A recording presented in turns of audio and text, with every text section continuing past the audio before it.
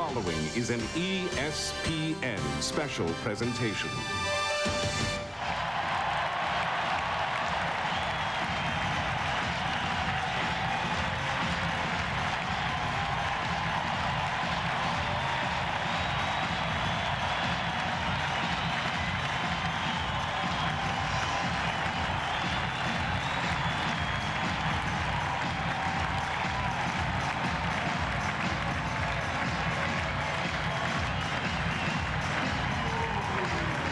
Welcome to Oriole Park at Camden Yards, and welcome to a night that none of us will ever forget.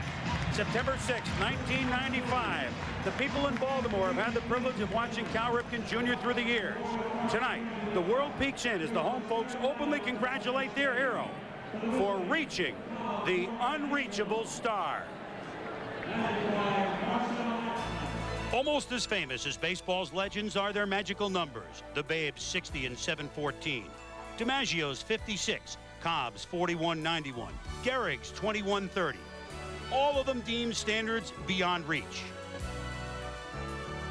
But mere numbers never deterred Maris, never daunted Aaron, and never detoured Rose. Tonight, even the Iron Horse will be surpassed as Cal Ripken walks with the baseball gods.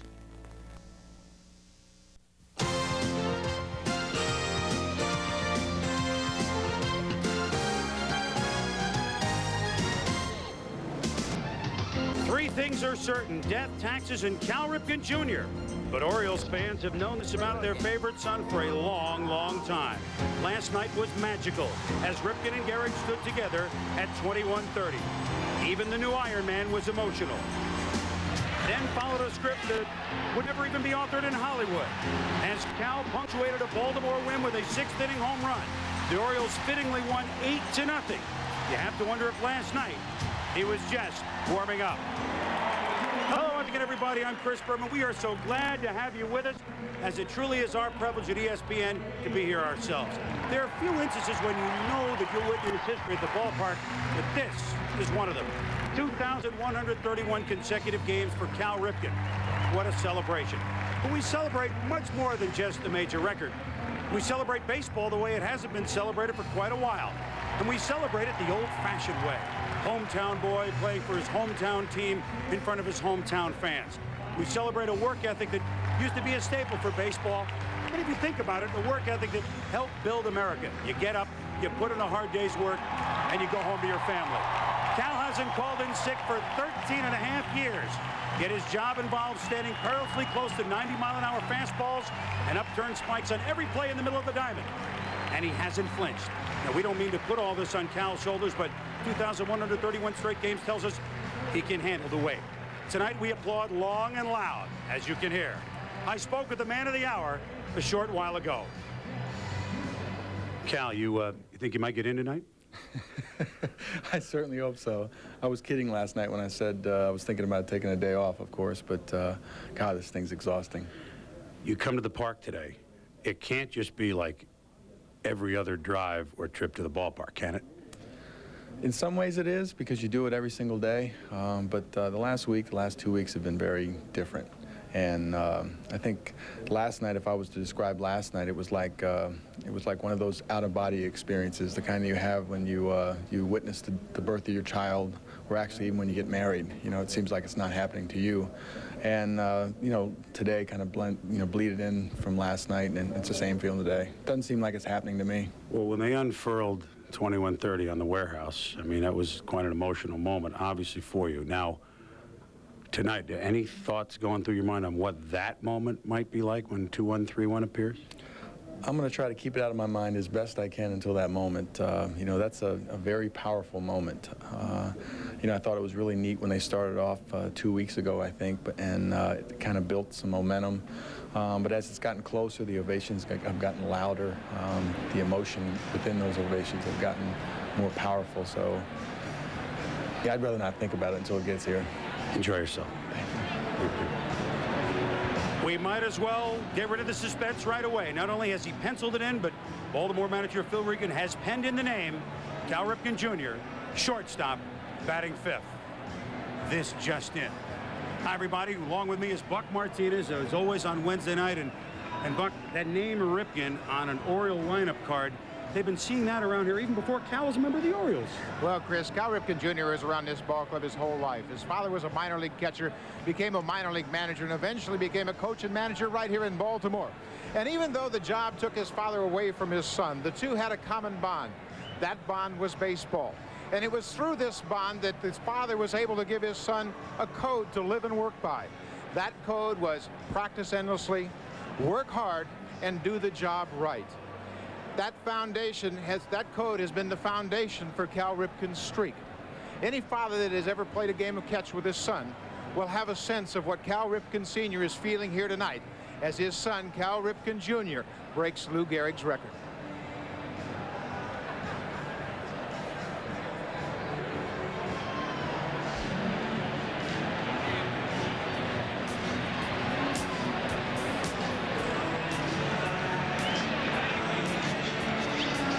Cal Sr. and Cal Jr. as the Orioles get set to take the field, and you have a clue who just might lead them on tonight.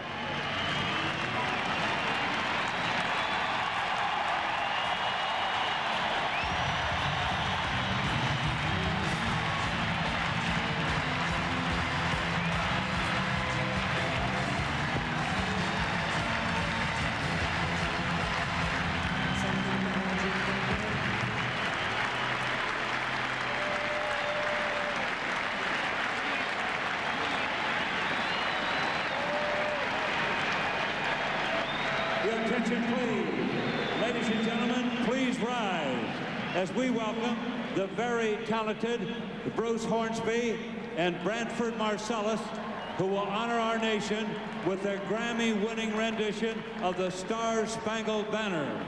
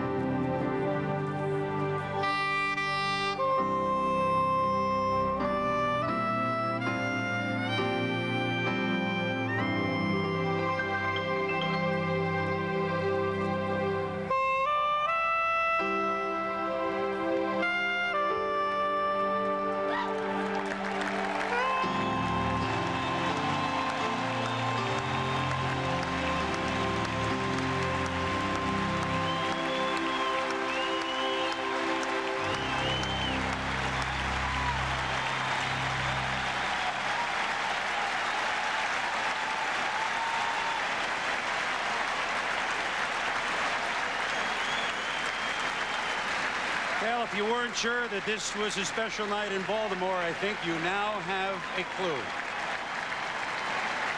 In a few moments, there's Cal's wife, Kelly, and their 2 children, Rachel and Ryan. And Rachel and Ryan, 5-year-old Rachel, first day of kindergarten today, and 2-year-old son Ryan will throw out tonight's first pitches. Special young people. Ladies and gentlemen, please welcome Rachel and Ryan Ripken.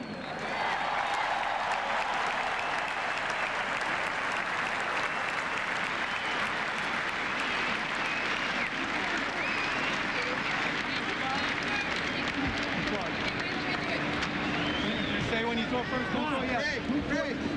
Do they say when?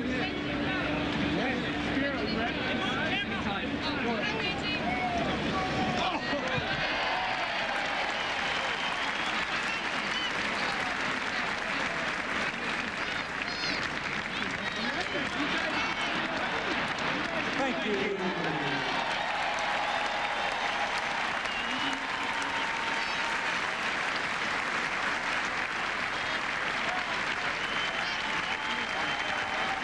Night for all ages, Buck.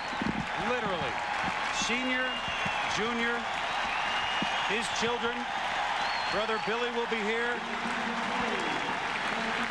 It's already been a big day for Cal because it was Ray. There's Cal Sr., manager, longtime coach in the organization.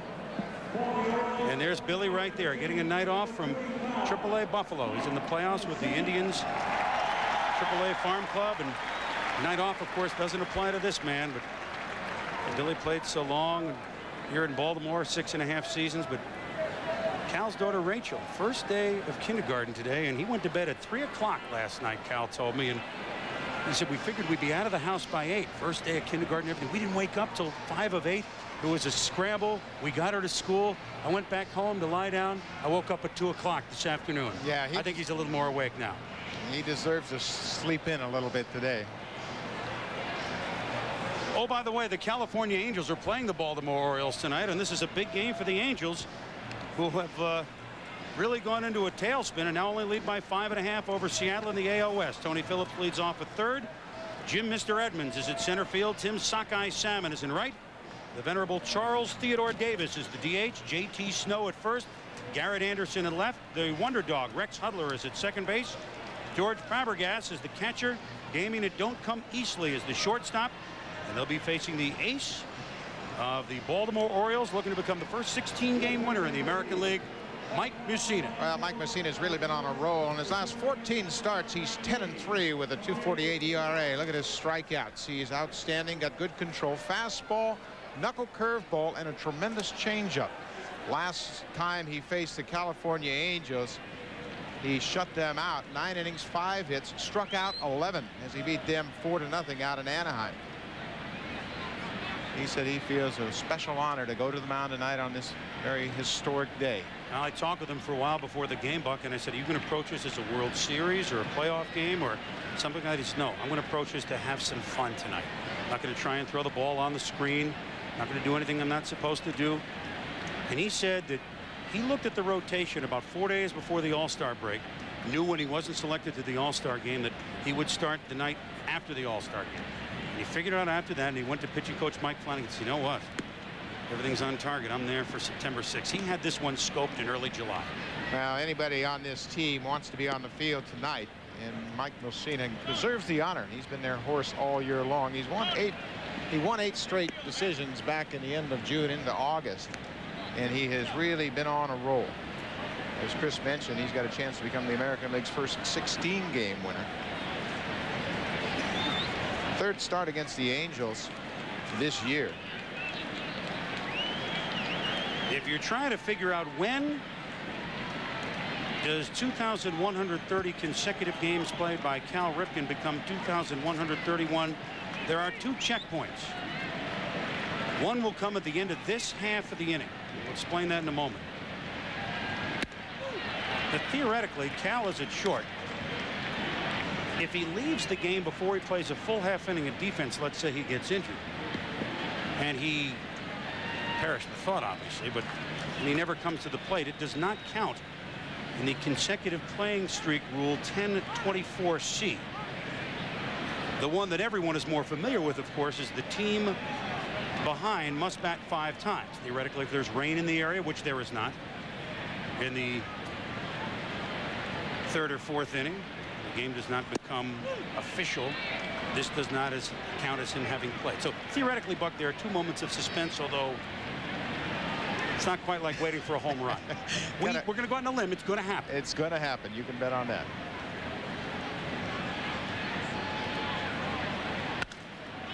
Skied by Tony Phillips. There's room for Jeff Houston, although we should add today there's not as much room as usual. And we'll explain that in a moment, as there are 260 special seats that have been built out where the tarps normally are, $5,000 apiece, towards a grant to go to Johns Hopkins University. All were sold. A $1 million grant towards the defeat, research of ALS, Lou Gehrig's disease. And the seats are just here tonight. But the good thing is, Buck, that those who are sitting in the seats get to take the seats home. Maybe they don't leave the park with them tonight, but they get to have the seat in their as part of their lawn furniture. And they know that they're doing something very significant, trying to beat a crippling disease, one that felled Lou Gehrig back in 1941, 17 days shy of his 38th birthday. This is Jim Edmonds. You want to see a guy, Buck, that hits well to the opposite field? I think we have our man. Well, Jim Edmonds is having some problems right now with his back, and you can see that swing was very tentative. He was actually out of the lineup a couple of days, and he was on the chair about 3 weeks ago, but the back problems have really cut down his swing. Got off to a reasonably slow start and then really turned it on in June. You can see his numbers in August reflecting that back problem. Here's one of the guys that has really benefited from Rod Carew. He has really taken Carew's philosophy to the plate. Take what the pitcher will give to you. If he pitches you away, take it that way. Carew's always on the top step of that dugout trying to keep an eye on his hitters and make sure that they don't fall into any bad habits. Well, Edmonds is 4th in the league in RBIs and 97, tied for 2nd in runs scored with 105. Seems like every one of his 30 home runs, or 3/4 of them, go to left field. That's because he decided that he had to drive through the ball rather than underspin it, backspin it. He thought he was getting more loft on it. He worked hard in the offseason just to drive through it, and a lot of singles and doubles then became 380-foot home runs to the opposite field. You saw Rod Carew. He knows what a milestone night is like in baseball, does he not, Buck? This one is going to right center field. Back goes Bonilla. Long run for Bobby Bowe. Makes the catch 2 steps against the wall. So a long fly ball, but they're 2 out. Well, 2 down here in the top half of the 1st inning. Let's take a look at the Baltimore Orioles defensively. In the outfield, Smith, Anderson, Bonilla. Jeff Houston gets a start at 3rd. Of course, Cal Ripken is the shortstop. Manny Alexander at 2nd. Paul Merrow at 1st, and Chris Hoyles behind the plate. 2,104 consecutive games at shortstop for Cal Ripken. One thing that's constant in Baltimore's defense, and the consistency of that man right there has been a trademark of Oriole baseball over the last 13.5 seasons. So with 2 out, Mussina will work to Tim Sockeye Salmon, the right fielder. 31 homers, 88 RBIs, 328. All these numbers are so impressive for the Angels, although they have really gone into the tailspin, which has seen them lose 10 of their last 11 games. They once were the leading run scoring team in the American League by about 50, but now they're 702 runs, is only 5 ahead of Cleveland, 697. You think he's seen an Oriole game or 2, Buck? You betcha he's seen an Oriole game or 2. That's Earl Weaver. You see the years that he managed, great championship ball clubs. He'll be with us next inning and relate some stories about Cal Ripken Jr. I don't think we have a week. We need a week to relate some stories with Earl. We're going to have a lot of guests tonight. To center field, Brady Anderson. It's a bad jump, and it now goes way back, makes the leap.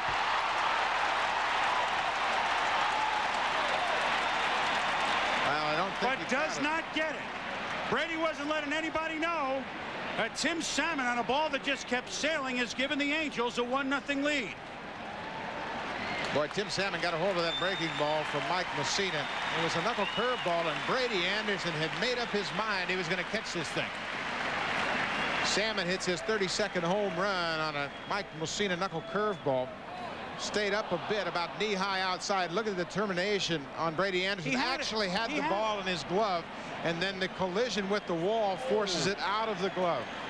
What a tremendous effort by...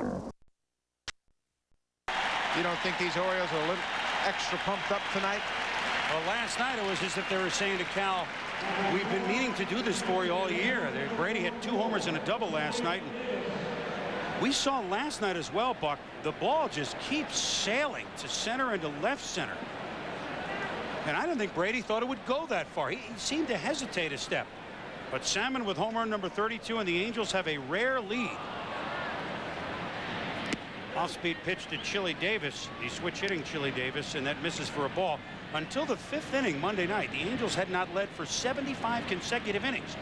They win the game Monday night. Of course, they were shut out last night, so leads even by 1 run have been few and far between the last couple of weeks.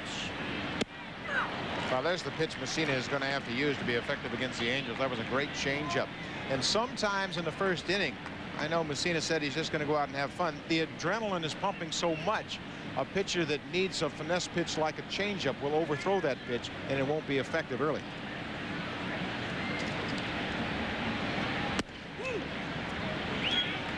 Messina misses inside to Chili Davis, and just a few of us call him by his real name, Charles Theodore Davis. I'll stick to Chili. They all have those Chili Dog t-shirts they wear under their uniforms. There's a good fastball right in on his hands. When Messina gets on a roll, he can pound good left-handed hitters like Chili Davis inside with that fastball and try to buy some of the outside part of the plate. So he's in his 14th major league season, trying to lead the Angels to the postseason. Second tour of duty with California. Of course, started in the 80s with the Giants. Oh, and he's punched out by home plate umpire Larry Barnett. So Davis strikes out, but Tim Salmon solves Mike Mussina for a long home run to center, despite a Ripkenian effort by Brady Anderson. We'll be back. There's fire. This ESPN baseball special is brought to you by Meta.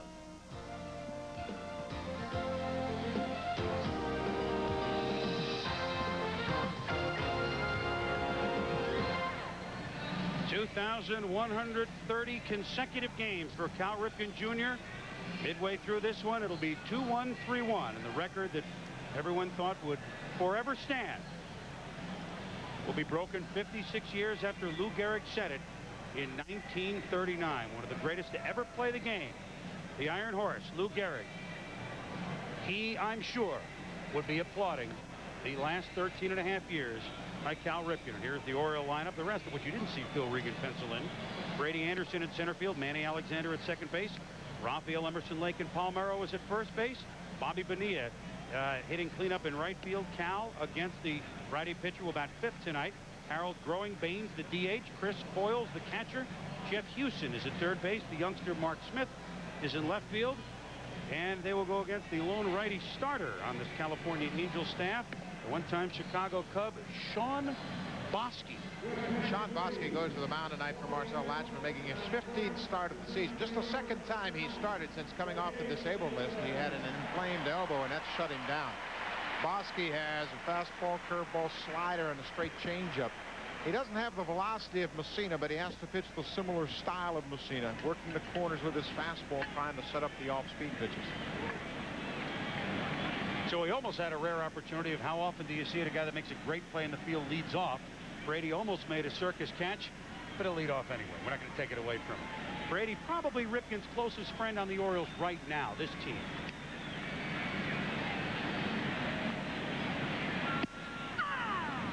And Brady Anderson will look at strike one from Sean Bosky.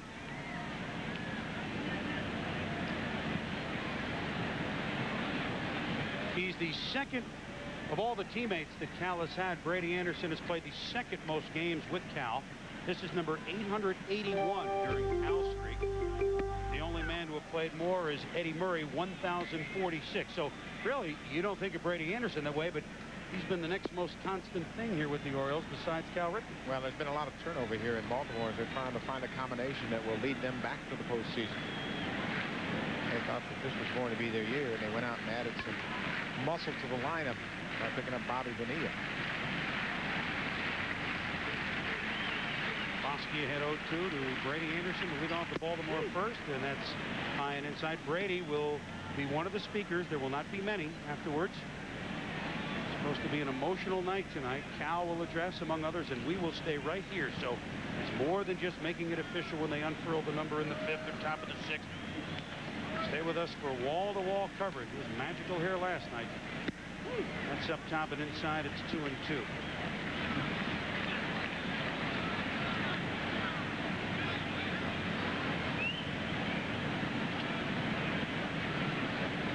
Brady Anderson actually was born here in Maryland, Silver Spring, Maryland. Moved out west at a young age to Carlsbad, but has Maryland blood. Not quite as much as Cal does, but that's what it says. And there's Bruce Hornsby. Branford Marsalis and Bruce Hornsby with a stirring rendition of the national anthem. They were out here working it at 3 o'clock in the afternoon. He was excited. He's a big sports fan, big baseball fan. And of course, we joked that the count is 3-2 that whereas Gehrig's record falls tonight, his does not. Bruce Rogers Hornsby's single season batting average of .424. Don't think that's going to be easy to get. Will be intact.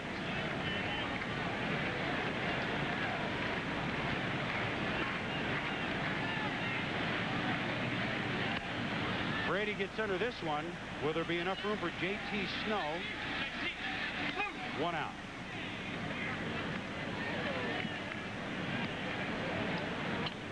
Snow is a very good fielding first baseman, one of the best in the league. As the Angels of the division leaders are probably the best defensive team, Buck, of the 3. Well, they were able to really turn that defense into a league-leading effort early on. It's Anderson, Edmonds, and Salmon in the outfield. The veteran Tony Phillips at third. Damon Easley is the shortstop for the time being. This is his 23rd start at shortstop. Remember, Gary DiSarcina was the regular shortstop, and he has been knocked out with a ruptured tendon ligament in his left thumb. There you see DiSarcina. And this is the most difficult thing he's had to do in his entire career. Sit by and watch his Angel team struggle. He's one of the Angels that made the All-Star team. And they had to shuffle up the defense, as you mentioned. Alexander with good speed. Phillips shading him in on the grass at third base. We're bottom of the first. Cal Ripken hits 5th tonight against the righty, so he may or may not come up here in the first inning.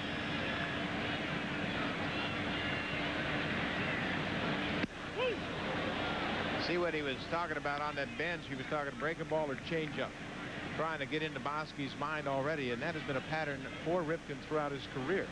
He never wastes a moment on the playing field, whether it's in the dugout or on the field. He's always observing something, trying to gain an edge.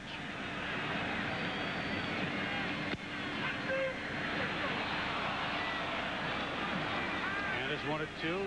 Kick the bat. Larry Barnett is working the plate tonight. The veteran umpire. He's worked World Series, but he said that he's never experienced anything like that, like he's experiencing tonight. Greg Kosk is at first base. Dan Morrison at second. Al Clark is the umpire at third. And Alexander will sit down. There are 2 outs. Bosky finally got to the breaking ball right there, and he makes quick work of Manny Alexander. See Fabregas set up on the outside, and Sean Bosky delivers that slider down and away for the strikeout. Off the plate, it's established the fastball inside and then goes to the outside corner to get Alexander. This is Rafael Emerson Lake and Paul Merrow, who has hit 10 home runs in about the last 3.5 weeks. Is 32, among the league leaders. Began the day 3 shy of Albert Bell and 1 shy of Mo Vaughn and Frank Thomas in the American League.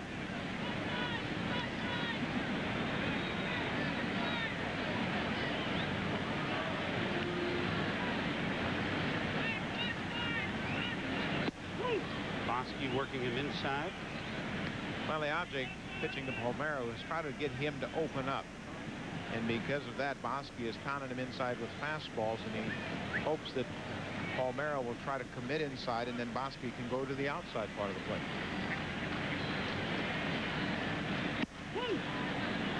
And Sean Bosky, well, nobody's been in many situations like this, but this is quite a spot for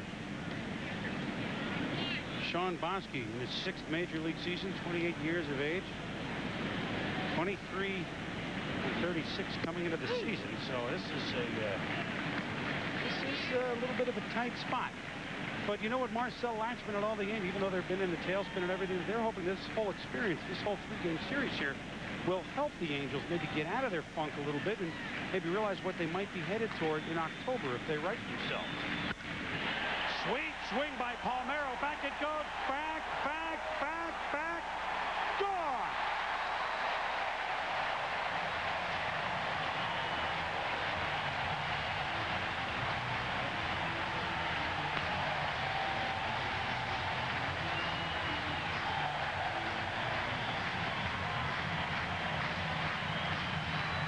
We told you that Rafael Palmeiro's been swinging a hot bat for the last 3.5 weeks.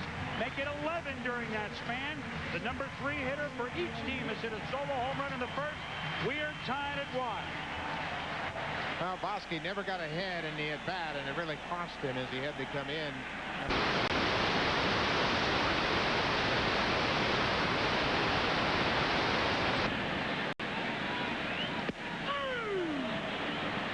He's going to call it stay out there. There's Palmeiro on the bench with a smile after hitting his 33rd home run to tie the game up here in the bottom of the 1st inning. This is definitely a hitter's ballpark. Good pitch that Padilla went fishing for, and just as Messina did after giving up a home run, he registered a strikeout. So does Bosky. We played 1. We're knotted at 1.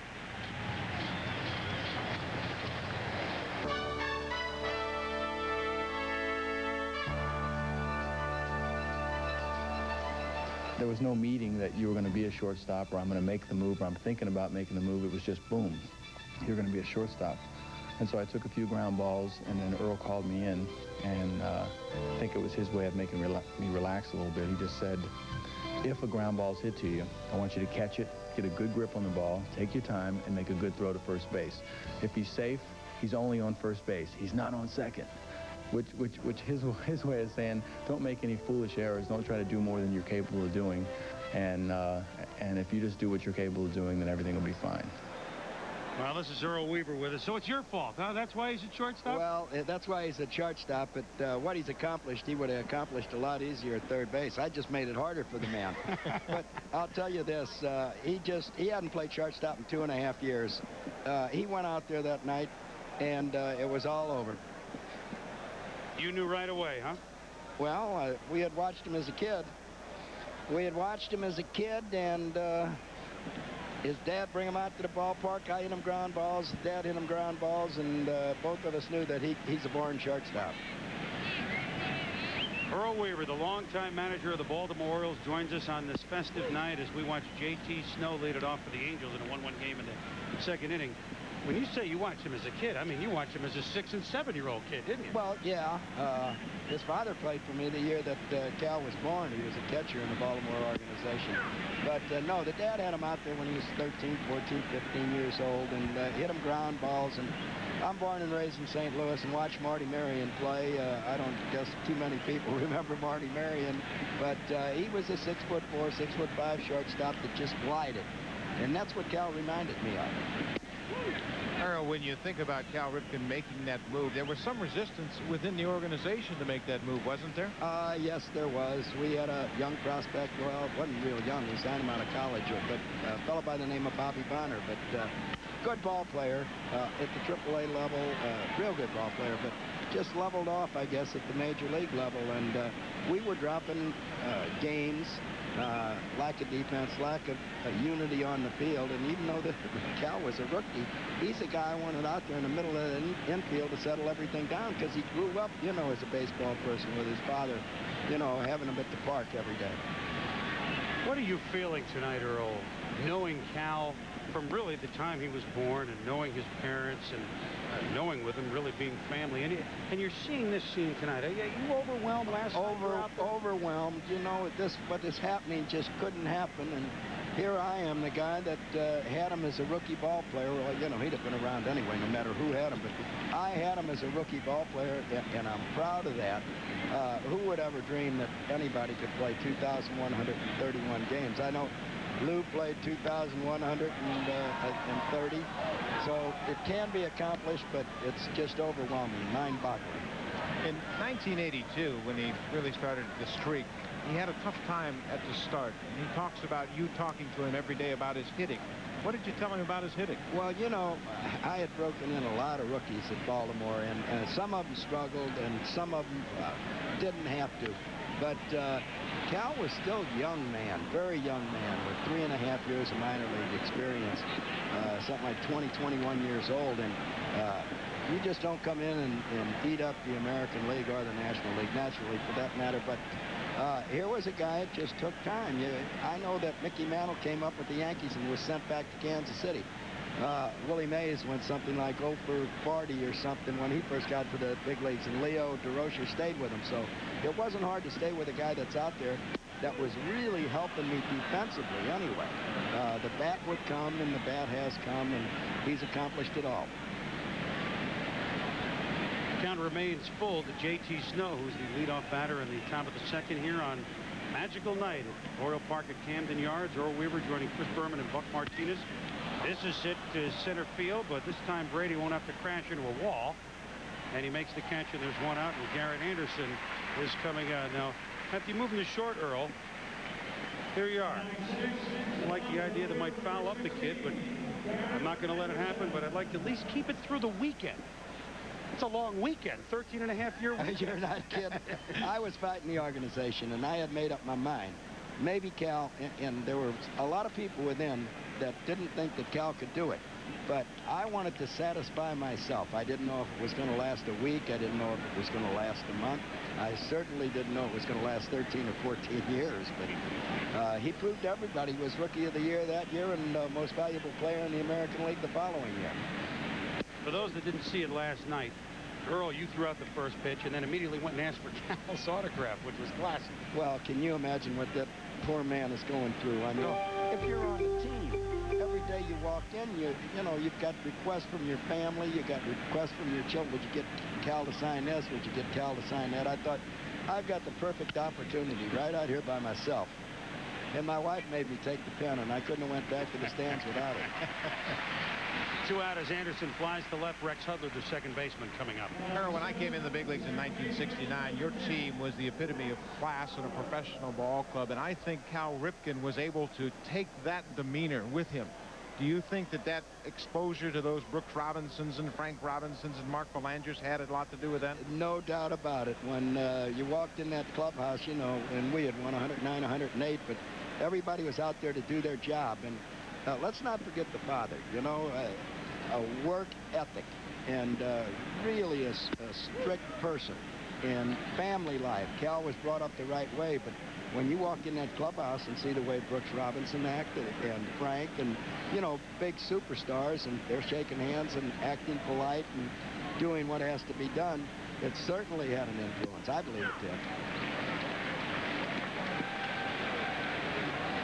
Wow, there was so many Oriole teams that I think, Earl, that everybody around America felt that they knew so well. You had some of those stars you talked about, and you were in so many World Series, and some of the series you thought you'd lose, you won, and a couple of the ones you thought you'd win, you'd lose. Well, sometimes it works that way. In 1969, the New York Mets was a surprise team. But if you go back today, 2 of those pitchers that got us are in the Hall of Fame, Nolan Ryan and Tom Seaver. So Koosman wasn't too bad. No, Koosman was very good. So, you know, it wasn't quite as much of an upset as everybody thought. Rex Hudler fouls it back. It's 1-2 with 2 outs, and we should remind everyone that Cal will lead off the Orioles' second. Well, you mentioned his dad, and I can remember watching Cal Sr. throw batting practice tirelessly out there and always hitting ground balls, and he was demanding, too. He didn't want guys to go about it with anything less than 100%. No, he was a great coach. I had a great coaching staff and stayed right on everybody. But we had some leaders on that team that if the young guys come up and didn't perform, there were guys that were going to tell them about it. Look, we're here to win some ball games, and that's what we go out on that field for. Well, Cal had that built into him already anyway, but he just couldn't wait to play baseball. He loves to play baseball. Didn't we all love to play? Boy, that's for sure, huh? That's what we were supposed to do. Count is 2-2. When you in '82, and then you left after that magical season. You almost got there. You left for a couple of years. You came back. By that time, Cal had won an MVP already, and they'd won a World Series. Was he not a different player, but a different guy? Because he matured like maybe 10 years in those 3 that you were away? Well, you know, a guy like Brooks and Frank Robinson and Cal, you don't need to say 10 words to him all year. You know, and Eddie Murray. They come in, they do their job. They put on that uniform and go out there. Not much instruction. When they make a mistake, the other ball players expect you to say something to them. So naturally, you go down and just, you know, say, well, you made a mistake or something like that. But they take care of themselves. Cal was a mature guy as a rookie. He was a mature person as a rookie. I got to say that because after not playing shortstop for 2.5 years, I stick his name in the lineup. He don't come in and say, well, I haven't played, I haven't done this, I haven't done that. I think he went to the old man, the father, and said, well, is that lineup card right? And the dad said, yeah. He said, okay, here we go. Hudler swings and misses at strike 3. Hoyles makes the put out. The Angels are gone. It's a 1-1 game, and guess who's going to lead off the bottom of the 2nd for the Orioles? Earl, we'd like you to stick around because I know you want to see Cal hit. Oh, I'm going to see Cal hit. Back in Baltimore, the bottom of the 2nd inning in a 1-1 game, the Orioles and the Angels. And Cal's coming up. Ripken.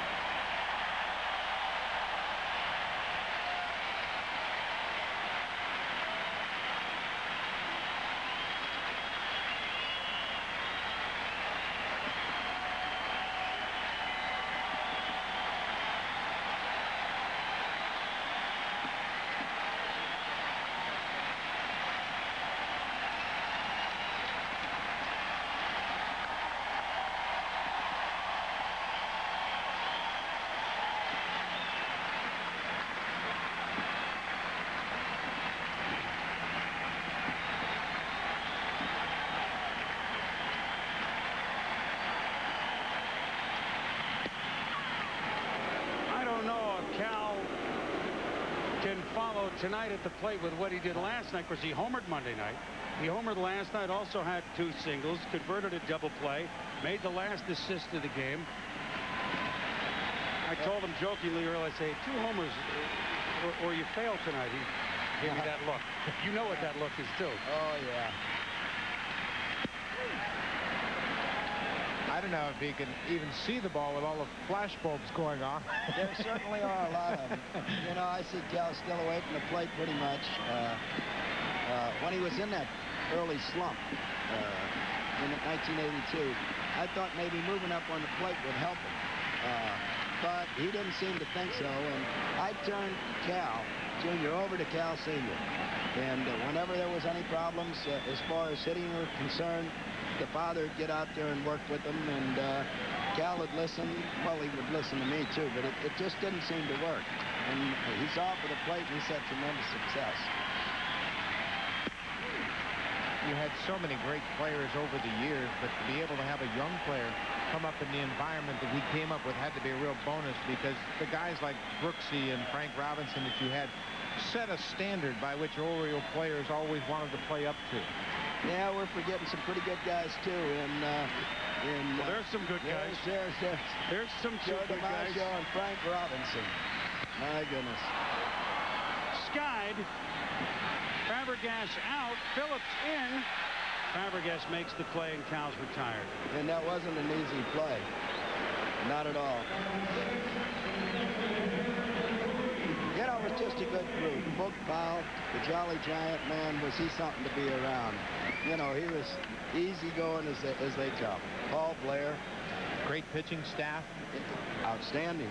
Outstanding pitching staff. We used to get them over. They were like Maddox today.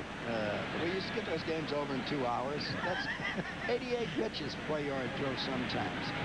Your credo was always pitching, defense, and 3-run homers, and you had them all. Yeah, well, the guys are getting bigger today. You need 2 3-run homers in a game usually today. I don't know if it's the pitching or if it's the shorter parts, but you better get 2 of them if you're going to be comfortable.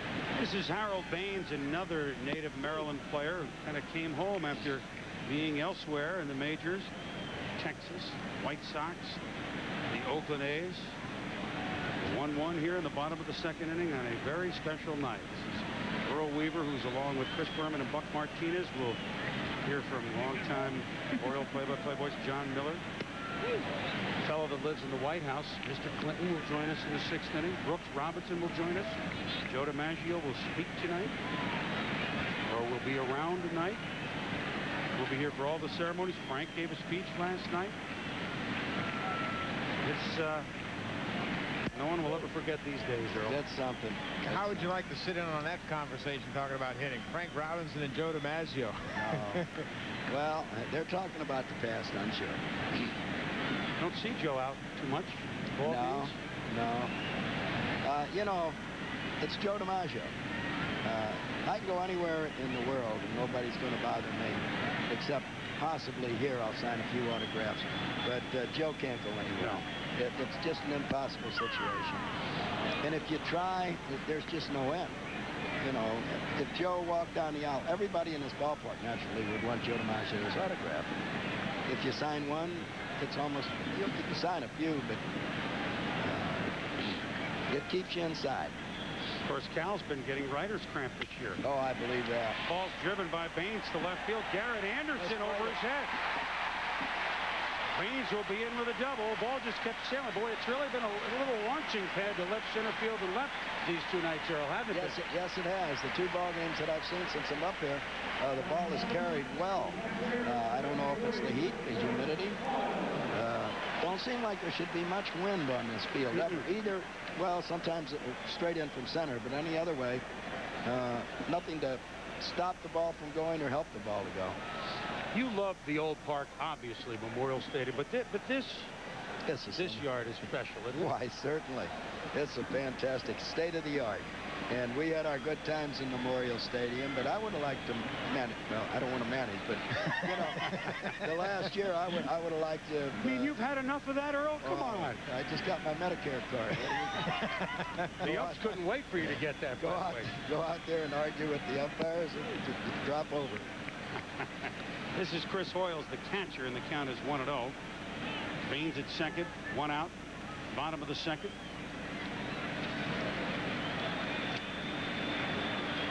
And I know you feel the adulation, the cheers, everything that Cal is getting from across the country and maybe from around the world. Baseball fans or not, that he deserves every one of them, doesn't he? Oh, without a doubt. Without a doubt. I don't know how it happened. I don't know how this could happen. You'd think back, how did Gehrig ever do it? And here we got a guy in our generation, and thank goodness I'm not too old to be here to see it. Just unbelievable. Well, that's the thing that's so remarkable, because nowadays they're so protective of players because of the financial investment they have. They're anxious to put a guy on a disabled list if he's got a little problem, but Cal has been so steady without any problems. It's quite remarkable that he's been able to just avoid injuries. Well, we can quit talking about it because, you know, there's not much more you can say. How he avoided injuries all that time. I forget who was second, but they said something like 3,700 players have been on the disabled list since the streak started. And God knows how many people have come into the big leagues and started a streak of their own. But 300, 400, 500 games, I guess, would be alive. I know Jeff Conine down in Florida just broke a 350-gamer. Frank Thomas is over 230 games consecutively. Yeah, it's like a burp. Well, in case you've forgotten, that 0 goes to 1 after the team that trails has batted for the 5th time. And if you weren't with us on our cut-in last night, I didn't see what happens. Just, you don't want to miss it. That's all I'll say. You do not want to miss that. That's the one that got me. Got Cal. Oh, my goodness. Because you know why, Earl? And that number going to get me more tonight. The number 2130. If you think about it, 2131, that number won't last, because whatever Cal ends with will be the new number. But this one we've been seeing for over a half-century, the 2130. So when that went up, that brought it home, didn't it? Yes, it did. 2-2 to count to Hoyles. They will remain the same. You know, Ernie Banks is up there with the celebration, and I think Ernie's way up there on consecutive games played. I really don't know as a fact, but he had played, I'm sure he had played, he had a streak going. And my point about that was Ernie was a shortstop to start with, but before it was over, you know, to use Ernie's bat, they moved him to first base, and he finished up as a first baseman. Was there ever a point after you initially moved him there that you felt he would be better off going back to third base because his skills at third were probably all-star caliber at third as well? Well, I wanted him in the center of that infield. And that's a general out there. Not to belittle any third baseman's accomplishments, but he's out there calling the plays in the middle, and who's covering, you know, on the steals, and who's covering from the pitcher. Phillips makes the play, holds Baines at second base across the diamond. They're 2 out, and Jeff Houston coming up.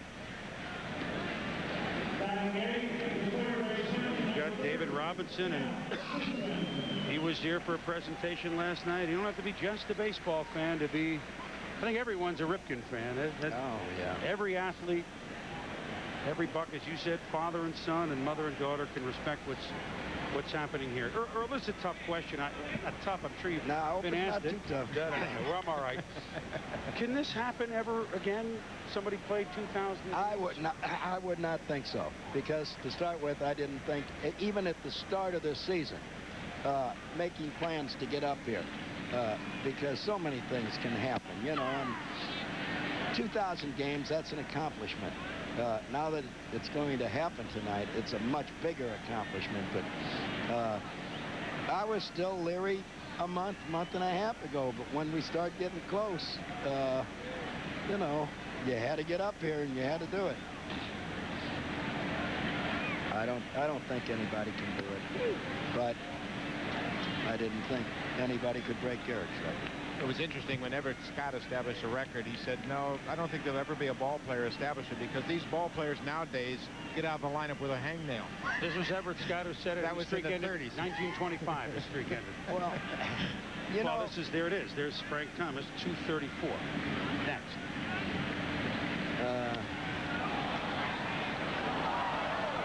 Well, you being here has added greatly to the festivities. This is such a, you know, this is a one-sport town. It wasn't when you were here with the Colts, but it's just such a fine, I don't have to tell you, a baseball town, that this is a baseball accomplishment happening in an all-baseball town. It couldn't happen in a better place. Yep. That is feel that way. I got to see the Texas Park this year. That's beautiful, and I'm sure Cleveland, the White Sox. Very nice. But this one's unique.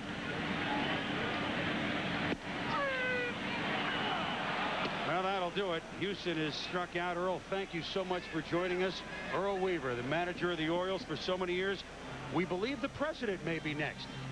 Well, Stay the pleasure was all mine.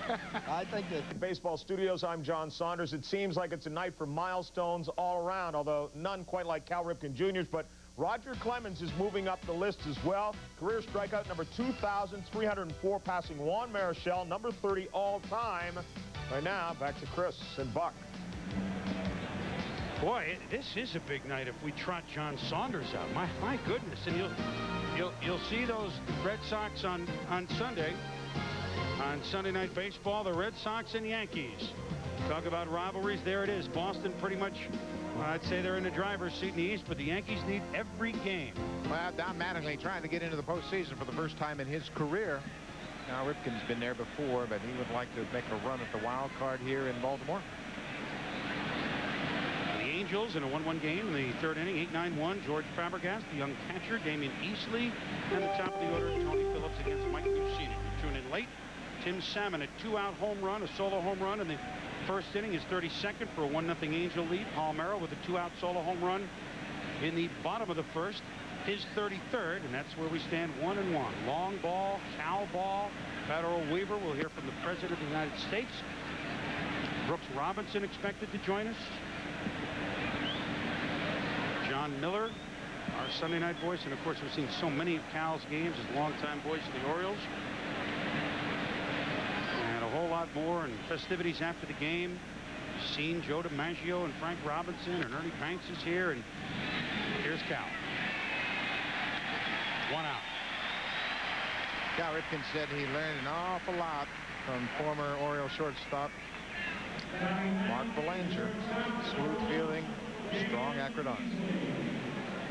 And of course, the aerial views appearing over major sporting events for 70 years now. That's longer than Cal's streak. The Goodyear blimp, Stars and Stripes, is here with Captain Jim Maloney from Vienna, Virginia, at the controls. And yes, even the blimp knows the night is special. Yeah, Goodyear out tonight. Cal #1 tonight, see? But it has been a good year, at least for Cal. Not getting hurt, as Earl mentioned. Of course, it's been a tough year for him because we figured that, and he figured that the Orioles would just get caught up in all the emotion, and nights that they had last night when they hit all those home runs would just carry over to the season. They'd be in the thick of a pennant race, and I know that's eating at Cal quite a bit, Buck. Well, they went out and made some acquisitions in late July, early August. They picked up Scott Erickson from the Twins. They went out and got Bobby Bonilla, and they were trying to make a run at the wild card spot at least. But they haven't been able to put the skids on. That's Erickson, who has pitched well since coming to Baltimore. Bobby Bonilla has done a good job with the bat. But overall, the play has been inconsistent. The Orioles haven't been able to stay in the thick of that wild card race. Now the Orioles 56 and 65, 19 and a half out. Has been a bummer. The Orioles have gone 12 and 24. 13 and 23 since they've skidded. And this is the wild card standings. Well, everyone's in it. Got to leapfrog over a lot of teams. The problem for the Orioles is they've got so many clubs ahead of them that they're going to have to jump over. 6.5 doesn't look like a bad number, but all the teams in front of them is a problem.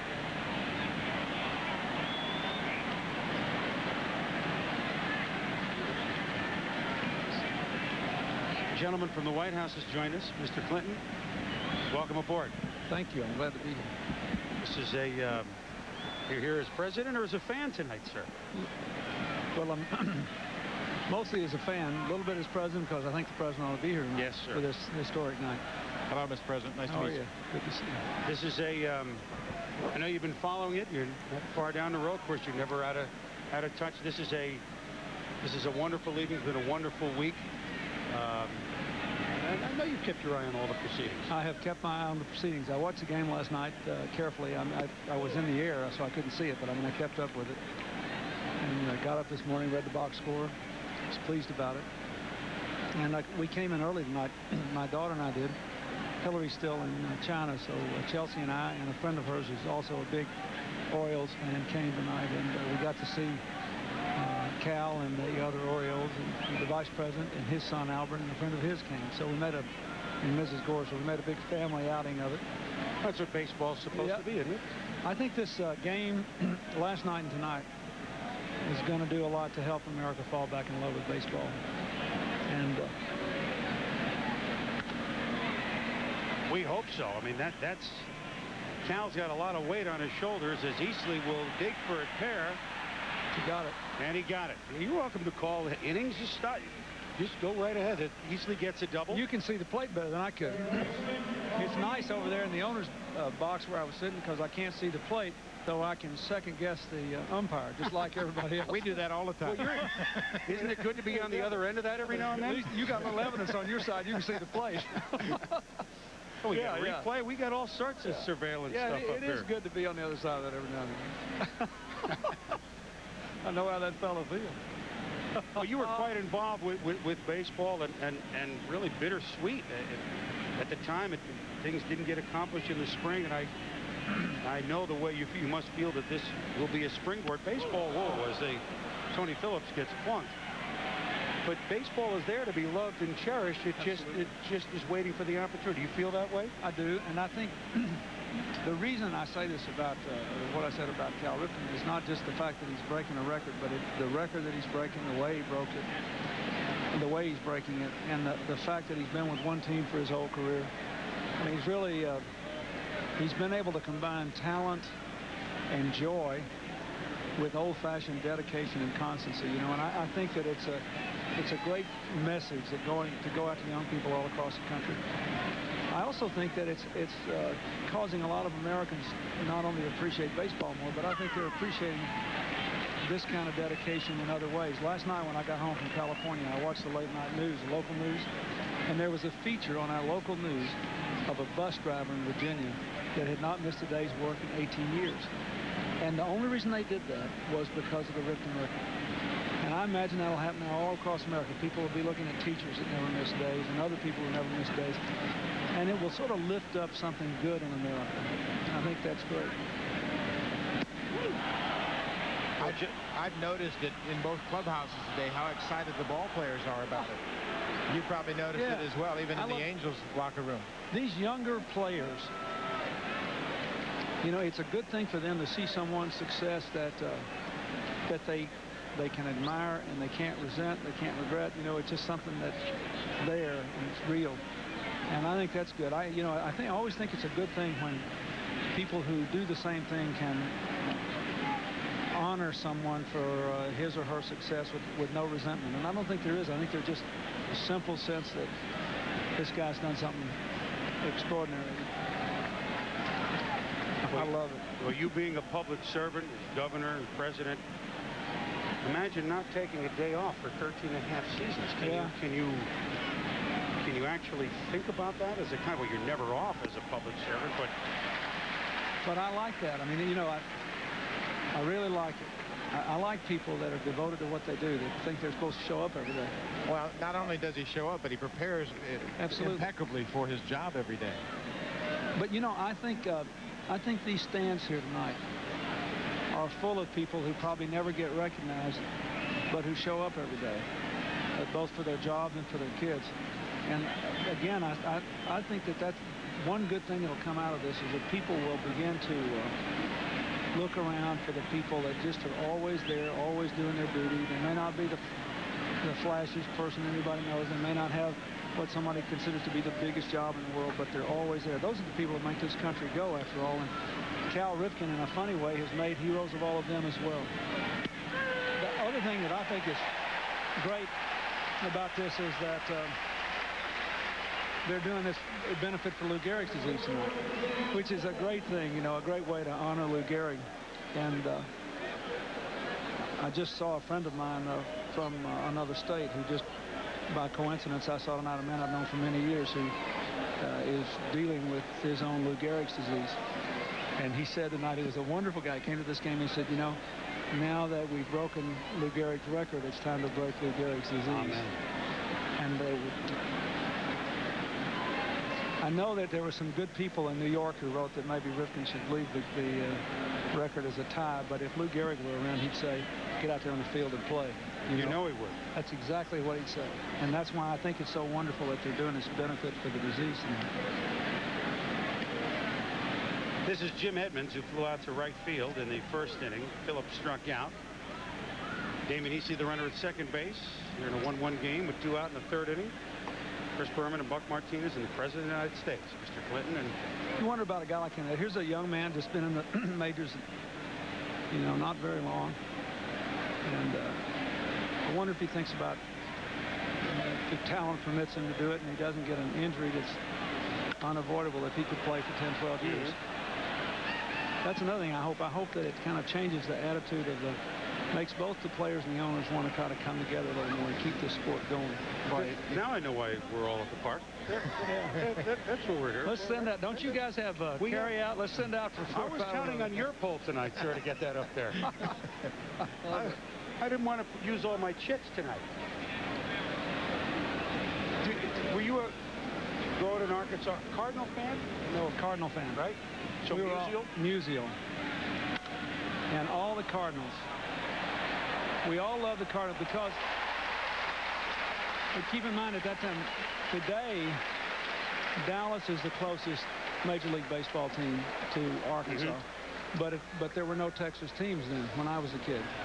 So we almost all of us either were Cardinal fans or we got a lot of Cubs games on WLS out of Chicago. WLS was a very strong radio station. We could hear it all down there.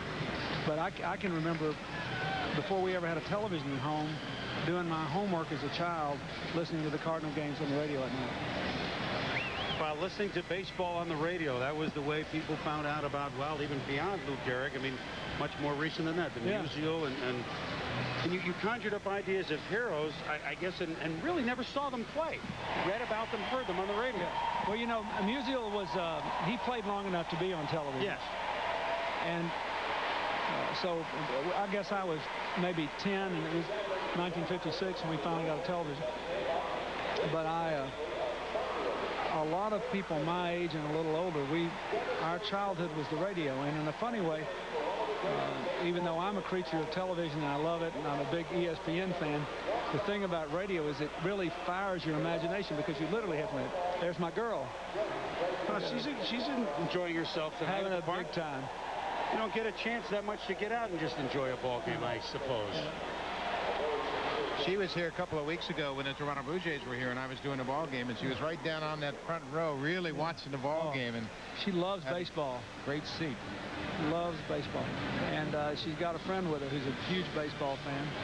They got Brady Anderson's autograph tonight. That's what, there you go. That was their second objective after seeing Cal get his autograph. Sideburns are in again. Yeah.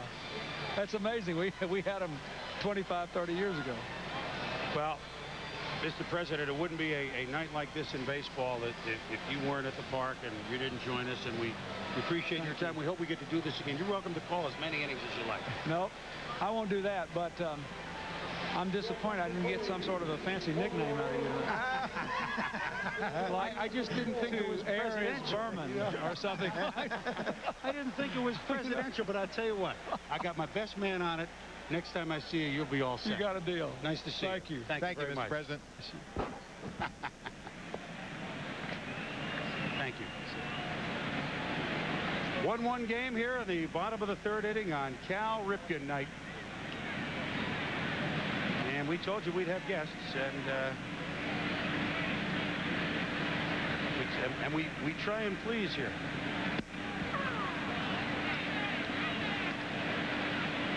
Now the Orioles now begin here in the bottom of the third inning, 9-1-2.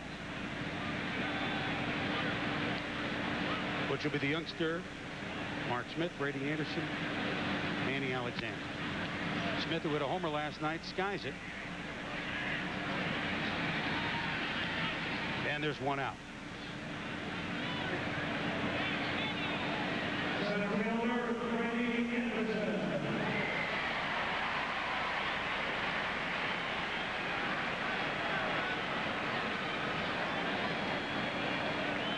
Brady Anderson will batter. He's 0 for 1 tonight, batting here in the bottom of the third inning. I was just getting some policy done with the president. I noticed that, and I just thought I'd help you out. Well, that food looked good there. He wanted us to get that in. I can't believe he wants a nickname. That's, well, we'll have one. Can't believe you didn't have one. No, not reserve. Nice. You got to have one in reserve, just Boomer. trot one out without floating it a little bit for the president. You never even gave it a thought? Not really. Cal doesn't have one, and Bill Clinton doesn't have one. That was great. He's a big sports fan. Everybody knows that. Basketball, golfer, and family night out at the park. Mom's in China. Rest of the family here at the park. First family, the second family. No wonder tickets were tough, huh? Quite a great atmosphere here tonight. And this president was right about this is what baseball needs. A few more of these nights where everybody gets back to appreciate the game itself.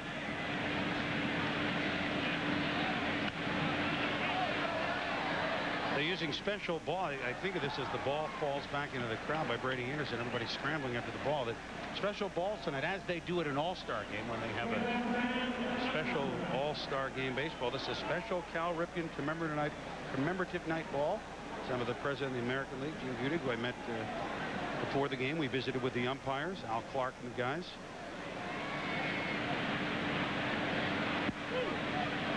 Well, I tell you keep your eye on those balls during the course of the game. The catchers, if it's strike 3 in an inning, they'll stick it right in their back pocket and run off the field. Well, don't tell me that comes from someone who tried that before. Well, they're special. Greg Myers, who caught here last night, took one off the field for one of his coaches.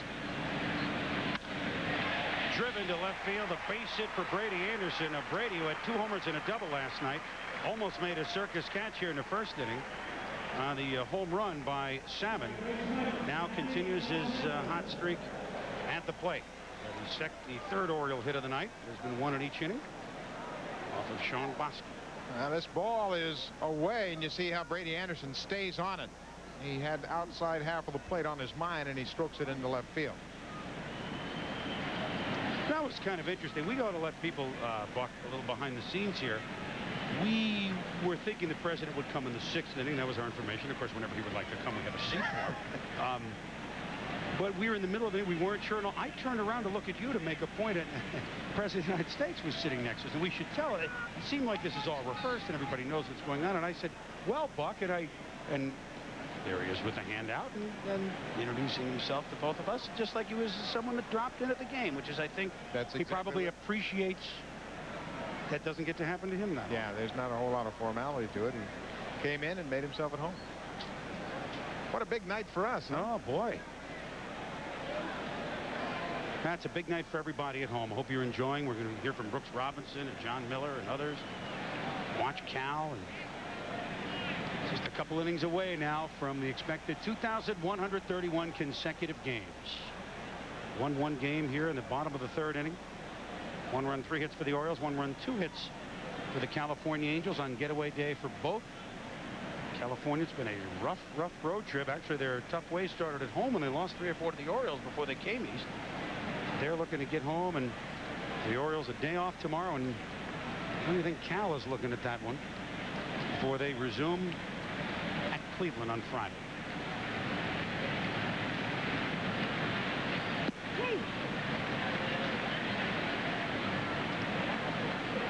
In like Clinton. Where was I? I had a nickname for him in the presidential piece a year ago, and I gapped. You panicked. I couldn't come up with it. You know, it kind of was an got the yips. It was an executive order. I couldn't go with it. You missed the 3-footer. Boy, I did. I had the yips. He rode around the park last night in a golf cart, so that would. We got the yips.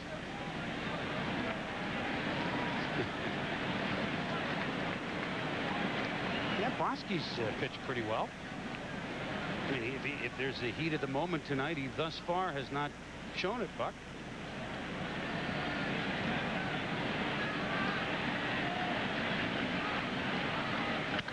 Rip, but foul past Steve Boros, the third base coach. Sean Bosky is very aware of the Angels skid, and that skid is not a direct result of the pitching, but it's certainly affected by the pitching. I don't care what kind of team you have. You are only as good as your starting pitching, and they really set the tone for the ball game. And this Angel Ball Club has very good starters. Langston, Finley, Jim Abbott, Brian Anderson, along with Bosky. But right now, they're going through a bit of a tough time, and Marcel Lapsman, the manager, knows that sooner or later they're going to work their way out of it. They just need to have a big game, a well-pitched start like they're getting from Bosky tonight to get things turned around. This could be trouble. Little blooper behind first, and nice play made by J.T. Snow. Didn't travel as far as originally looked like it, but Snow is one of the best fielding first basemen in baseball. And this will bring up Rafael Palmeiro, who hit a home run his first time up. Baseball Across America on ESPN2 tomorrow night. Hey, now you're my neck of the woods, the Eastern League. The 2 AA squads of the expansion teams, the Portland Sea Dogs, team of the Marlins, and the New Haven Ravens down the street from where we live in Connecticut. The Ravens, the AA club of the Colorado Rockies, the Portland Sea Dogs, and the New Haven Ravens head on tomorrow here on ESPN 2. Congratulations to both spots, the Sea Dogs. There goes the base runner, foul back. Dan Burke, our one-time head of Cap Cities, owner of the Portland Sea Dogs, the New Haven Ravens, Charlie Dowd. Nice job. We've gone to taking my kids to a few games there this year at Yale Field, Buck. Well, that's a great atmosphere of minor league baseball, and you know, I'm really getting into all the different names: the Trenton Thunder and the New Haven Raven, the Portland Sea Dogs, the Chattanooga Lookouts.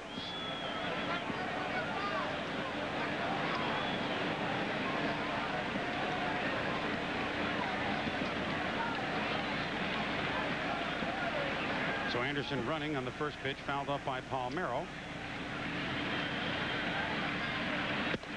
Pitch up top and outside.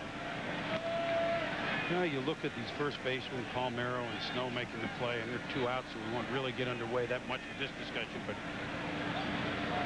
a lot of people refamiliarize themselves, Buck, with Lou Gehrig and what kind of player he was, and really forget that he played in the shadow of Babe Ruth.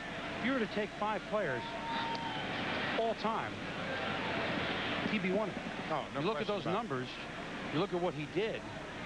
I mean, he's 3rd in RBIs, and we'll go into this some more, but 7 times 150 RBIs or more. Now, that's why Cal Ripken didn't want to draw any comparisons between himself and Lou Gehrig, because they were different types of players. Gehrig was relied upon to provide the big offensive production. He had a couple close calls over at first base. Greg Cost, the first base umpire, down on one knee. Bosky is put to first. Well, Greg ran Phil Regan on Monday night's game. I asked Greg before the game, and said, "Do you expect any of that tonight?" And I said, I kind of think odds are slim that we'll run anyone unless we absolutely have to.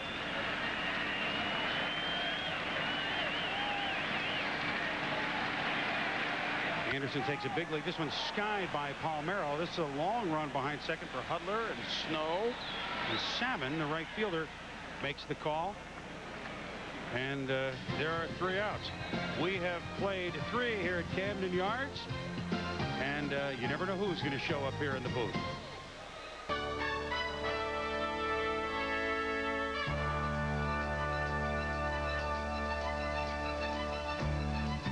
Today, I consider myself the luckiest man on the face of the earth.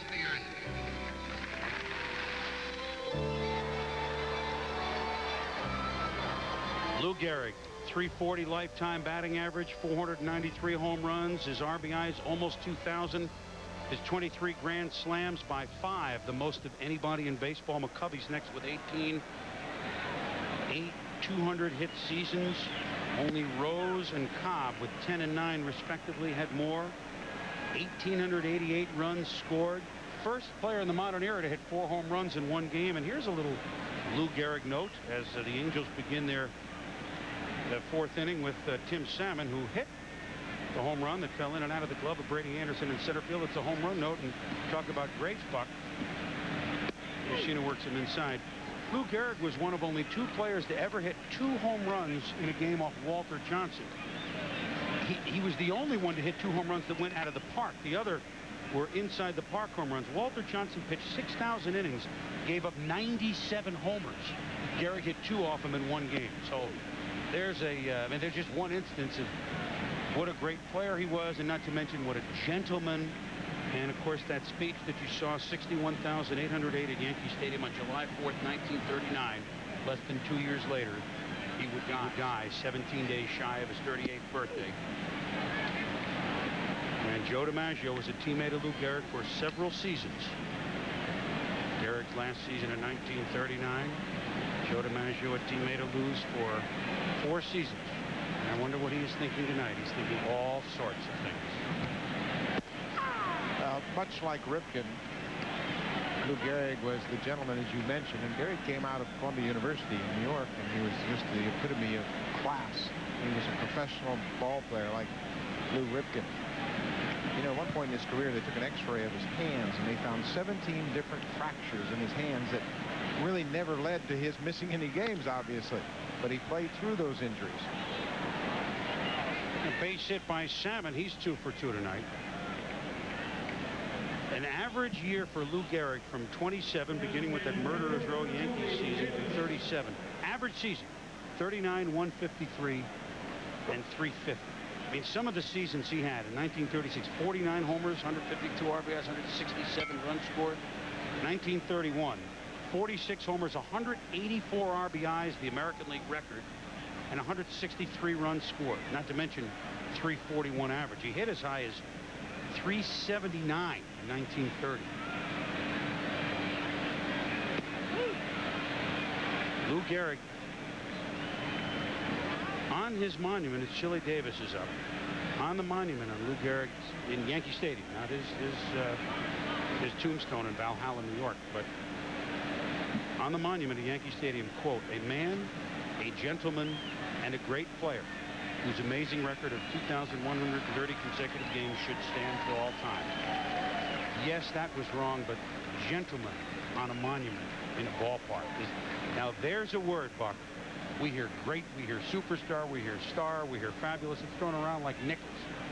Gentleman. That's a word we don't hear overused. And they can't take that away from him. Same can be said for that man right there. All around baseball the last week or so, every time I ran into a ball player and they knew I was coming to do this game, they said, man, oh man, I wish I could climb in your bag and go with you. What a special night it's going to be. Anybody that's ever stepped onto the field and played understands just how demanding it is to play shortstop. I did see at the airport you were charged for overweight luggage. I mean, I did see. You guys snuck in. Yeah, we got spy. You saw that surveillance we had here. You know, just the president, the only one that has this stuff. Chile struck out in the first inning. Count is 1-2. Salmon at first, 1-1 game. Top of the fourth. I think the similarities between Ripken and Gehrig, Buck. This could be two. It's Cal to start it. And Cal to make the throw across. So doing what comes naturally, and he had him played perfectly, which would be no surprise. Well, I tell you, he is smooth as silk out there. He played up the middle. He knows Mussina's got outstanding command, so Cal Ripken can really over-exaggerate his defensive positioning. He takes the ball on a couple of hops, a little glide step towards second, and fires on the first base. An easy double play. Oh, I see. Oh, I thought he had to go. He's with John Miller, the voice of the Orioles. And John dressed dapperly tonight. President with John Miller. I think the president is enjoying himself. And the important double play, obviously, is Snow follows immediately with a base hit to left. The base is clear and 2 outs. And on Sunday, Mr. Clinton will not be John's partner. Joe Morgan will be. And they'll be at Yankee Stadium. The Red Sox and the Yankees at 8 Eastern Time. Sunday Night Baseball, one of the great rivalries. Red Sox, Yankees, Giants, Dodgers. Even though the Yankees and Red Sox are involved with different sort of things, obviously the Yankees are not going to catch the Red Sox this year in the East. The Yankees can still make the wild card race. And the Yankees, Red Sox, meaningful September game. This is a Giants, Dodgers meaningful September game, which we may have yet. With that NL West, the last, thank goodness there's one division in which there's suspense, although the Angels are making it suspenseful all of a sudden in the AL West. Yeah, they've just got a 5.5 game lead over Ken Griffey's Seattle Mariners. So they would like to get it headed back in the opposite direction. Mariners leading 1-0 at New York tonight in the 6th inning. Mariners got one more stop on their 10-game road swing to the east. They stop in Cleveland and play the Indians tomorrow night. There you look at the AL West standings. Seattle, 3 games over 500, 5.5 back. Texas Rangers have had a mild skid here the last couple of days. Garrett Anderson, he just came up and flat out hit. Rod Carew told me he'd call him the franchise the way he swings the bat. He's all ears when it comes to listening to Carew, and there's, of course, what Rod Carew has done with Jim Edmonds, and you're seeing there, and some of the other hitters. Carew loves this night. Of course, he was one of the few that has 3,000 hits. Well, you know, it was interesting how the young players began to start listening to Rod Carew. It was only after Chili Davis and Tony Phillips came around and they started questioning Carew about their approach at the plate. And some of the young guys said, hey, if it's good enough for them, maybe I ought to give it a try. Yep. And since then, Rod Carew, the hitting instructor for the Angels, has kept a book for all of his hitters on how the pitchers around the league pitch them. There's a good changeup for a strikeout. And Mussina worked the younger Garrett Anderson to strike him out. Runner is stranded. We're 1-1 heading to the bottom of the 4th with Cal Ripken due up second. Stay around. First and third, Ruben Sierra at the plate. A hot shot down to first. Tino Martinez with a stab makes the unassisted play. He also has the home run in the game. Seattle leads 1-0. Time now for the K Factor presented by Kellogg's. Over Cal Ripken's streak. 1,351 times he has gone the entire game without a strikeout, and only once during that streak did he strike out 4 times, so only once did he have to carry around that plastic bat at the Kangaroo Court, hands out. You know about that, don't you, Buck? Back to you. Sure do. That's right, John. The Orioles had a great Kangaroo Court that was initiated by Frank Robinson, and they had a base running award. It was a pair of old beaten up shoes, and they had that bat for a bad night at the plate. The K factor. The K factor. Bobby Bonilla, Cal Ripken, Harold Baines here in the Orioles' 4th 1-1 game. Salmon and Palmeiro each solo home runs with 2 out in the first inning. That's how the teams have scored. You know what helps make this night so special is, I mean, there's so many things that do, Buck, with Ripken in the on-deck circle. But Cal's a hometown boy playing for the same team, his hometown team, as Gehrig grew up in New York playing for the Yankees. It was their dream to play for this team, as it was for those who grew up around them to watch them play for this hometown team. And, of course, younger brother Billy Ripken. What a moment that is, huh? Wow. Stood up and said, nice going. Billy. This is a sweet swing to center field. Back with Jim Edmonds. Back. Gone.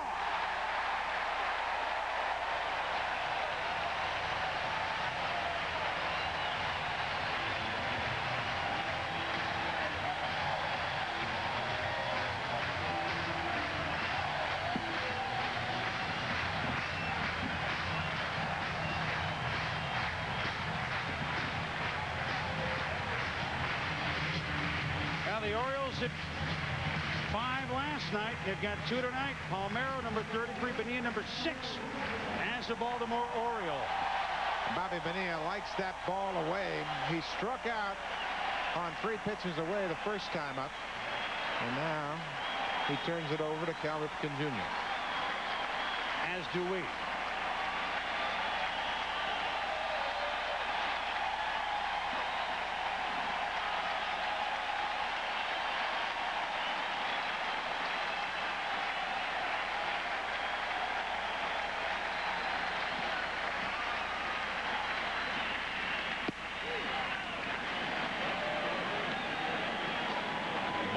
From Sean Bosky is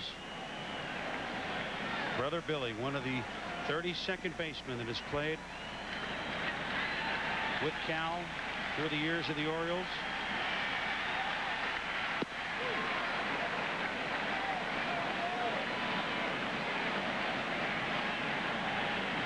The thing that has separated Cal Ripken from an awful lot of players throughout his career is his competitiveness. He is a tremendous competitor. He really studies pitchers and opponents. Watch the concentration in his face.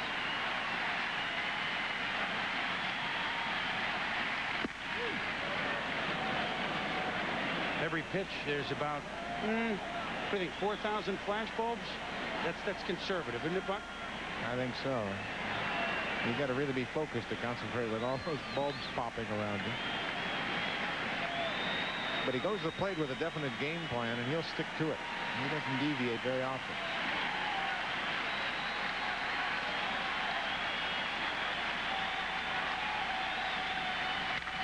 Ripped to left. Oh, my goodness. He's done it again.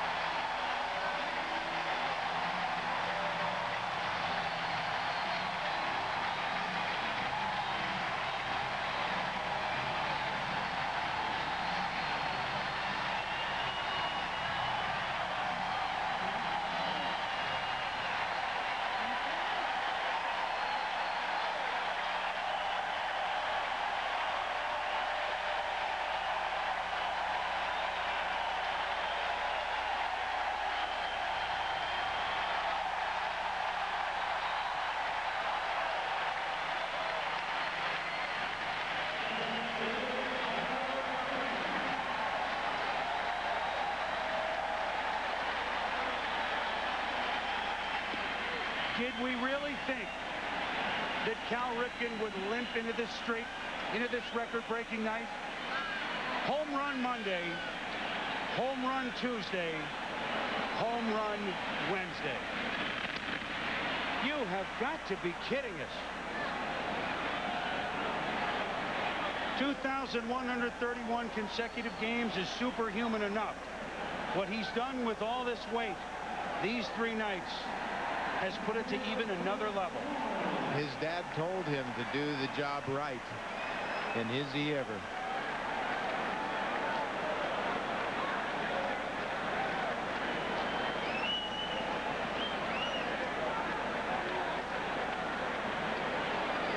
I really don't think anyone expected him to hit a homer again tonight, although I don't know what there is that he can't do. If you know him, you expect it.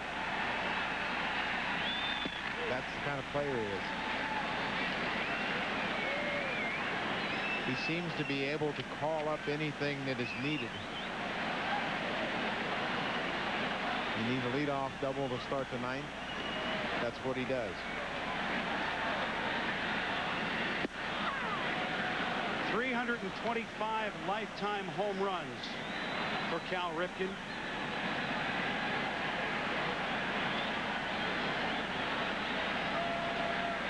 I guess any man that can win MVP awards 8 years apart, only one player did it with a longer span apart. Willie Mays 11 years apart. You just, is that relief, elation, figuring that he's got something else up his sleeve for us? What is that look? That look is satisfaction.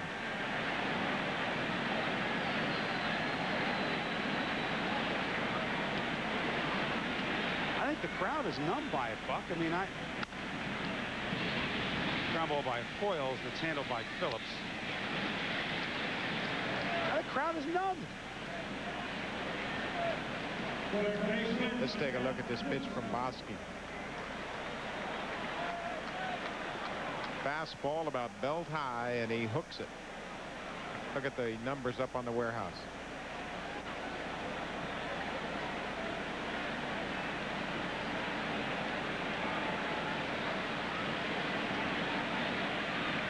Typical Ripken style, isn't it?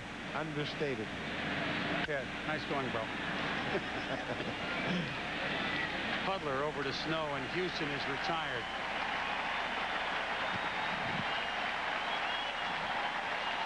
On Cal Ripken's night, Cal Ripken has helped put the Orioles ahead 3-1, which means after the next half inning, if the Angels don't tie it, he's knocking on heaven's door. Orioles lead it 3-1. Ripken and Bonilla homered in the bottom of the 4th. Boy, did Cal homer. Look at the eyes. Tremendous concentration and determination. And then elation.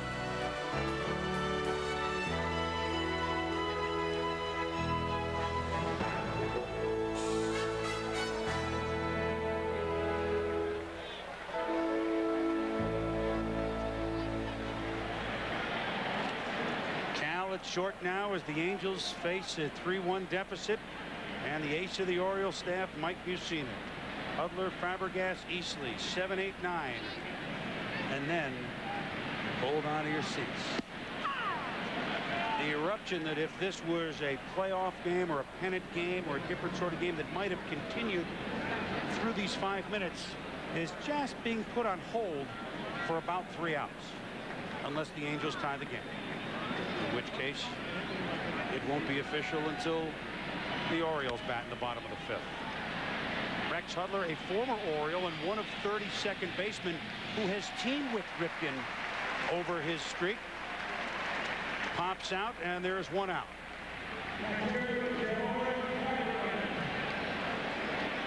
Now the catcher, George Fabregas, who Monday night inadvertently on a play at second base late in the game went in hard and actually got his spike caught in Ripken's spike a little bit, and everybody was collective gasp because it could have been hurt. And then Cal after the game said, "Hey man, he stepped on my foot. Come on, lighten up." Cal Ripken wouldn't want to see anybody play less than 100%. That's the way he plays it every single inning. Every time he goes into second base, he slides hard. And he respects everybody that plays the same way he does.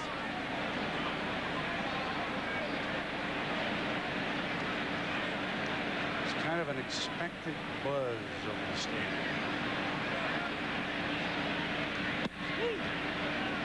As Messina works at 1-1 to George Fabregas. Now we saw brother Billy Ripken behind the plate. Cal. They played 663 games together, the Orioles, from 87 to 92.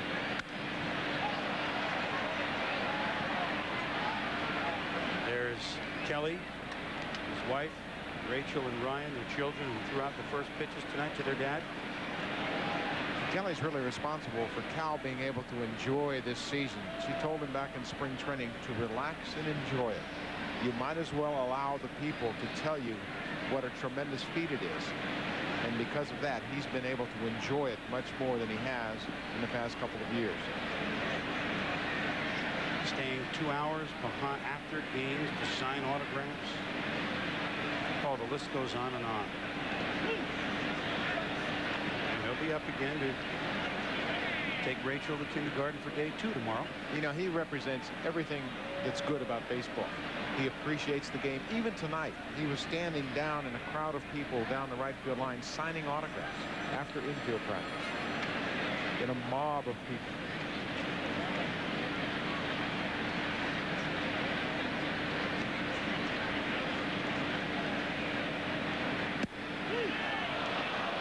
Barnett almost got his right hand up in the air, didn't he? He flinched. He got caught in the pocket, I think. He got ripped the seam there. Count is 3-2 to Fabregas. 3-1 Orioles. Top of the 5th inning. Palmeiro, Bonilla, and Ripken have hit the mound for Baltimore. Salmon for California. 4 solo home runs. We're 1 out away from the unveiling of 2-1, 3-1 on the warehouse past the right field stands.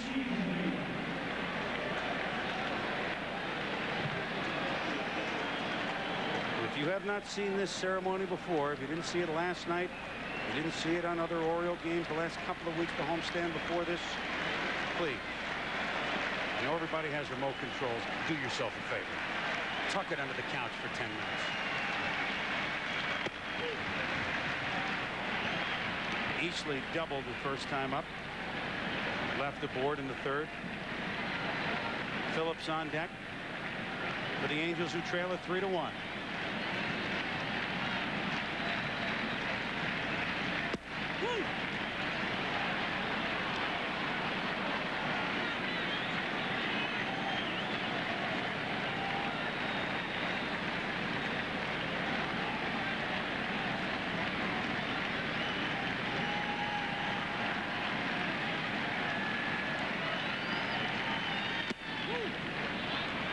Count is 3-0 to Damian Easley.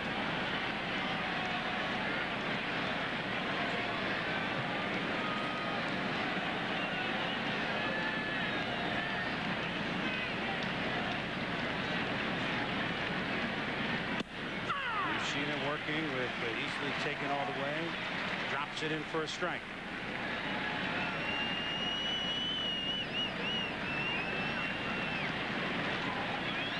Think he's feeling anything right now, Buck? Yeah, he was talking to himself.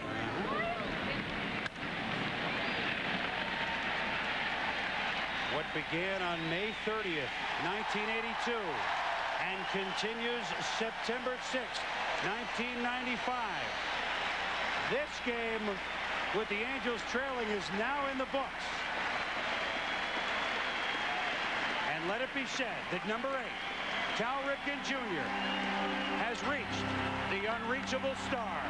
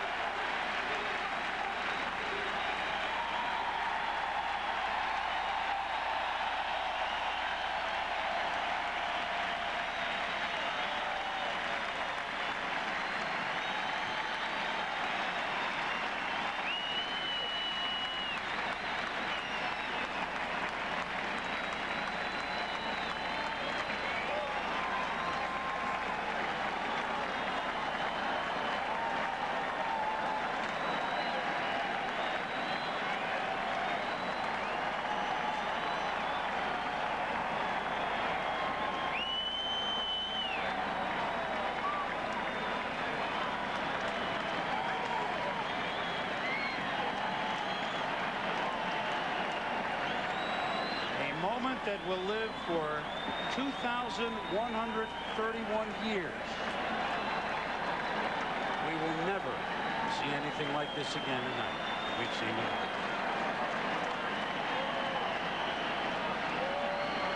And he deserved every minute of it. I don't think that victory lap was planned. That was just his teammates saying, get out there.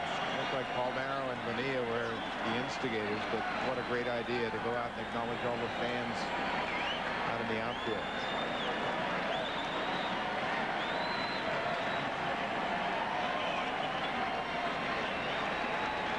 Well, if that doesn't make you cry and excited, goosebumps, and all the above, then check your pulse.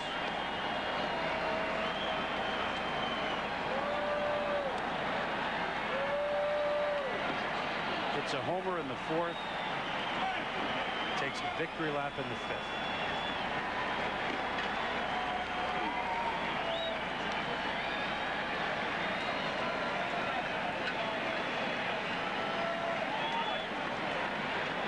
We are so glad that you're able to see this across America and across the world, for that matter. It's our privilege just to be here. And after the game, Cal will address the crowd, and this will not be a gee thanks. We'll hear from Joe DiMaggio. We'll be here for all of it. So if you need the heartbeat to go down just a little bit, just be prepared. It may come up a little later. Well, Brady Anderson has prepared a poem, and his teammates are going to present him with a gift. Brady Anderson, his teammate for the longest time outside of Eddie Ring.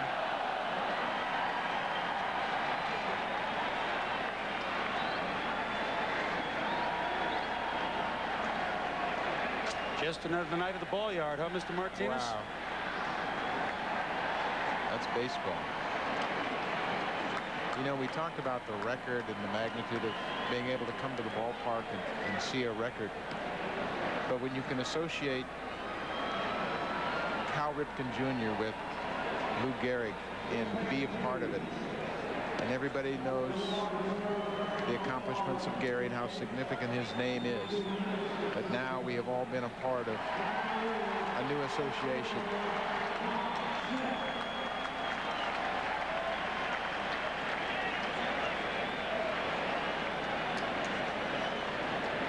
If you forgot to set your stopwatch, 22 minutes, 15 seconds, is that the ovation? It'd go on for 22 hours. Nobody would complain. Nobody would argue. Everybody would love to participate. What we've done in the last 23 minutes is kind of link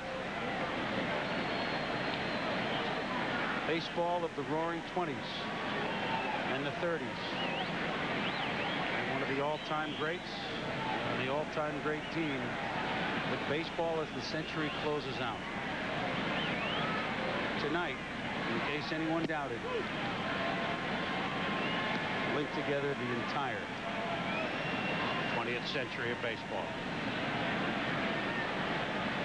Well, there's the scoreboard.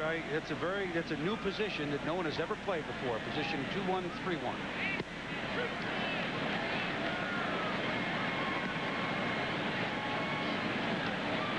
Last night, tears. Tonight,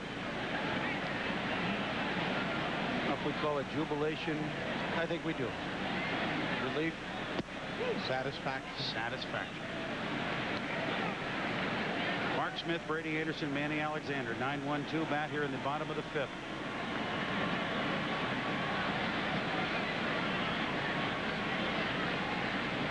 We have just witnessed a humbling experience, a numbing experience, an exhilarating experience. For those that are wondering if baseball is out there and people still love it and cherish it, and respect it, yeah. When you put together something like this when you just give us baseball? When you treat it as gently as Cal Ripken has treated it for his entire career, you really learn to appreciate the game.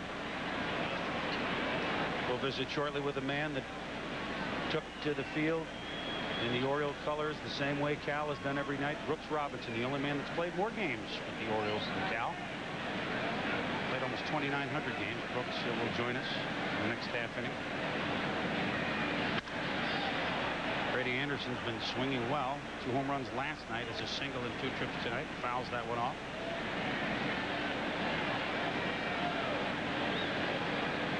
He told you to lose that remote control. We don't lie here at ESPN. I mean, how could you turn this off? Oh, man. After the game will be unreal.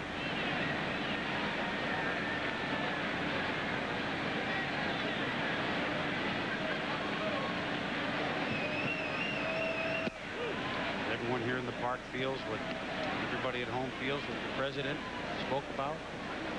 All of us have spoken about. The spirit, work ethic, gentleman, competitor, all of the above. I don't think Thesaurus has enough pages for the adjectives. Well, that's the thing that longtime coach Elrod Hendricks has told me time and time again about Cal Ripken Jr. was the fact that he was so mentally tough. He never allowed himself to think about being tired or think about a nagging injury. He just went out there every day, strapped on his shoes, and went to work. There's Elrod down in the bullpen, and boy, I bet you those eyes are all welled up with tears. He's seen the entire evolution. Cal made sure that he went and found Elrod on his victory lap. And Al Bumbry, first base coach, has been here so long. His 82 teammates are here. We'll see a lot of them tonight in the postgame. Earl, of course, we visited with in the second inning. It's an Oriole night. It's a baseball night. It's a human night.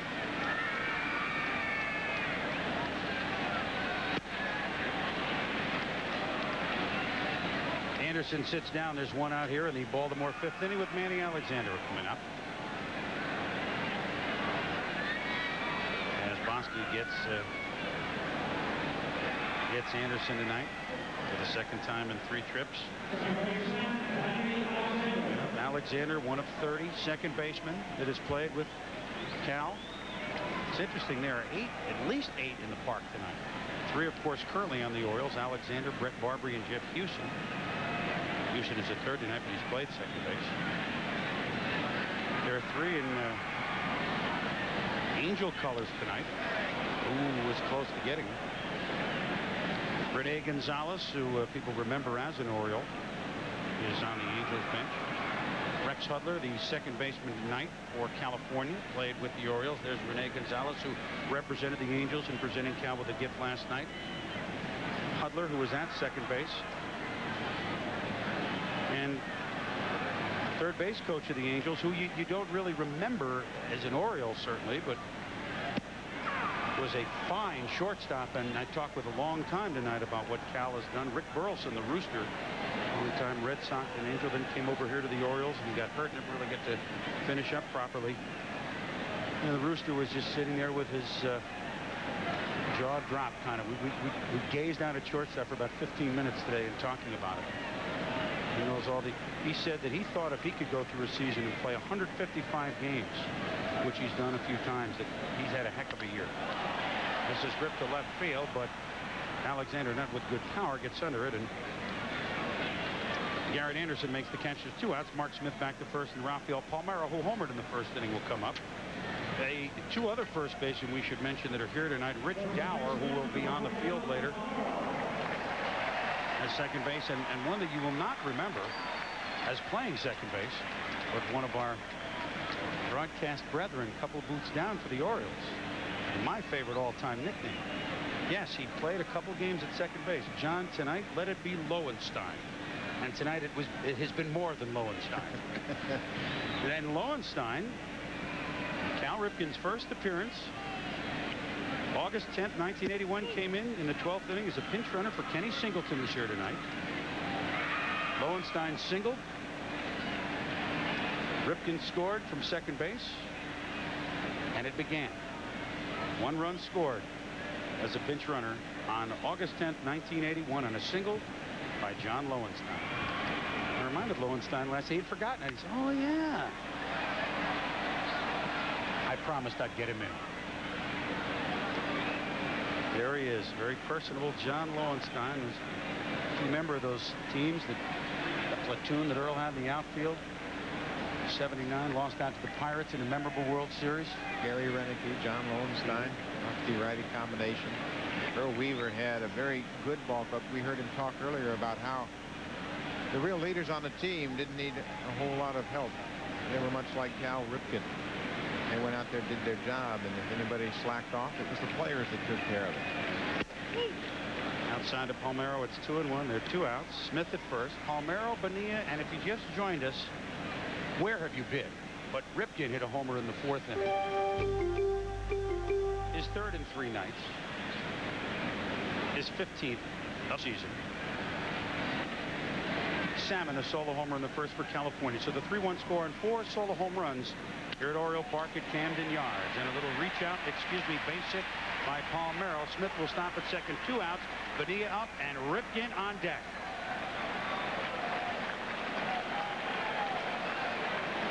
Last time up, Bonilla homered, his 6th as an Oriole, his 24th overall this year, as he had 18 with the Mets before coming over at the end of July.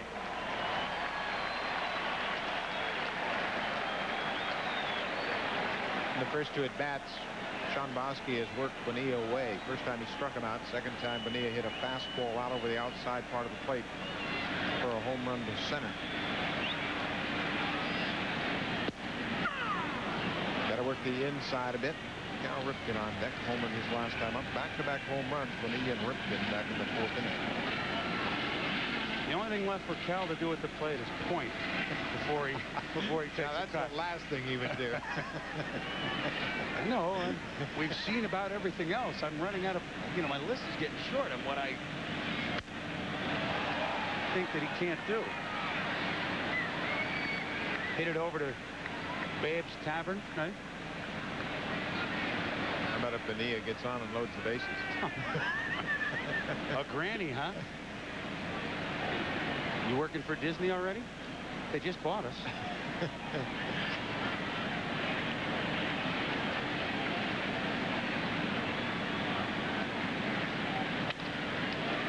Oh, it's an error.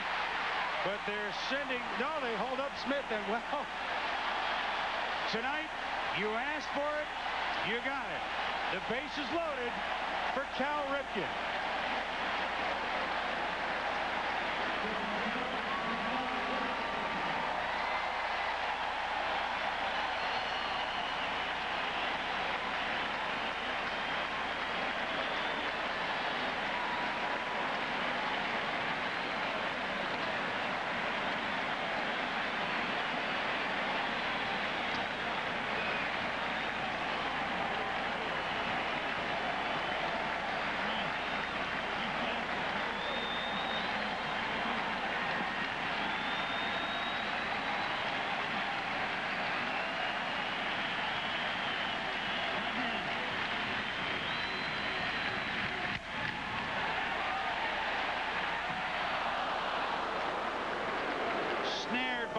Hutler, and the bases remain full as Ripken pops into the 3rd out. Well, it can't do everything. You know what we just learned at that at bat? He's human. Cal Ripken is human. Brooks Robinson will join us, and we come back 3-1 Orioles. We've played 5 on a night we will never forget at Oriole Park at Camden Yards.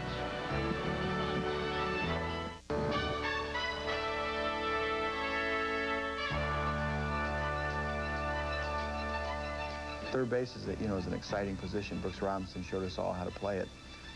The excitement of diving, the barehanded play, the anticipation, the quickness that he showed, even though he didn't have, a lot of foot speed. He knew how to play, he knew how to get rid of the ball. And I think that if I was able to play third, that I think I'd have worked at it, and I'd have been, you know, I'd have been a pretty good third baseman. But I'm thankful that Earl decided to move me to shortstop because, you know, that's the one position I really enjoy. Now we are back here in the top of the 6th inning, and the man that Cal was just speaking about in reverence, and the man that we speak about in reverence, Hall of Famer Brooks Robinson, the only man that's played more games as an Oriole than Cal Ripken. Now, get out of the way, will you? Well, I'm kind of happy he moved to shortstop, to tell you the truth. Oh. Can you, you were with us here during that ovation is not even a fair word. Yeah. Have you ever seen anything close to that? No, I haven't. I tell you, I think the Pope arrived a month early. That's what I think. That was just unbelievable. He's been here for 13 and a half seasons. Well, you might be right. That was just, you know, once in a lifetime. That's all I can say. You never expect to see anything like that again. Phillips grounder bobbled by Alexander. He kind of nonchalants it, then gives a little raspberry in the hand of Palmero with a throw over to first, but there is one out. Brooks, you knew Cal as I mean, a boy. I guess his first remembrance of a ball game was the '66 World Series. Game 4, he came at 6 years old. Well, what was he like as a youngster? I mean, real young. Well, just tagging after his dad, you know, and shagging balls once in a while. But I really think he gained a lot of insight just doing that, being around here. When his dad was a minor league manager, he was there and at the ballpark. And it just, you know, this is something that he dreamed about, and no one knew that he was going to be the kind of player he turned out to be. He just improved every year, bigger and stronger, and I tell you, I mean, that's just remarkable that 21-31, that's hard to believe. Brooks, you played every single day at a very tough position at third base, and you know the rigors of playing shortstop, but I look at Cal Ripken and I think about how he understands the game, and you talk about being around the game. Was he distinctly different than anybody else that you had seen come up to the big leagues at that point? Well, I think so. I mean, he knew a lot about the game. He knew it's a little instinct I think you have to be born with more than anything else, Buck. That's something you can't acquire, and he had that little instinct to know about the game. And you know, really, his dad, I talk about baseball people, and I always said that Paul Richards was the greatest baseball personality that I met as far as knowing what makes every position tick. And I would put Cal Sr. right up there with him, and I'm sure that he gave Cal Jr. a lot of insight. But, you know, he plays the most demanding position on the field, shortstop, and to be able to do what he's done over this long haul is just unbelievable. Well, you're a great judge of talent defensively, and you've said time and time again that Cal doesn't get the recognition he deserves. Tell us why you think that people don't really appreciate him as a shortstop. Well, he's not flashy. I mean, what do you want from a shortstop? I'll tell you what you want from a shortstop. You want that guy that makes the routine play day in, day out, never misses that ball, makes a spectacular play once in a while, and he's that type of shortstop. He might not have, you know, the range of a Vizquel or an Aparicio, but Cal plays in the right spot. He knows who's pitching, he knows where guys hit the ball, and he's just there.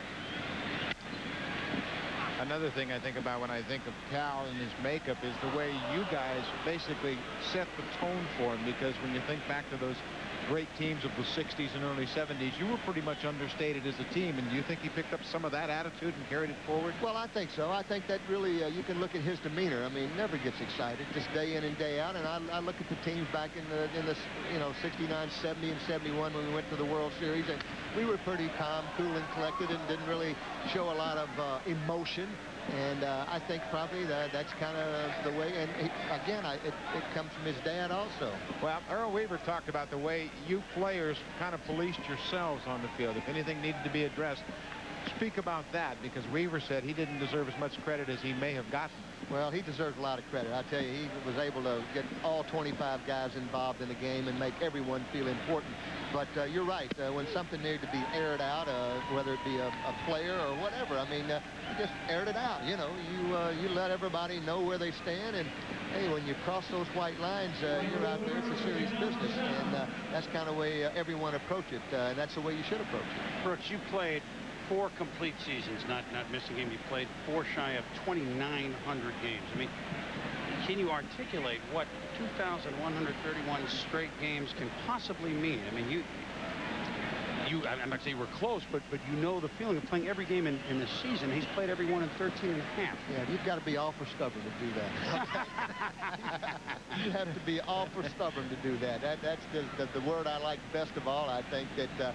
I mean, how many times do you come to the park and you know, he might have a little nagging injuries? He's had those. He's played through them, and the only reason he's played through them is the fact that if there's a game, my name should be in the lineup, and that's how he approached it. I don't really think he started thinking about the streak to maybe 6 or 7 years into it, and then he, you know, I think he probably said, hey, you know, this might be something worth chasing, because he took a lot of criticism early in this streak when he wasn't doing well, the team wasn't doing well, and people were saying, hey, he should sit down and rest, and it just never happened, and he played through a lot of tough times. How about 8,243 straight innings? I mean, and then that took his dad to take him out of that, I guess. That's right. Yeah. It was a blowout game, 10 home runs by Toronto. His dad never really told him, right? That was the Billy went in to get to Cal's glove. Cal was left on base or something, and Cal just simply said, Senior said to Billy, wrong glove. and that was it. But that's 5.5 seasons of that. You know, with guys sliding into you, getting hit by the ball. It's just so many things that can happen. Well, you must have been around when he got hit early on in his career when Mike Moore hit him in the head, and he said that really made him a little more intense. I don't know if he needed a little more intensity, but he said it certainly got his attention and refocused him. Yeah, he was struggling at that particular time, and he got beamed, and he got beamed good. I'll tell you, it wasn't any glancing blow, and he came right back, and that kind of set him off, you know, and I think he really learned something from that. It's not fun to get beamed, but it scares you, in fact. But he came right back and knew he had to get back in there, and that's when he started to streak. Good pitch by Mussina to Tim Samet, who homered off him in the first inning and singled off him in the fourth. Big strikeout now with 2 down. Edmonds remains at first with the walk, and the switch hitting Charles Theodore, some call him Chili Davis, is up. Let's take a look at this last pitch by Mussina, and he's got outstanding control. He can find that outside corner with the fastball and gets a strikeout. Brooks, I think tonight a word, and obviously with the Ripken family and Cal Sr. and Cal and his son and his wife, Kelly, and his kids throwing out the first pitch, etc. But there's Joe DiMaggio with the Ripkens, mom and dad.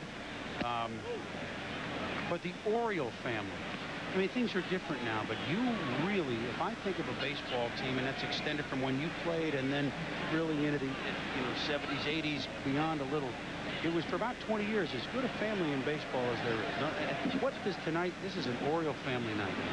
Well, it is an Oriole family night, and I think that, you know, it all goes, Chris, back to just being a type of a blue-collar town. And I think they just, when they like you, I want to tell you, they like you, and they never let you go. And that's kind of the way that they've embraced Cal Ripken tonight, and it's something that will last forever. And I don't know how else to put it, but I mean, it's unlike a lot of big cities. I mean, this is, you know, everyone goes to New York, to Philadelphia, to Washington, and Baltimore always kind of got left out. But boy, they're the highlight of the town tonight. Well, they're not getting left out tonight. No, that's they're for not. sure.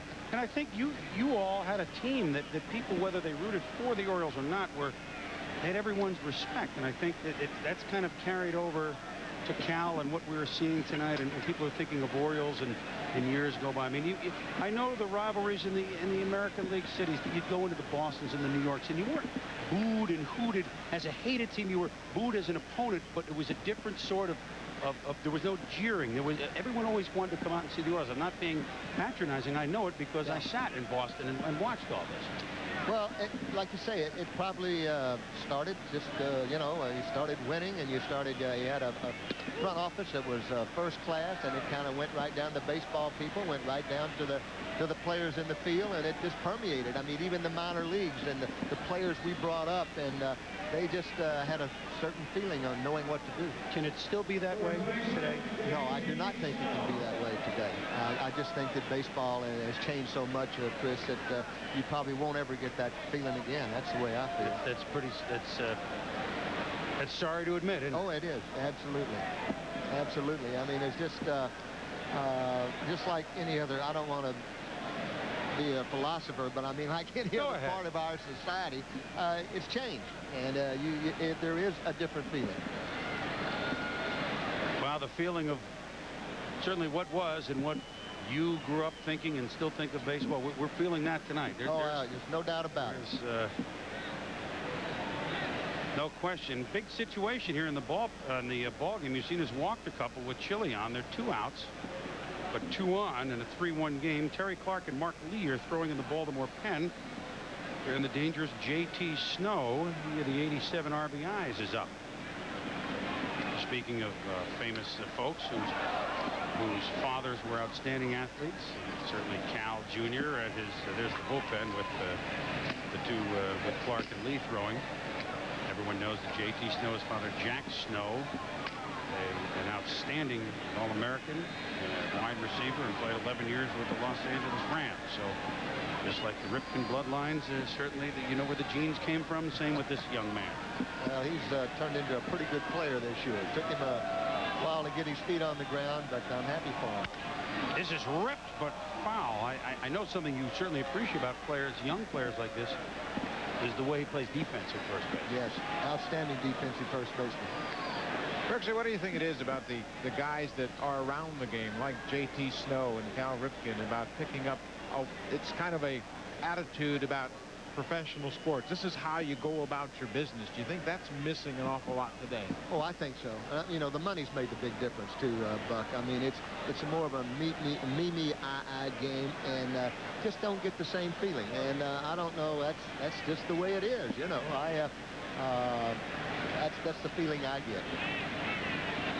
Don't you feel, though, that the fans are waiting to embrace, as they did tonight, that it won't ever be, quote, the way it was, but it can go in a direction which maybe brings in some of what you grew up, what we grew up, and people even younger than myself grew up thinking about baseball? Don't you think that it can be embraced maybe a little bit differently, but you can get back on track when people see nights like this? Hey, Chris, absolutely. But, you know, they got to get started. Yeah, I mean, you know, what's happened since the strike? Nothing. Tonight. Yeah, tonight. That's it. But, I mean, they've got to get started. They've got to, you know, they've got to show the fans that they're trying. They've got to get a basic agreement. They've got to get down on their hands and knees and say, hey, I'm sorry, you know, let's play ball.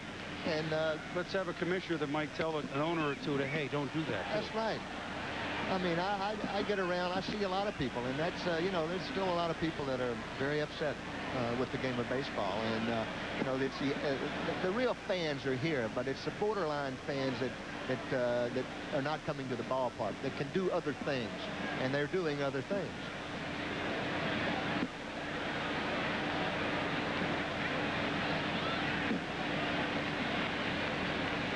There's a gentleman that is always welcome at any ball yard, and he had tears in his eyes, too, during those 22 minutes ovation. Well, I'll tell you, all he has to do is put up his hand, walk out, and he gets an ovation anyway. What, Brooks, I mean, what did you think of Joe DiMaggio when you were a kid? Oh, well, I grew up, I knew baseball, and Stan Musial was really my idol, but I sure knew Joe DiMaggio, and I played in an old-timers game here many years ago, and Joe just took a, you know, I mean, he just stops the show wherever he is. Just walks out in his street clothes and gets the biggest ovation of anyone. He doesn't really mean to. No. But, you know, he looks like a Yankee, doesn't he? I mean, he just says, I'm a Yankee. I'm a class guy, and you see the World Series ring on his hand. Well, it's nice that he's here tonight. Yes. I tell you, the fans are going to get a big thrill to see Joe walk out on the field tonight. This is trouble. It's a long run for Mark Smith. Oh, he makes the diving catch.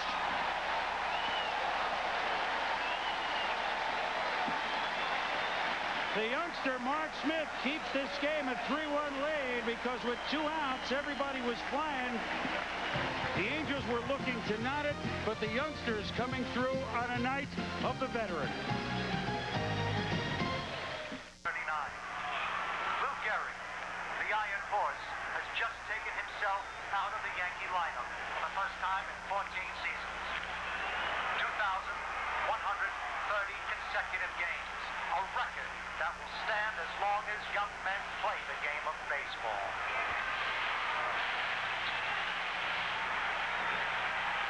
Time tonight, a very special night in Baltimore, but not just in Baltimore. Cal Ripken's night was all around the world of baseball tonight.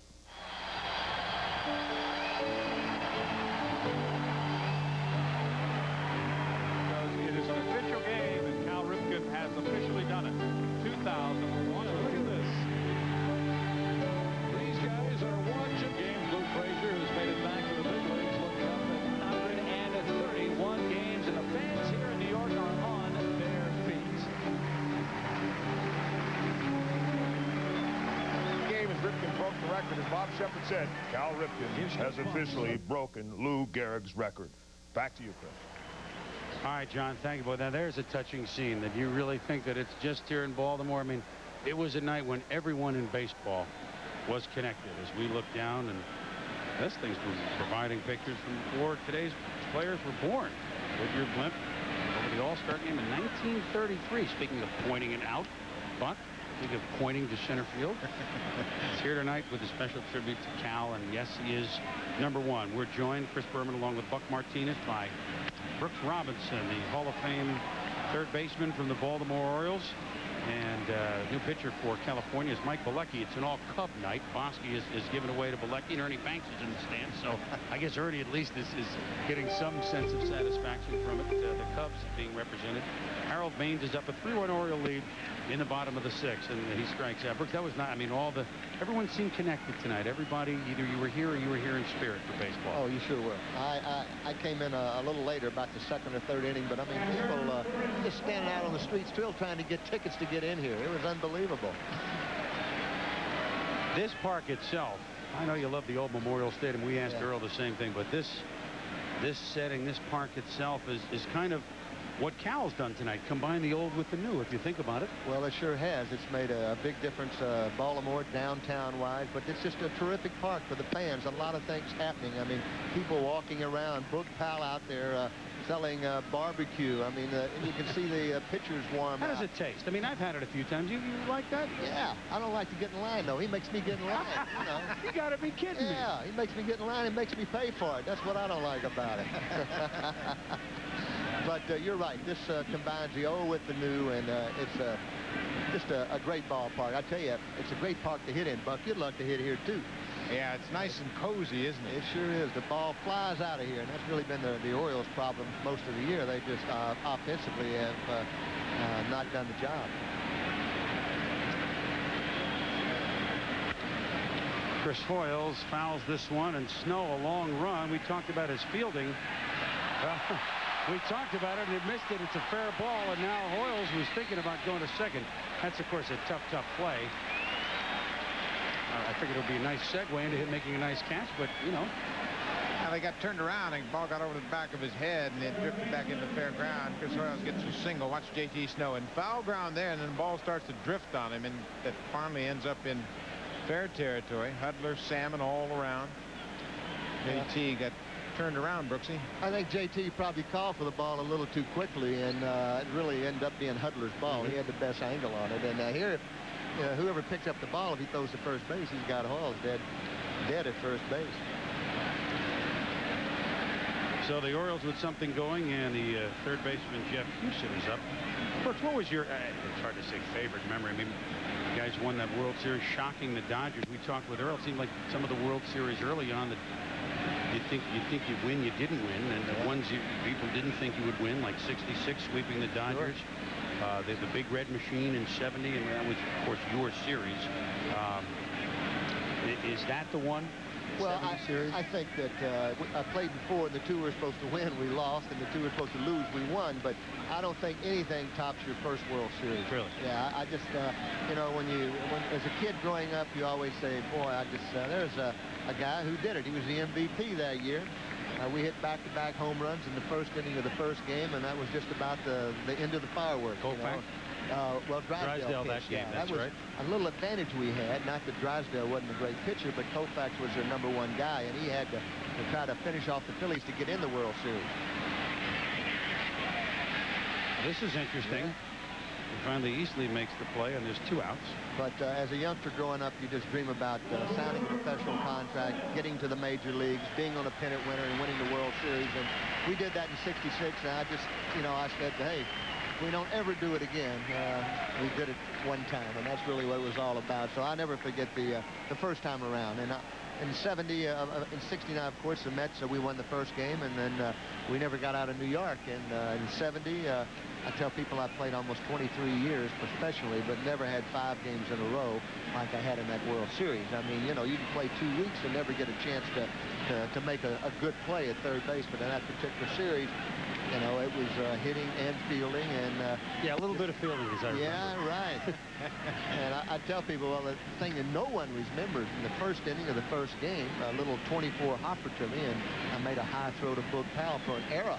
And when you make a high throw to Boog, you know, that's pretty big. That's a high throw. That's why it makes you pay for the barbecue. That's right.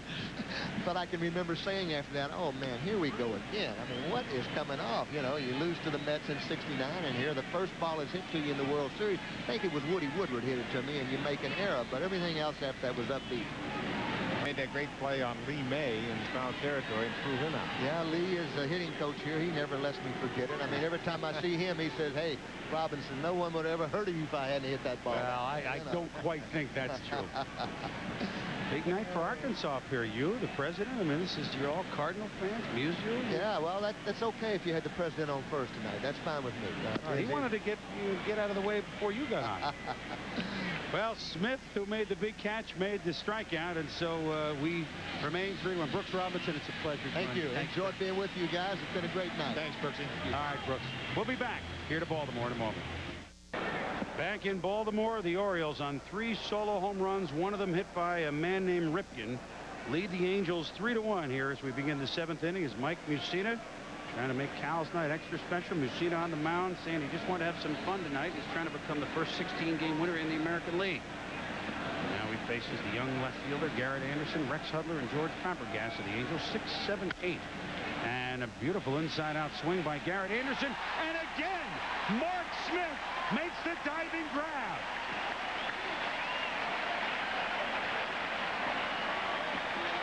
The second time tonight, Mark Smith has made a diving grab going toward the left field line. That was extra bases for sure, but look at the effort by Smith. Diving headlong, he spears the line drive off the bat of Garrett Anderson and saves at least a double, maybe a triple for Mike Mussina. Right, it's 2 straight plays. He ended the 6th inning on a catch against Snow, and he starts the 7th with Anderson. So 1 is an accident, 2 is a trend. I guess Mark Smith can play some left field, but why guess about it? I mean, I thought I was well dressed tonight, but we are joined now by the voice of ESPN Sunday Night Baseball, the voice of the Baltimore Orioles, and it's not Burgess Meredith as the Penguin. It's in a tuxedo, John Miller, and thanks for adding some class to the booth. Hey, listen, this is just like any other game for me. Oh yeah, this is where you dress every night, right? I've noticed those ties on Sunday Night Baseball look just like this, as a matter of fact. Hey, we had a lot of fun. Looks like we got a pinch hitter, though. Go ahead. Well, that's all right. Now you can call it now. This is my. This is Spike Owen, who of course is one of the double play combinations who's played with Cal. Spike Owen, of course, has been around a long time. He was been in and out a little bit. He's had some postseason experience for the Angels, and they were hoping that he could help them out. Lost in '86. Well, he's a good guy to have in a ball club in a pennant race. He knows how to win. He was not here in the Orioles. I figured he was almost everywhere else. It was the only American that didn't miss. Yeah, I thought I had forgotten. You know, it's interesting when Cal hit the home run in the 4th inning. It was mildly interesting when the president came over to our broadcast booth on the Orioles radio network to visit with us, and the count went to 3-0. And you know, the president made some comments, and he thought, hey, if it's a ball, Cal's not going to swing, because that's the kind of guy he is. He'll take a walk because he thinks of the team first. And he said, but if the guy throws one in there, then Cal's going to go for it, I'm sure. And then when Cal hit the home run, the most powerful man in the world leaped off of his chair and left his feet, and I mean, he just went nuts. I mean, it's a great tape of the home run, because he's saying, go, get out of here, come on, yeah. You know, he left our booth in a hurry, and now I know why. He wanted to get to you to call the Ripken at bat. He must have had an inkling of what was going to happen. I mean, he didn't want to waste his time here. That's been the script here for 2 days. I mean, it's really astounding. Last night, the Angels, I mean, this is a very good ball club, and now they're in a battle with the Mariners at the top of the division, and struggling, but a very good ball club, the highest scoring team in the majors. And they came in here last night on Cal Ripken's big night. The fans didn't care about the Angels, and the Angels, it was as if they didn't even show up. No. I mean, Scott Erickson made it look easy. He shut them down. It was like the Orioles were playing the Washington Generals here last night. That's what we thought. We talked about that yesterday. They're just, oh, by the way, they're here. I mean, what are the odds that that would have happened with a good ball club like the Angels? I mean, tonight they start off well, home run first inning, you're thinking, uh-oh, this is more like it. And then still, Ripken rises to the occasion, Bonilla rises to the occasion, and, you know, for these guys, all of Cal's teammates, I mean, this is a night, everything that happens, one of those nights that they'll never forget. Houston makes the play across the diamond, and there are 2 down.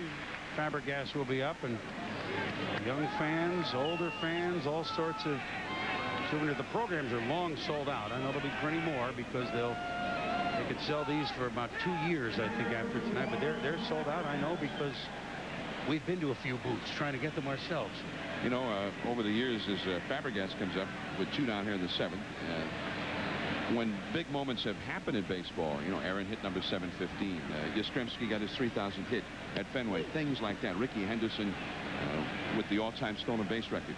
Now, the game stopped. It becomes sort of fashionable the last 20 years to stop the game, bring some microphones out, bring the players' parents. You know, with Yaz when he got number 3,000, they brought his dad out. They brought his folks. That was a great moment. They brought his relatives, his kids.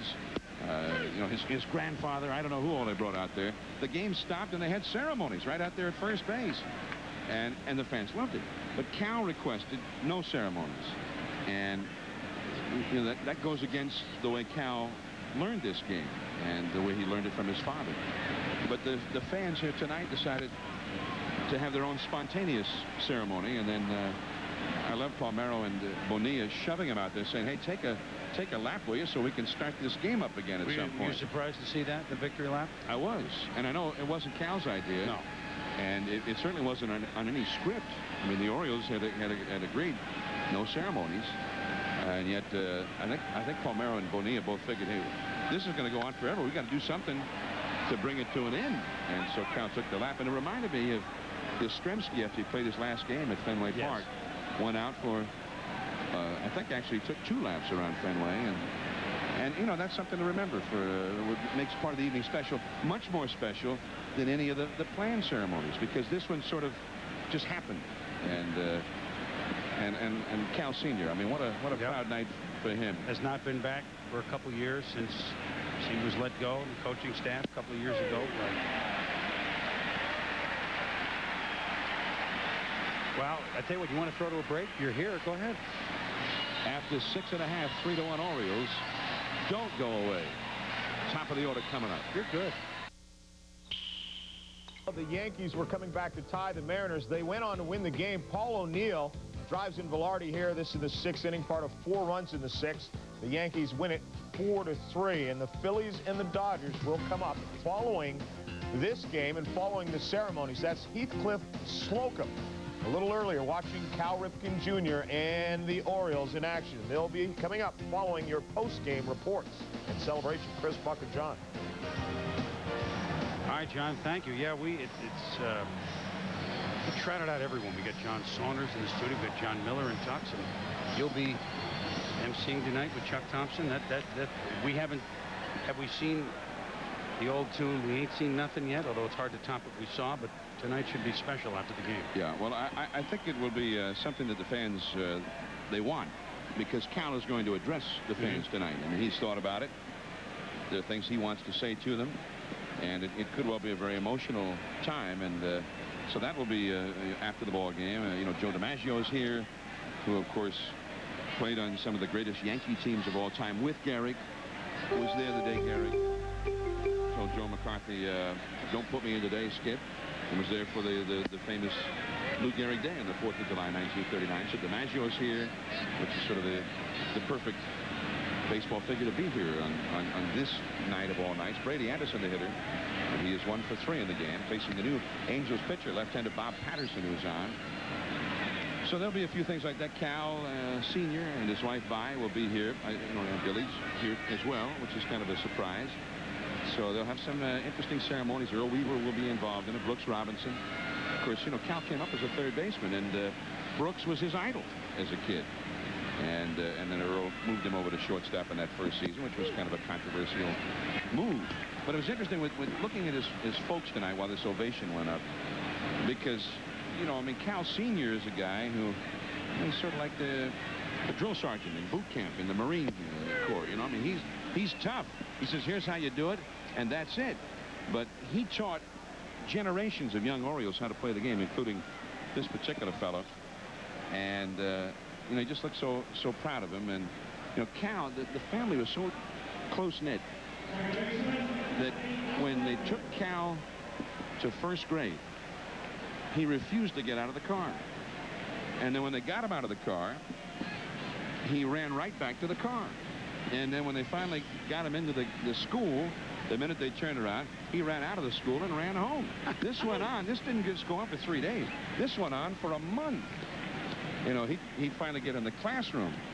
And the minute the teacher would step out of the hall, Cal would run back to the closet, get his book bag, and he'd dash out the side door and run home. And he says that, looking back on it, that it was basically separation anxiety. He was so close with the family, he just couldn't stand that he was away from him all that time. But he got into the second grade, and they started playing ball. And one teacher would let them take batting practice as soon as they hit a fair ball, and they were done. Well, Cal wanted to take lots of batting practice. When his turn would come, he would intentionally hit the ball foul. And, you know, one day he hit foul balls for 15 minutes. And finally the teacher just said, okay, Cal, you're out. We got to get somebody else a chance. And he did he was sort of a mini Earl Weaver. He started kicking dirt, screaming and shouting. He walked away from the teacher finally, and he turned around and looked back at her and said, and you're a lousy umpire, too.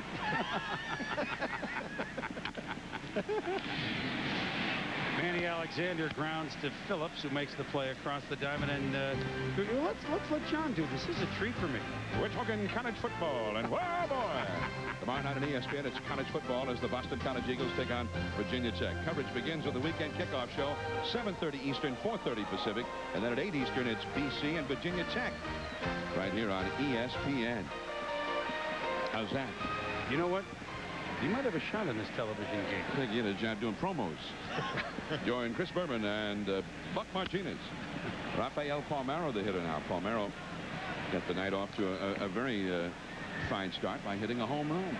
What were you thinking during the ovation? I mean, and we didn't know that it would be that long, although you had to have an inkling. You emceed last night, too. I mean, you've been so close to Cal and the whole scene, but what were you thinking during when they unfurled the numbers? Well, we were on radio, so you know, part of the deal on radio, we tried to bring the people into the ballpark, but you have to describe certain elements as what's happening now. Where's Cal now? And you know, it was very difficult because I would have preferred just to sit and watch. It's kind of what we did. Yeah, and you can do that on television, and that was the perfect thing to do. But also it would have been the perfect thing because it was very emotional. Yes, I have to admit, I cried. You couldn't help it. Because, you know, I think the crowd is the significant part of covering these last two nights. You know, it's not like Aaron hitting number 715 where, you know, he swings and he hits one over the wall, and that's the big one. You know, it might happen tonight, it might happen tomorrow. Speaking of which, Palmeiro, number 34 for Palmeiro, is second of the game.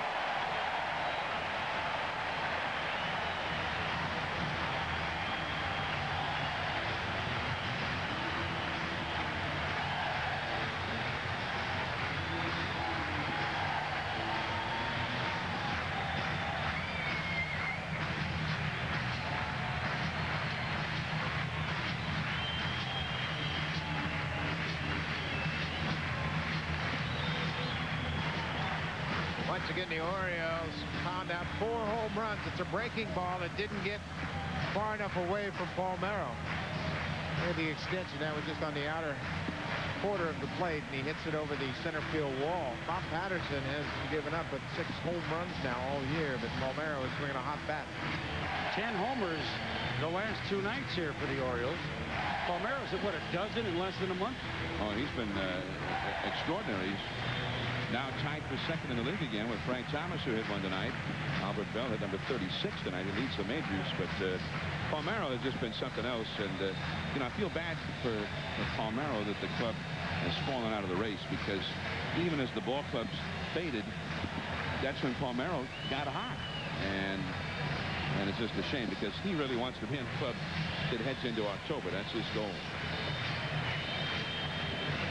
It's 4-1 now. Bonilla coming up. Ripken perhaps next. We'll be back. I get here early to stock up on Texaco Haviland Formula 3 motor oil because it gives my engine complete protection.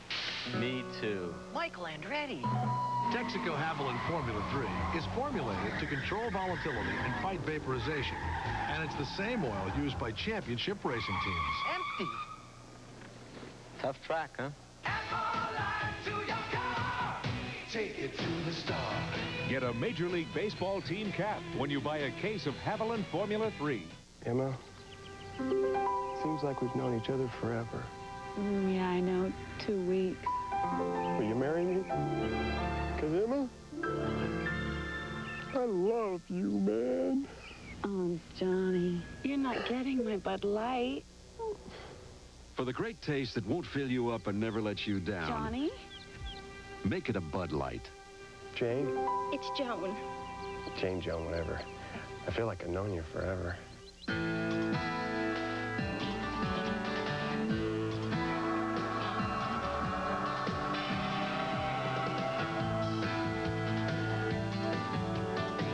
Even at 101 years of age, we here at Kelly Springfield like to keep active. Although occasionally, we have to stop and catch a breath. Kelly Springfield, America's oldest tire company. We are back here in the bottom of the 7th inning. Chris Berman, Buck Martinez, and John Miller at a magical night here at Oriole Park at Camden Yards. It's 4-1, and new pitcher is Mike James. But hey, that's your game. Yeah. Who's Sunday playing, night John? baseball. Sell it, babe. Big Mo, 33 home runs. The Red Sox, second best record in the league. And the Yankees, Don Mattingly and company, Paul O'Neill. And for the Yanks, a big ball game as they're trying to get back into this wild card race. 8 Eastern, 5 Pacific. Don't miss it. And who's doing that game? That'll be Joe Morgan and one of my favorite broadcasters, John Miller. Yankees won it tonight 4-3. This is Mike the Car, please, James, the Angel relief pitcher, and he'll work to Bonilla with Cal Ripken on deck. And, you know, Buck called it before Phillips made the error, but, you know, it would be great if Ripken came up with bases loaded. What else could you order tonight? Yeah. Fans almost seemed stunned that Hunter caught the pop-up as if to say, wait a minute, is that allowed? That's not in Section 8, Rule 10.25C. Now what do we do? Bonilla with a home run to break the tie on the 4th. If he can get on here, Ripken would get a chance to bat in the 7th inning. John, all the Oriole games you've seen, what was the time you thought Ripken might have been hurt? Well, 85 in a ball game in Texas early in the year. He got hurt seriously enough. Although he stayed in the game, he went to the hospital for x-rays afterwards, and the x-rays were negative. The next day, he was told to stay on crutches all day and not to get on the foot at all.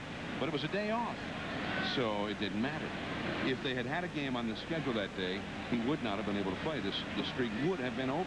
One of his children born in the offseason, one on a day off. I mean, there's a lot of the stars have been in line, haven't they? He had a dilemma.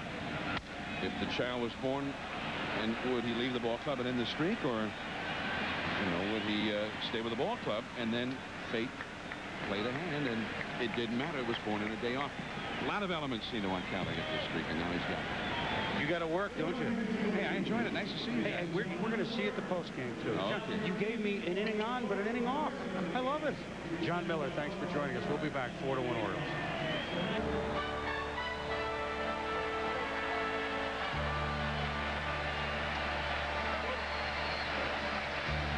Top of the 8th inning here in Baltimore, June 6, 1993. Mike Buceta hit Hasselman, charged the mound. Ripken in the middle of it. Ken Griffey Sr. is holding Cal, and in the play, Cal Ripken twisted his right knee and stayed in the game. Later was quoted as saying, "It was the closest I've come to not playing." And that was just 2 years ago here on June 6th. And we heard John Miller talk to us about the close calls that Cal has had. This was very, very close.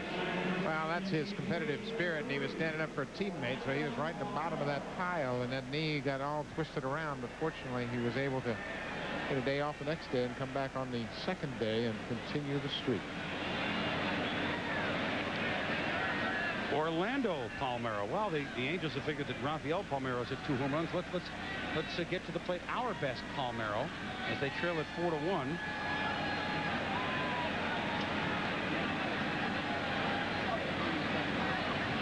And he will hit for the number 9 hitter, Damon Easley. 4-1 Baltimore, top of the 8th inning with post-game ceremonies to follow. John Miller to MC it. Cal will address the crowd that has showed its affection 10 times over. I'm sure he will show his affection for them 100 times over. Here from Joe DiMaggio and Brady Anderson and many more. Here's Joe, and I would say that he's thoroughly enjoyed his evening at the park. He has had a lot of visitors and talked a lot of baseball tonight. A chance to see Cal Ripken Jr.'s parents. Spent some time with Frank Robinson. Around Baltimore, they just call Frank Robinson 20. That's it. He's just 20. That's his number. Well, they certainly can call Cal 8.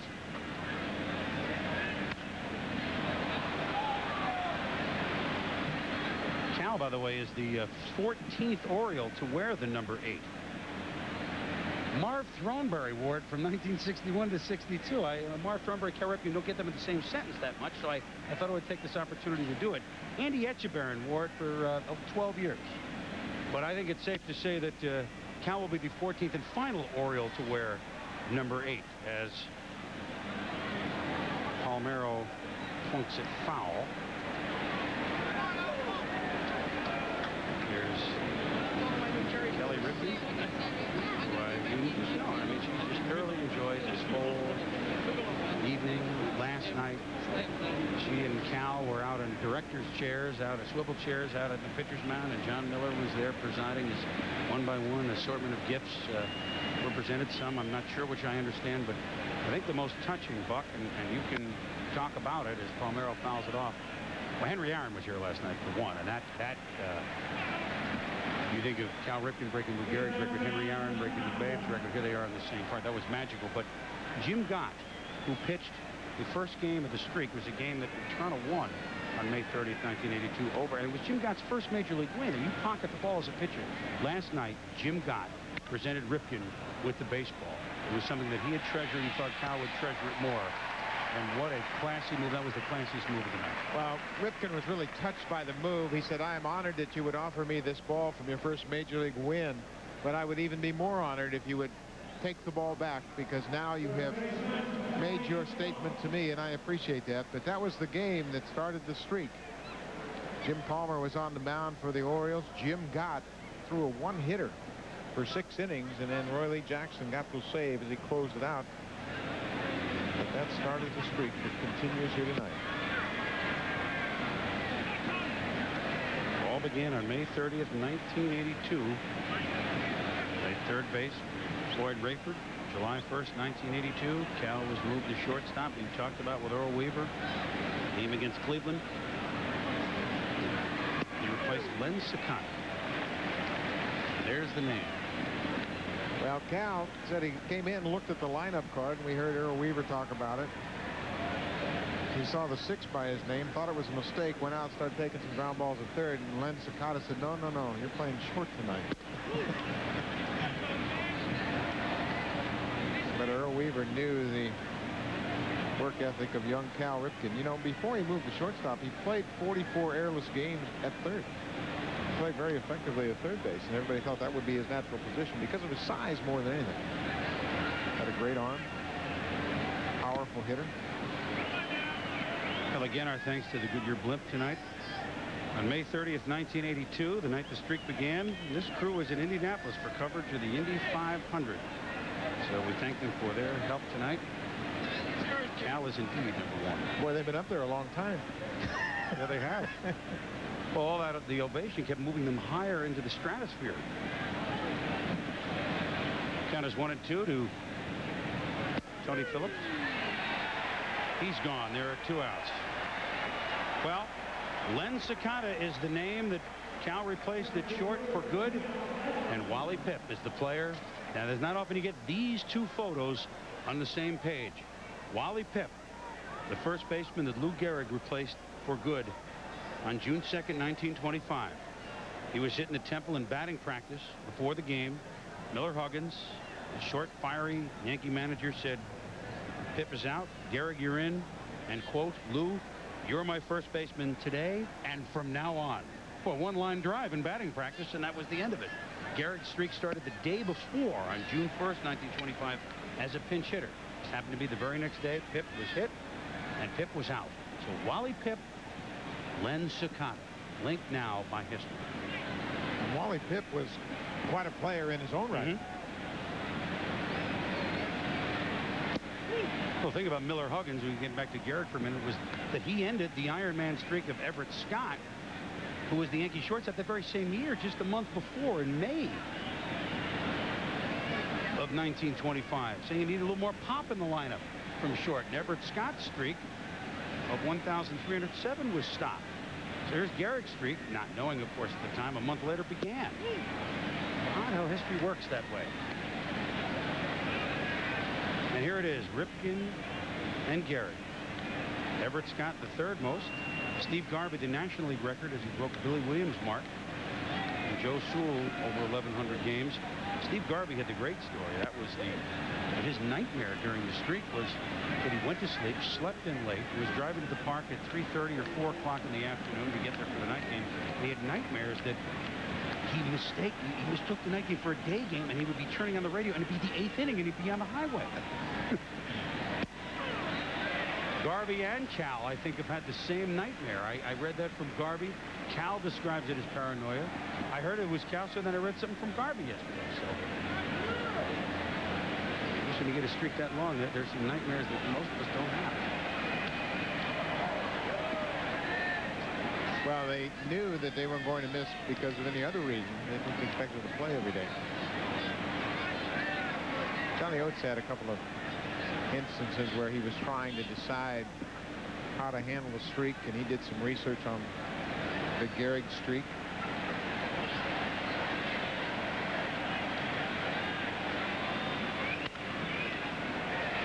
Past Palmeiro. So Jim Edmonds hits one down the line, and he'll dig his way into second base, and he'll dig his way into third base. Bonilla to Alexander. The relay is past Houston. So good hustle by the young angel, Jim Edmonds. And he turns a double into a triple, and he's stretched out here for a moment.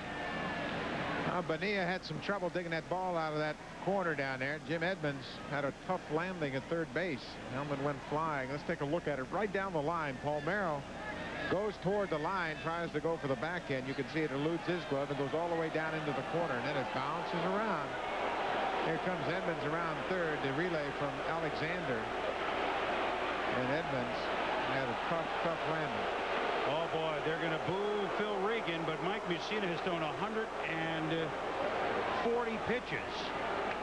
So Mussina is going to be out. We'll hear from him after the game, too, as he gets a shower. For the Kelly Springfield Tire Company key plays of the game, what do you think they were? Fourth inning. Gone. Cal Ripken, third homer in as many nights, hits it on his night. Homer number 15. A half inning later, the Angels were retired, trailing 3-1, and it was 2,131 hugs and kisses for Daddy. His two children presenting Cal with the shirt that he wore under the uniform. Rachel, 5 years old. Ryan, 2 years old. Rachel, her first day of kindergarten today. His wife, Kelly. What a magical night this has been, and we are not through yet with the post-game ceremonies coming up. It's a 4-1 game here in the 8th inning with Jim Edmonds on third base and 2 outs. Mussina is gone, and Terry Clark, the relief pitcher, is in to face Tim Salmon, who solo homer in the first inning, accounted for the lone Angel run tonight.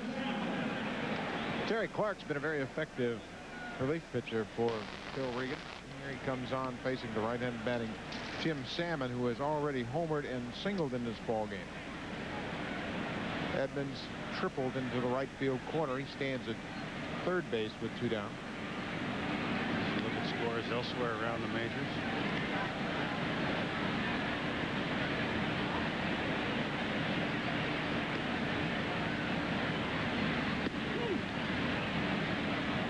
Angels at least know that Seattle has lost to the Yankees 4-3, so if they lose, they would stay 5.5 up. Texas is trailing 6-5 in the 9th.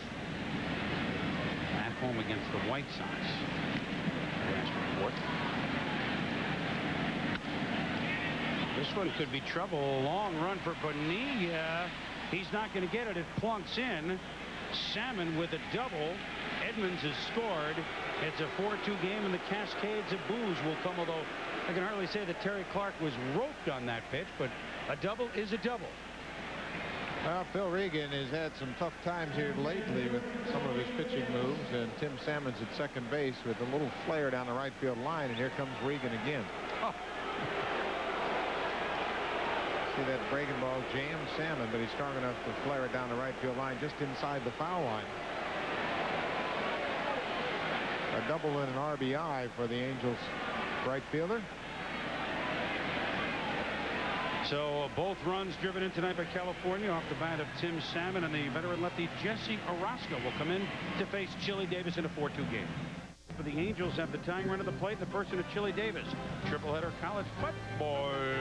Oh, John did it. I don't even dare try it. Wyoming and Air Force at 12:30 Eastern time. It's 10:30 Mountain Time local, and then 9:30 on the coast. Then Georgia, Tennessee, 6:45 Eastern. Colorado against Colorado State at 9:45 Eastern. So we've got a triple header for you on Saturday. College football roaring into form. Jesse Orozco, the veteran left-hander who has been around, has closed down a World Series for the New York Mets against the Boston Red Sox, and now he's trying to close down the dangerous Chili Davis with a runner at second base in a 4-2 game. Well, there's Salmon at second base. Jesse Orozco has really had a bounce-back year. He's going to switch Chili Davis around to the right side. And there are no advantages for Chili Davis. He hits exactly the same one side or the other. Although he did hit a home run off a righty this year, batting from the right side. That was Tim Wakefield, the knuckleball pitcher, but that was a different situation. There it is. I mean, I've heard of playing the percentages, but .001 buck. I mean, that's a scant percentage. I don't think he made the move because of that. Playing the percentage, I think, is what we're doing. I think he's trying to keep Chili Davis in the ballpark, and Jesse Orozco has allowed just 2 home runs all year long. Orozco will throw that breaking ball inside to Chili Davis. Start that slider on the inside corner, try to break it down and in and get Davis to swing over the top of it. One thing he can't do with Chili is leave that breaking ball spinning out over the plate.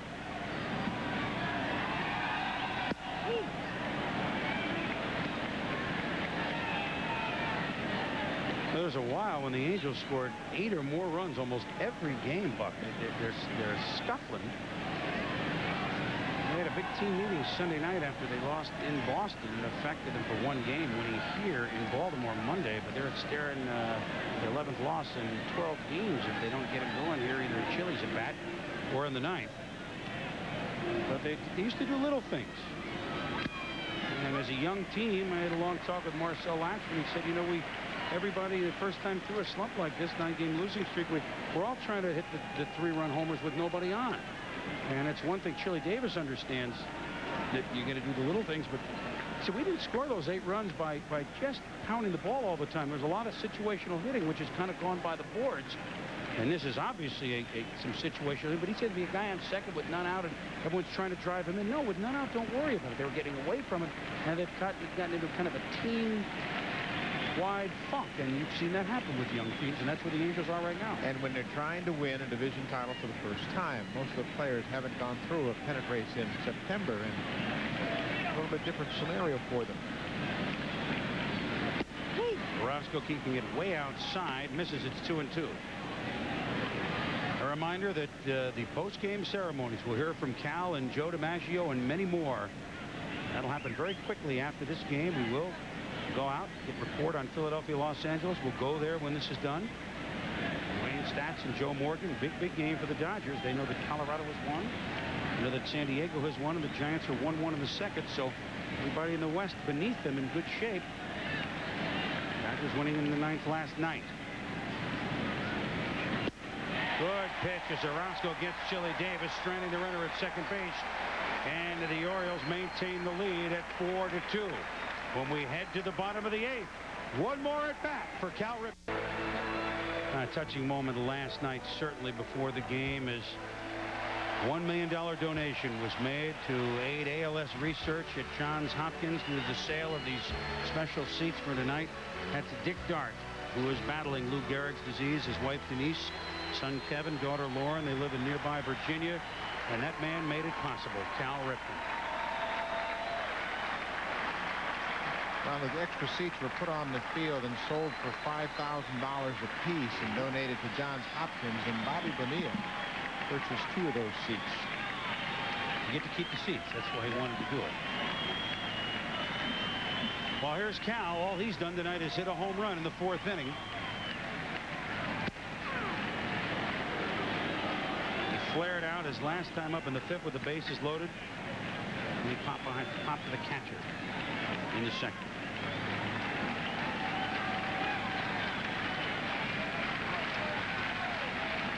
Homer number 325 came in the 4th inning to left field. An unbelievable moment.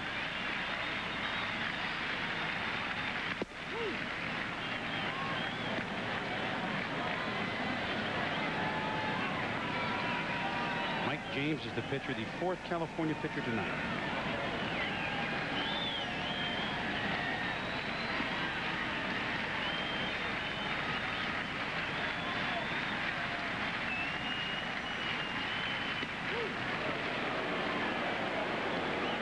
Work him inside, you get blues.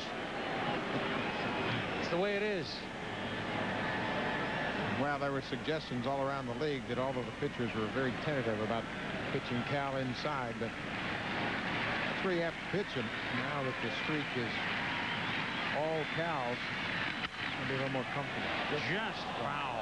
Signaled by Al Clark down at 3rd, and what a treat it is for the umpires tonight. They were, it's great to see the umpires standing and applauding along with everybody else. You just think that they're so stoic and just different. And hey, Al Clark told me it was as big as any. I mean, he was with us at the earthquake game at the World Series and visited the umpires before. It was the biggest thing he's ever done. Larry Barnett, home plate umpire, said the same thing. He, of course, has worked World Series.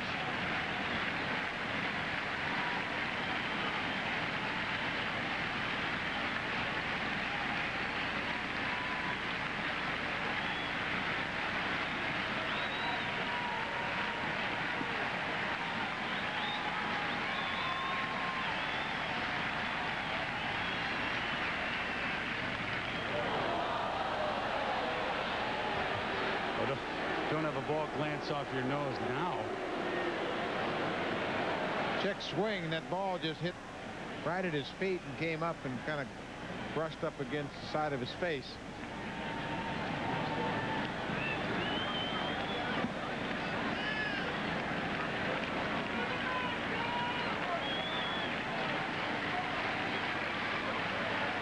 Caught him right in the end of the nose, it looked like. 2-2 is the count. How good Bunbury gets to make a play on a ball hit by Cal. That's fitting. And Bull.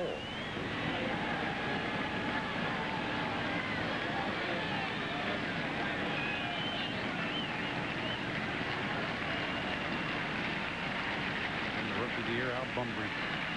It's like Cal, a former rookie of the year.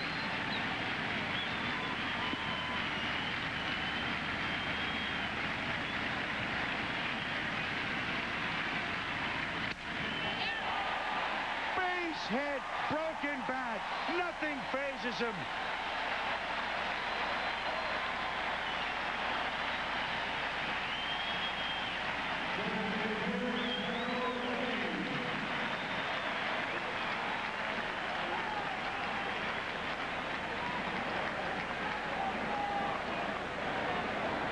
This ball right on the end of the bat, and that barrel goes flying toward the infield. Wants the concentration again. Looked like it was a breaking ball that he got right off the end of the bat.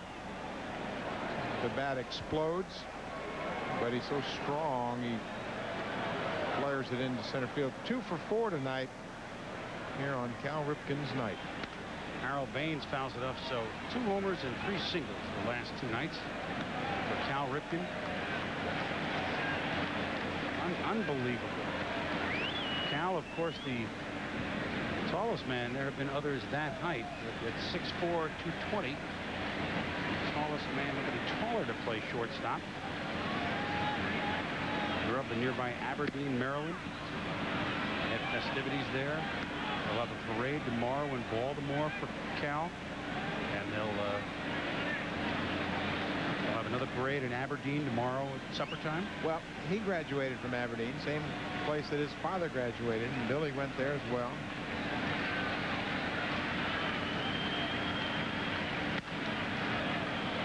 He was a pitcher in high school. Good one.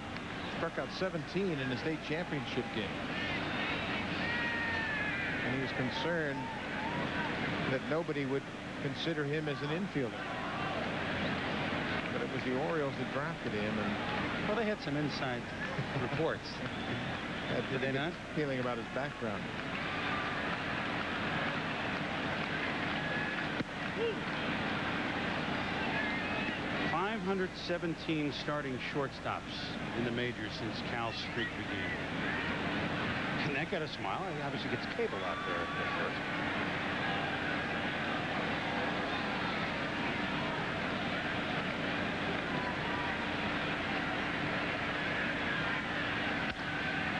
.340 have been on the DL this year alone during the streak, not to mention over 3,700 since the streak began on May 30th, 1982. And how about this? He's played in front of over 58 million fans during the streak. Buck. But you can go on and on and on. All these numbers are staggering. The foursome of Tony Gwynn, Wade Boggs, Bain strikes out. Gwynn, Boggs, Mattingly, and Puckett.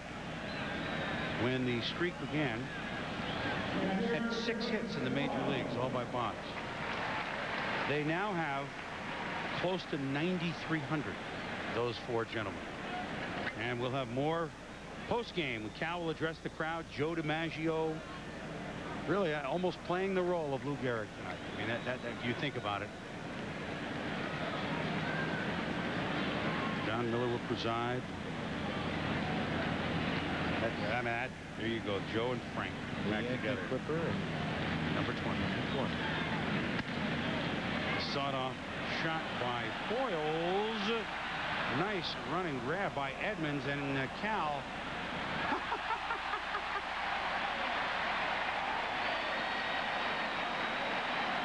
And J.T. Snow may make it one of the loudest ovations of the night. Well, that's not going to get anybody's good side in that Angel dugout. They let one get away. Cal, I don't know what happened to him. He was all the way around second base when Edmonds made that catch. Watch Edmonds. He comes running in from his position in center. Nice play. Makes a running catch, and he looks up, and Cal Ripken is standing at second base. And somehow they let him get back to first. He's trying to hit that ball with the back of his head. Unbelievable. Always competing. Unbelievable. Chuck Cottier told me a story, the bench coach of the Orioles. This was in a game, a big game earlier this year, and they were down a run or something. Ripken hit a double. Brady Anderson is at first. I want to get the situation right. And there were runners at first and second, whatever it was. Rip came back in the dugout later and said, "You tell Brady I got the second before he got the third." This is like in a one-run game late, always competing.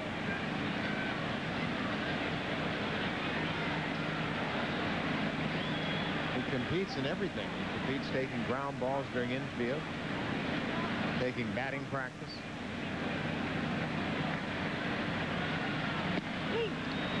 Cottier also told me that there was an 11-2 game earlier this year, and about the 8th inning, and Regan sent Cottier down to see if 11-2 Orioles lead, would he like to come out. And I think we're in pretty good shape here, Cal. What do you think? Take a couple innings, and Cal said, "Wait a minute." He went over and took the lineup card, saw that he was hitting 5th. He goes, "You know, if we get a couple more runs this at bat, then I'll feel better about it." They're up 11-2 in the 8th. So batting 5th tonight. Not a lot of suspense that he would be in there tonight. Nor has there been for 13.5 seasons. Count is 2-2 on Jeff Houston. Cal at first, 2 out. Hit pretty well to left field. Garrett Anderson is a long run. Oh, he made that look nice and smooth to the young left fielder for the Angels. So Ripken is stranded at first. We are heading to the ninth inning. The Angels with their last shot. The Iron Man cometh to shortstop. This ESPN baseball special is brought to you by Advil, advanced medicine for pain. No non-prescription pain reliever is proven to last longer than Advil.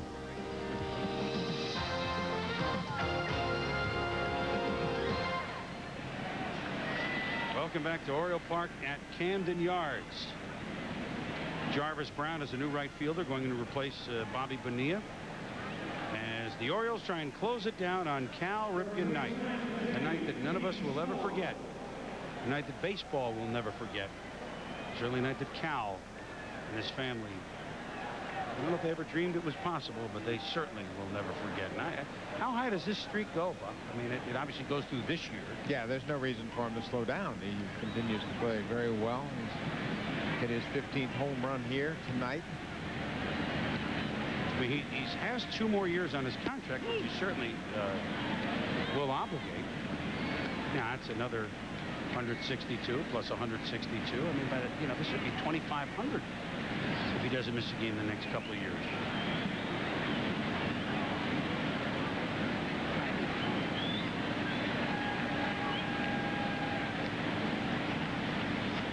And as we said, he has hardly limped through this streak. My goodness, home run on all 3 nights of this homestand with the Angels at 2-1, 2-9, 2-1, 3-0, and 2-1, 3-1. Not only 15 home runs, but he now has 72 ribbies. That's a pretty big number. This is his 122nd game of the year.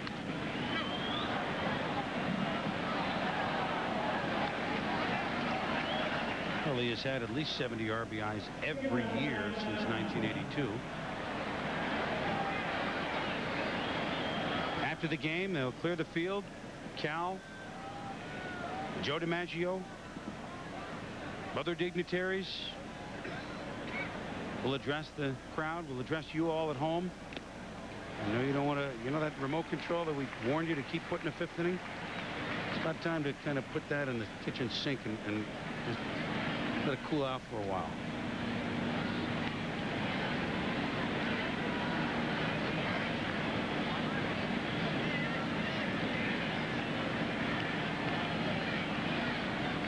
Jesse Orozco trying to close this one down.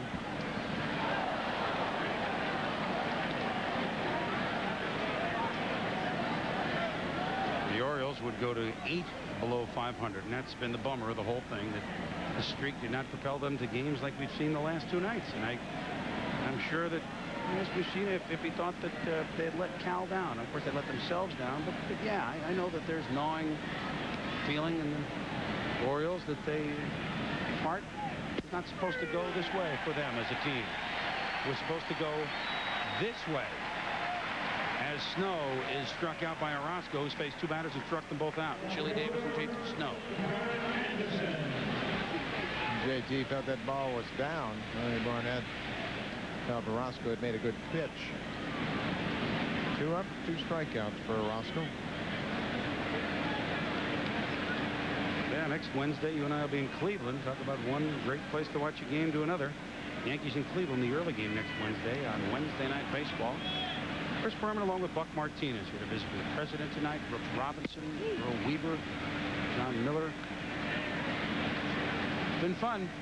Hope you all have enjoyed it at home. This is it's a treat for us at ESPN. If we may just get to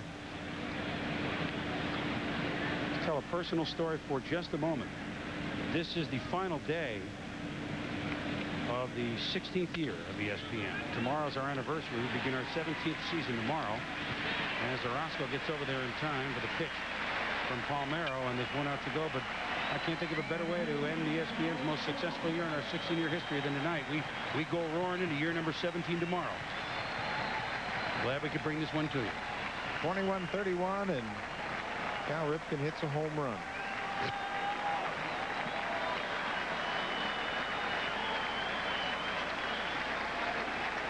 Spike Owen, the last Angel hope. Everyone on their feet. Post-game ceremonies to follow. I'll give you, if you tune in late and you missed it, I'll give you a little taste of what happened here when the game became official, with the Orioles leading 3-1 after the top of the 5th inning.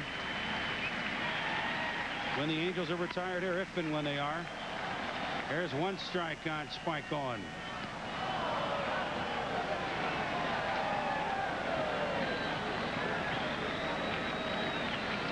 So plenty more here to come from Memorial Park at Camden Yards. Chris Berman and Buck Martinez and our entire crew. It was a labor of love tonight, let me tell you.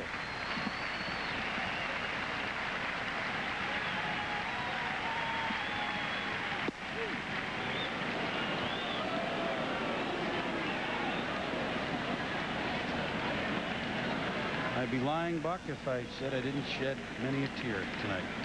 You saw me. And you too? I couldn't talk. I'm glad we didn't have to. Thank goodness we had 23 minutes to compose ourselves.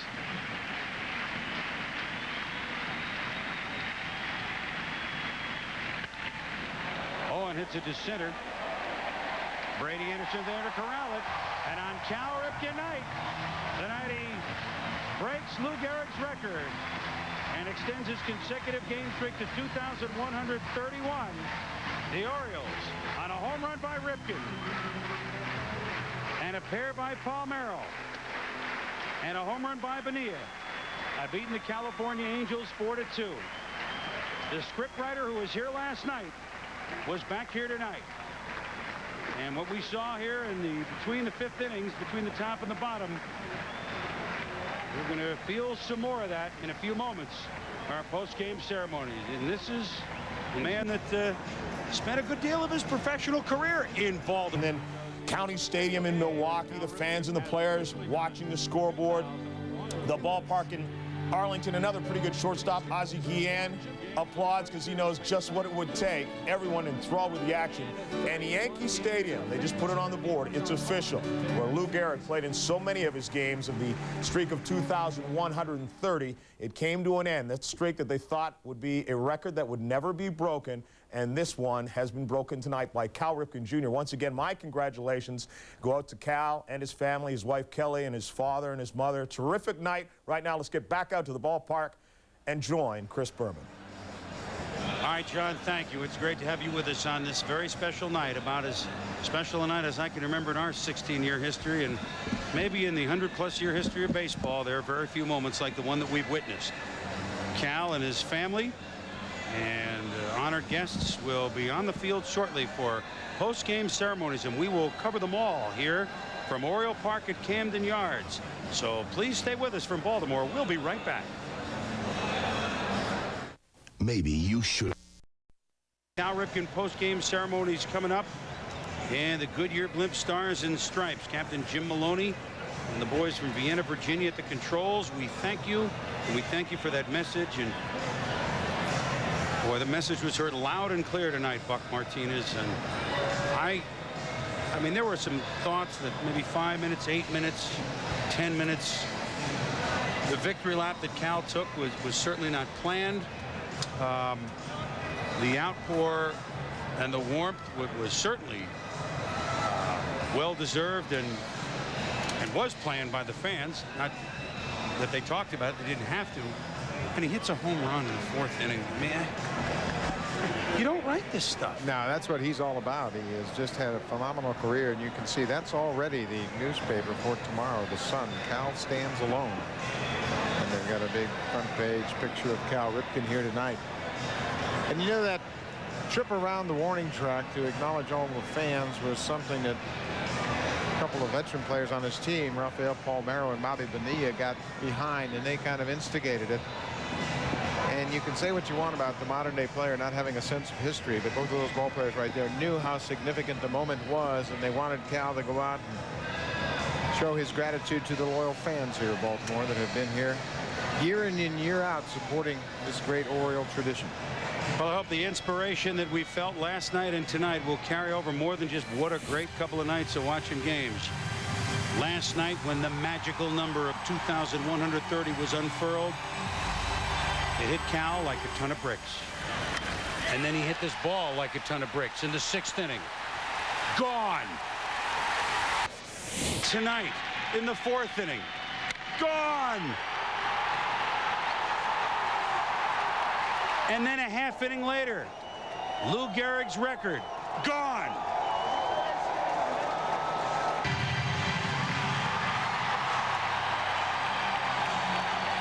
Cal Ripken, Lou Gehrig.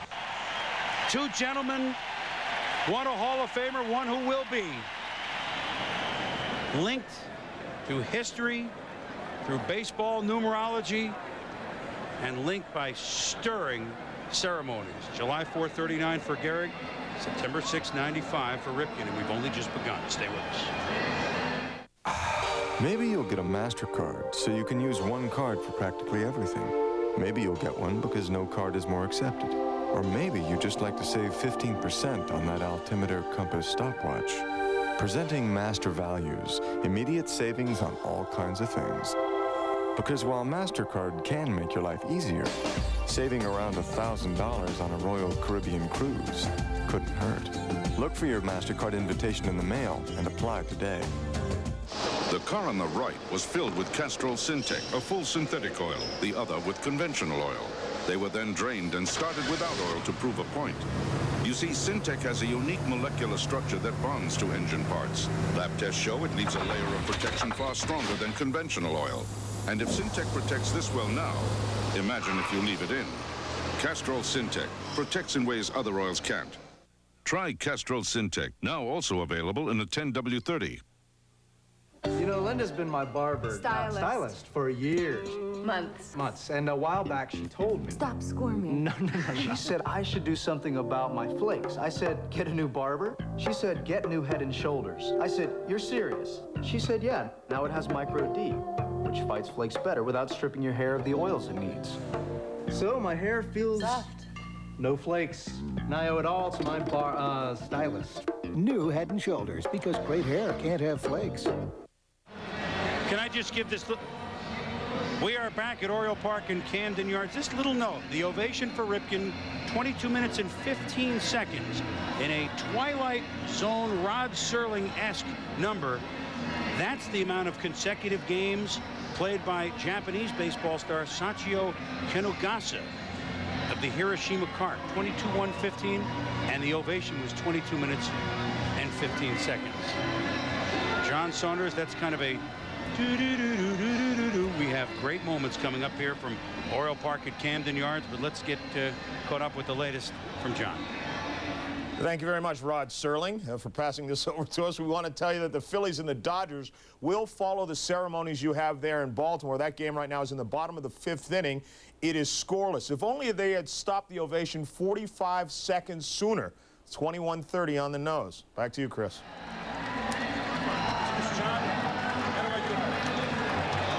All right, John. Rex Barney, the longtime PA announcer here at Baltimore, will get us in.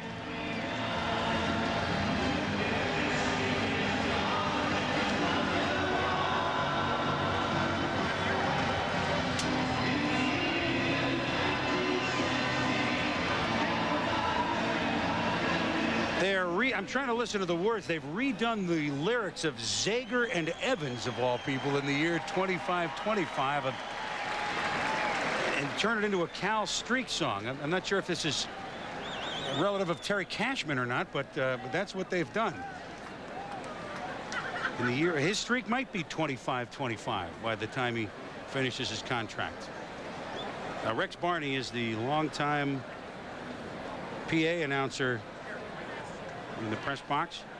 And of course, a man that pitched for the Brooklyn Dodgers for 10 years, pitched a no-hitter against the Giants in the Polo Grounds, September 9th, 1948. He is all Baltimore, and Rex will get us set for an evening that that just continues to cascade, and an evening we will continue to remember.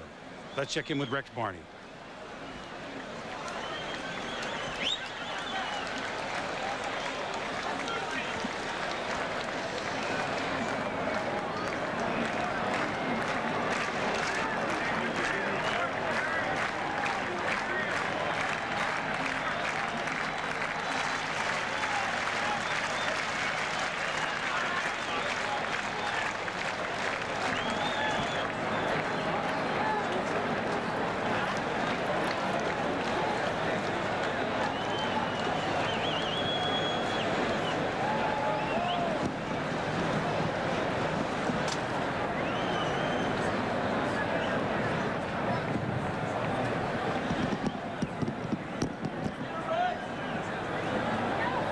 attention, please.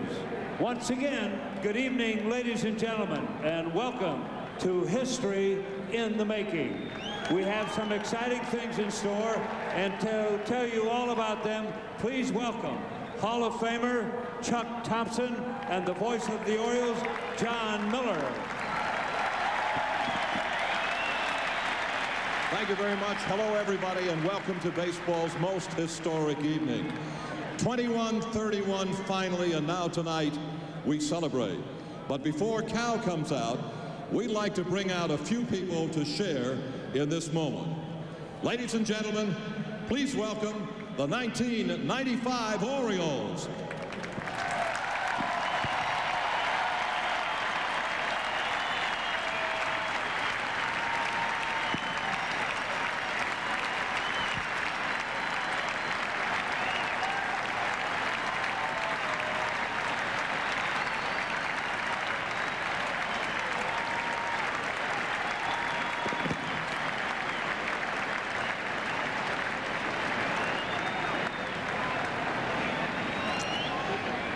We got them all out here? Everybody's here?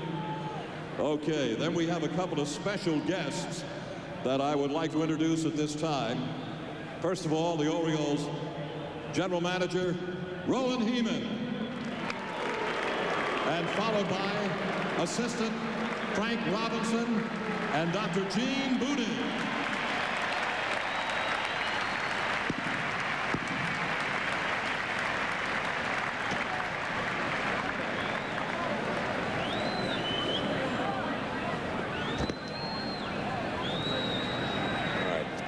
Now, ladies and gentlemen, I want to take you back to the beginning of the streak.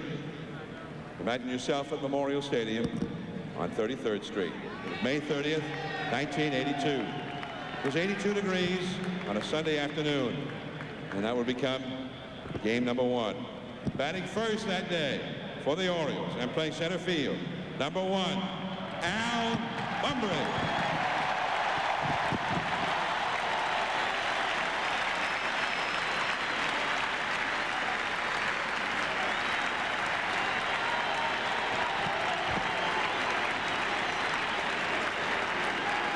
Batting second that day, back in town, second baseman, number 25, Rich Dowell.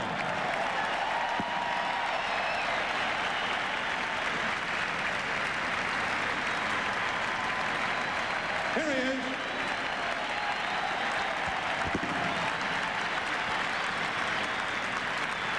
Batting third and playing left field, number 37, Brother Lowe, John Lowenstein.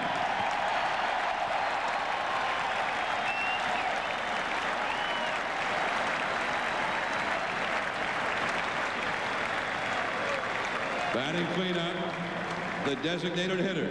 He was a great hitter. Number 29, Ken Singleton.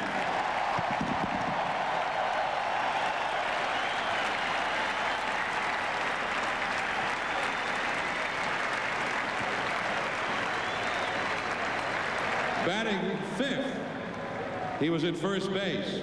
Number 10, the Crow, Terry Crowley.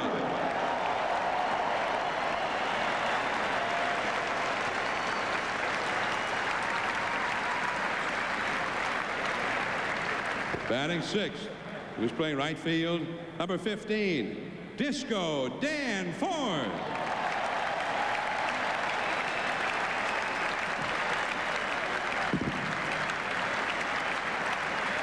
Batting seventh, although he thought he should have been hitting higher, maybe third or fourth.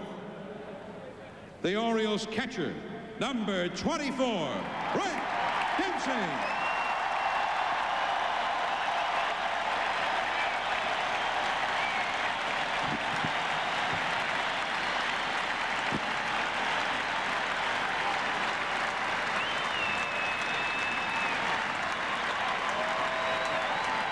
Now, hitting ninth for the Orioles that day, playing shortstop, could not be with us tonight because he is managing a club in Japan. He was number 12, Len Sakata. Chuck? Ladies and gentlemen, On May 30th, 1982, he batted 8th and he played third base. Please welcome the new Major League consecutive games played record holder, one of the greatest players to play the game, Cal Ripken Jr., with his mother and his dad, Cal Sr. and Vi.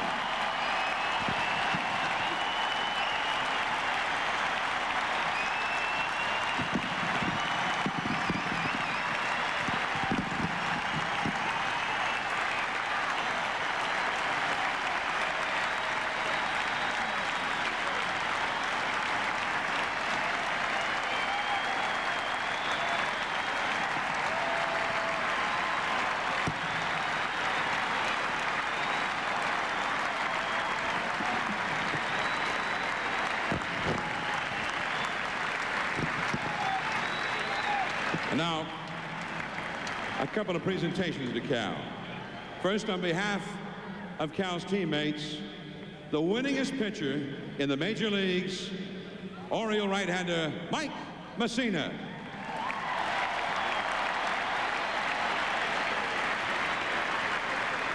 Wait a minute. Wait a minute. Hold everything. It looks like there's a problem with Cal being at third base. Earl Weaver, ladies and gentlemen, has a better idea.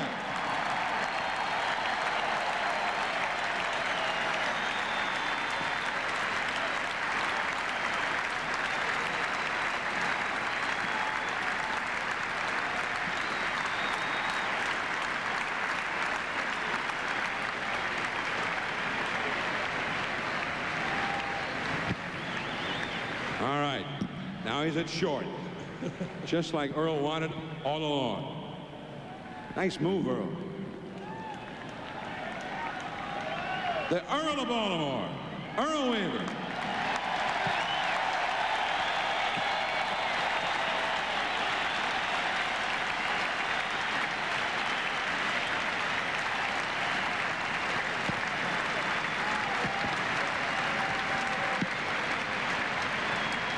Now, ladies and gentlemen, on behalf of Cal's 1995 teammates, again, here's the winningest pitcher in the major leagues, Mike Messina.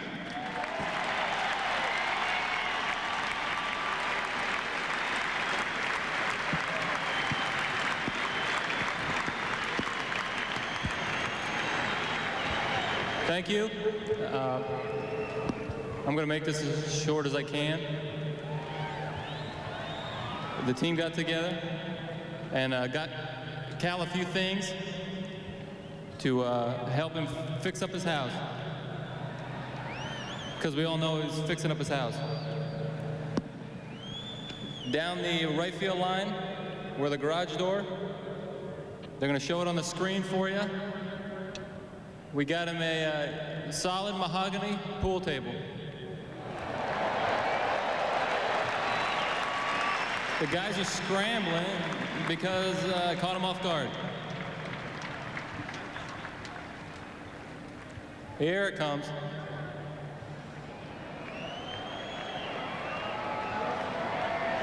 Mine's got big wheels. Everyone knows how competitive Cal is, so we got him a game he can compete with himself.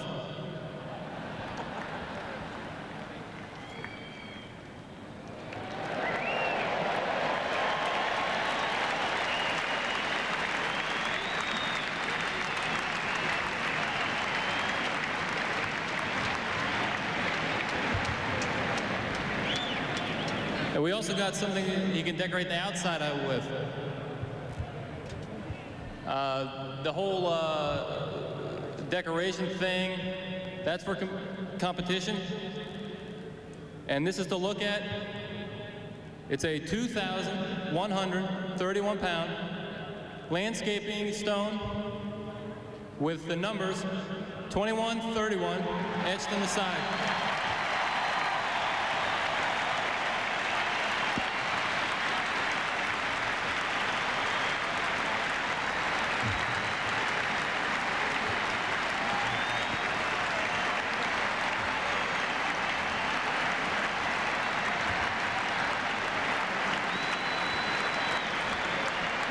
Now, we all know Cal's going to play a lot more games than 21-31.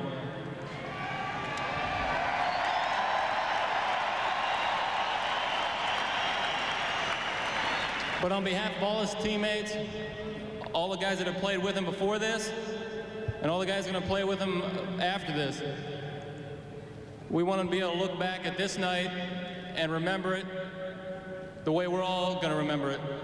A great night. Thank you.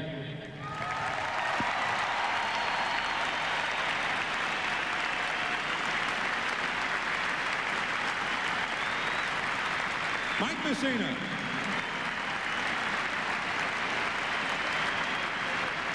And now, to say a few words on behalf of Cal's 1995 Orioles teammates, here is Brady Anderson.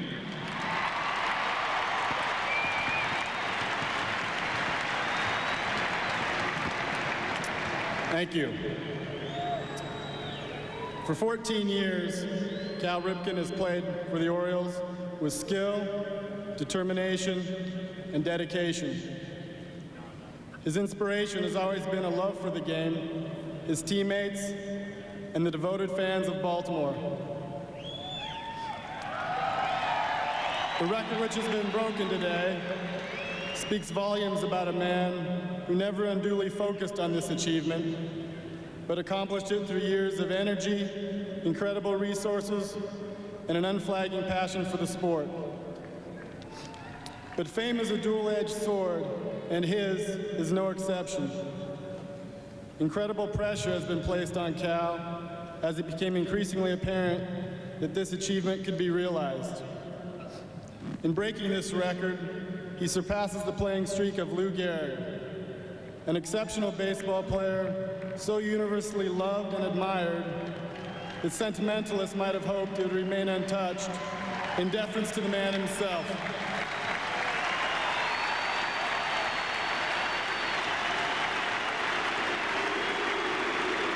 Gehrig's haunting farewell speech at Yankee Stadium, his brilliant career, and his quiet courage leave a legacy of heroic proportion which will grace the game of baseball forever. I know Cal is honored to be in the company of such a legend, just as we know that each man's accomplishments and contributions enhance rather than diminish the others. For what finer tribute can one player give to another than his uncompromising excellence? We are thrilled to play beside him today, and we wish to thank Cal, our teammate, friend, and mentor, for enabling us to share this wonderful moment in time. We acknowledge his extraordinary performance in breaking this record, but we acknowledge as well his excellence throughout the 14 seasons. Cal, you've inspired many teammates, you have delighted millions of fans, you have given the nation uncountable memories.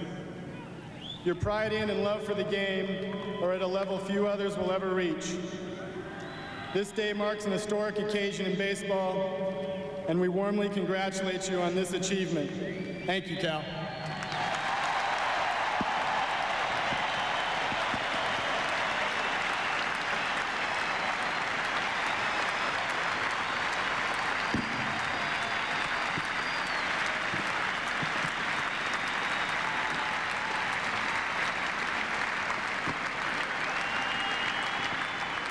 Thank you very much, Brady. And just in case there's any doubt, that very beautiful lady who was holding the message that Brady just read is Kelly, Cal's wife. Let's say hello to that lovely lady.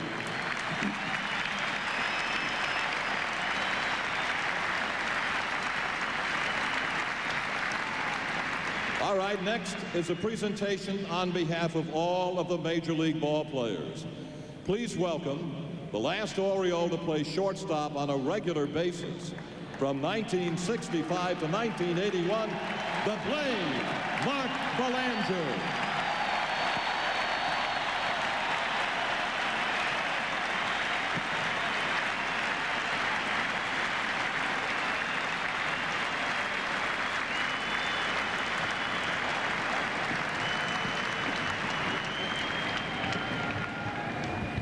I'm here on behalf of this Baltimore Oriole team and all the Major League Baseball players to present to Cal this hard hat, which he will need when he goes to Inspiration Field in Aberdeen, Maryland, when it is under construction.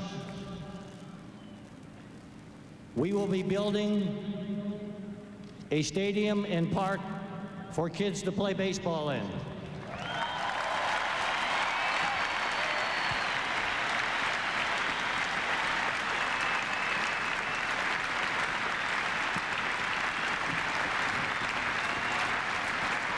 Congratulations on an outstanding accomplishment. Thank you.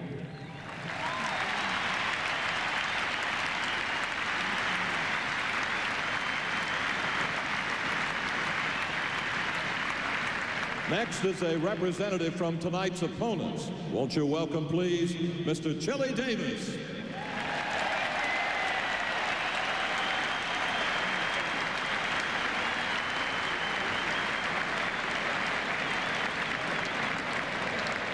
I hate to say this, but I'm afraid Mr. Davis is not going to make it. Representing the current Oriole players, number 25, Rafael Palmero.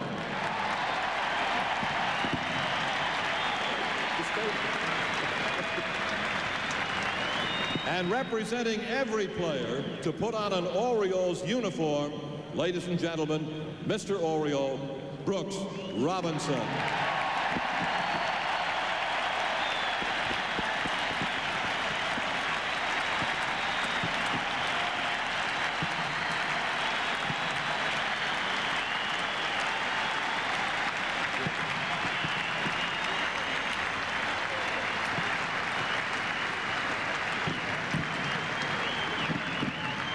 I'm going to backtrack.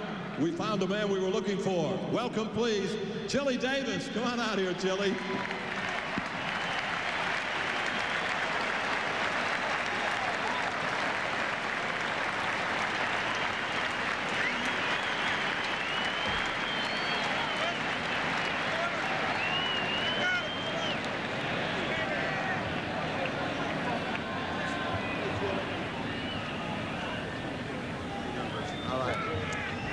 Thank you, John. Boy, am I glad I told Errol Weaver to move Cal Ripken to shortstop. Oh, I'm telling you. What a great night. And what a remarkable feat by Cal Ripken Jr. And he did it with grace, dignity. What else can you add? A great teammate. I just feel very fortunate to have seen Cal, when he was this high, come to the ballpark with his dad, shag balls, stay around the clubhouse, sign a professional contract, and play the kind of baseball that he's played all these years. You know what?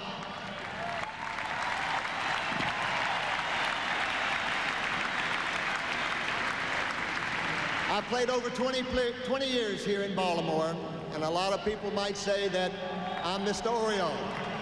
But Cal Ripken, you're Mr. Oriole. Congratulations.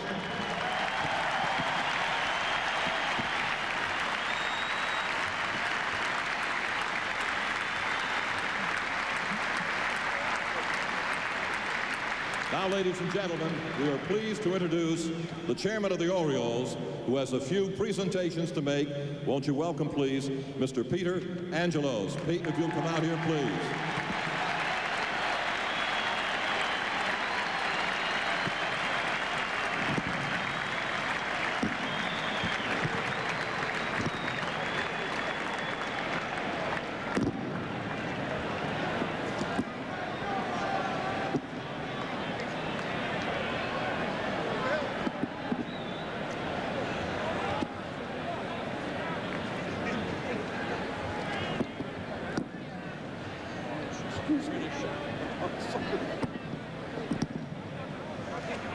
Now, first of all, in recognition of this monumental achievement, Mr. Angelos is presenting Cal with a Waterford crystal with an inscription that reads, "Presented to Cal Ripken Jr.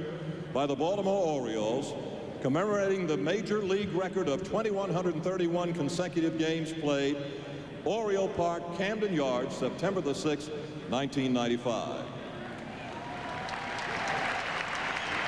And here is Mr. Joe Foss to make that presentation to Peter, who will make the presentation to Cal.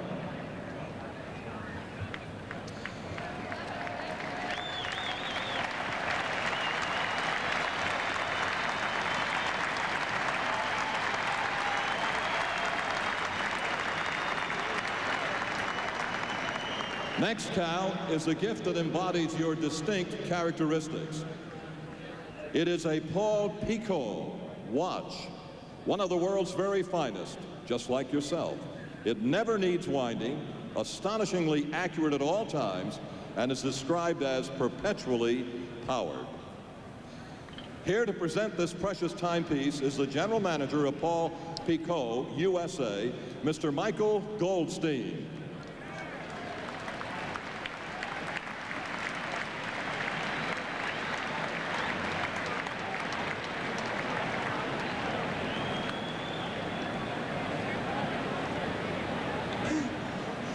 Finally, another gift representative of Ripken characteristics. And if you look down the right field line, you'll see, Cal, your brand new Chevy Tahoe.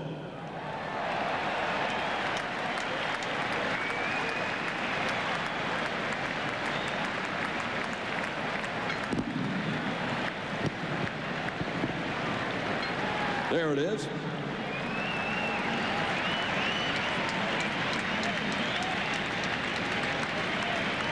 The Chevy Tahoe. And now, ladies and gentlemen, here is Mr. Angelos with a few words on behalf of the Orioles.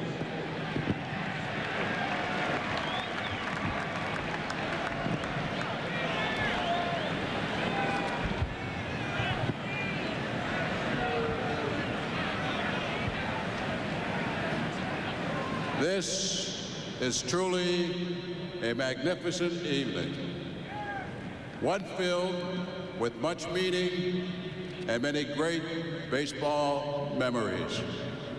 This is a night, an event which will stand forever in our recollection of something special, something remarkably significant. What Cal Ripken Jr. has achieved does him huge credit as a person and as a baseball player.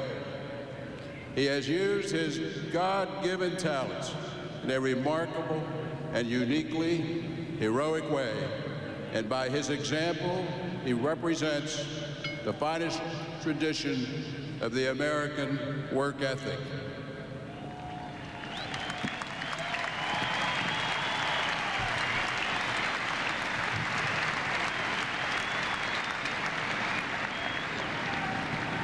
That type of commitment to doing your best, day in and day out, through whatever physical or other challenges life may present, serves admirably as a model for the youth of America.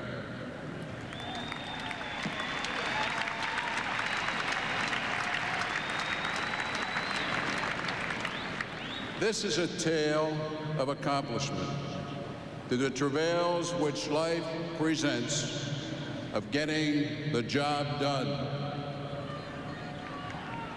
There is a bond here between the past and the present, between the strength of Lou Gehrig as reflected in the strength of Cal Ripken. This is about commonly shared virtues and values and perseverance, which casts a mold for the future. Qualities of that character have a dimension that survives the generations. And we can proudly say that these are qualities which are particularly part of the American heritage.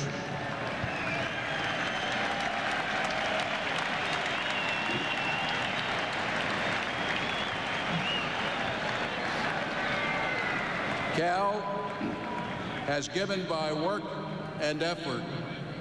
Most significantly, what he has achieved stands as an inspiration for us all. This event has also been favored by an outpouring of giving, which is wonderful to behold. Through extraordinary generosity, purchases of the special Ripken commemorative seats have raised more than $1 million for establishment of the Cal Ripken Lou Gehrig Foundation, which is being created to financially support and advance the research being conducted into Lou Gehrig's disease by the Johns Hopkins School of Medicine.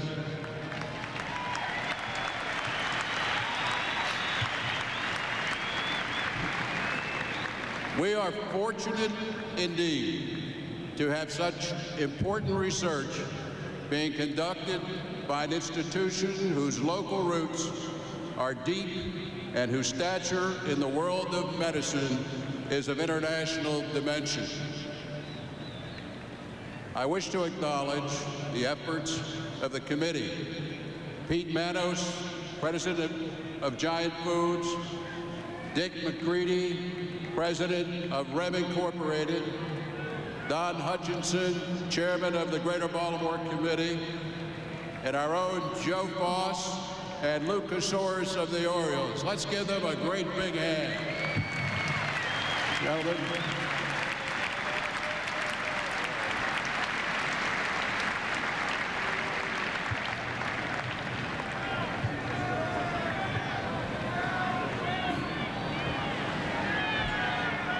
Ladies and gentlemen, I'd like to introduce very briefly Gene Budig, President of the American League, who authorized the construction and use of 260 field seats for this event.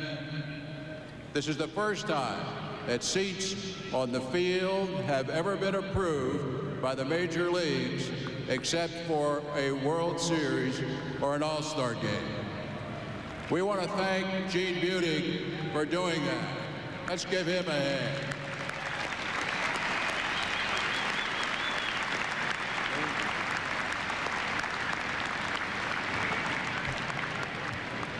I am pleased to report that through the efforts of Pete Manos and his committee, we were able to sell all 260 tickets at $5,000 per ticket, which generated a gross revenue of $1,300,000.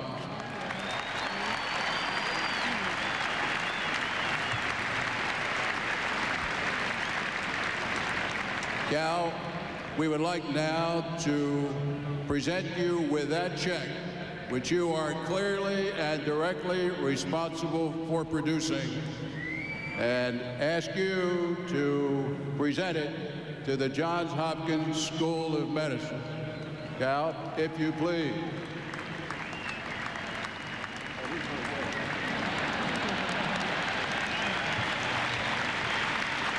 The doctor already had it in his hand.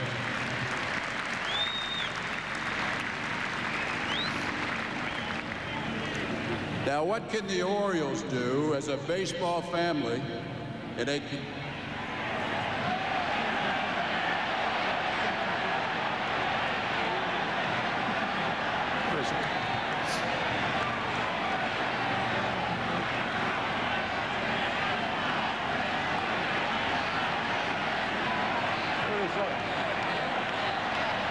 All right, we're going to finish in a minute. We have another announcement here.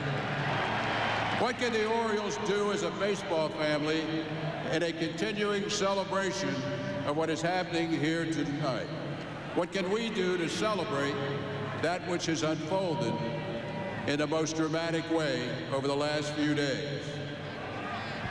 The Orioles, in appreciation of what Cal Ripken has done and what he stands for, and recognizing the opportunity to share in this significant research undertaking, hereby pledge to provide the additional money needed to bring the Ripken Gehrig Foundation initial funding up to the level of $2 million.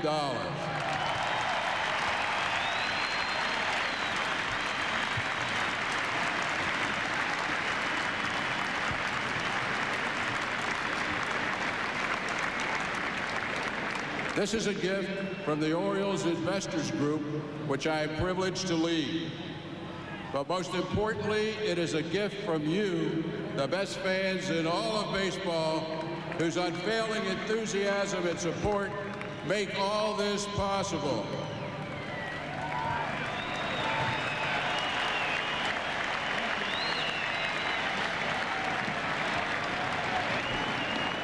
Tonight tells us a lot about the greatness of this game, about endurance, and about the enduring quality of baseball.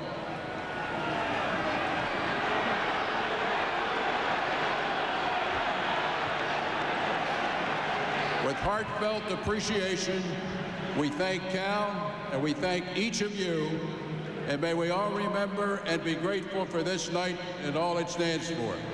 The Orioles congratulate Cal's parents, Vi and Cal Sr., Kelly, his lovely wife, and his children, Rachel and Ryan.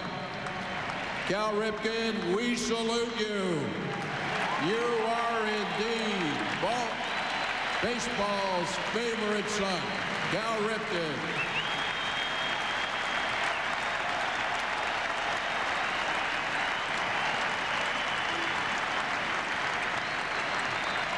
Now,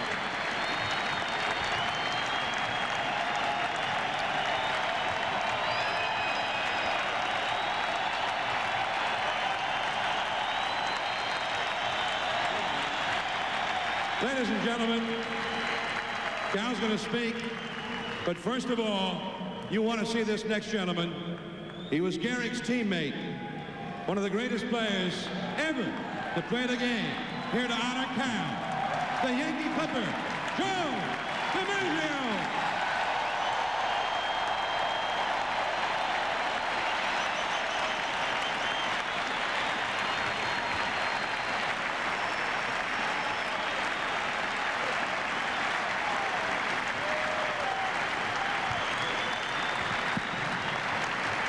All right, I got my stuff here. I got a few notes, but I do want to say there's a beautiful monument to Lou Gehrig at Yankee Stadium that says, "A man, a gentleman, and a great ball player whose amazing record of 2,130 consecutive games should stand for all time."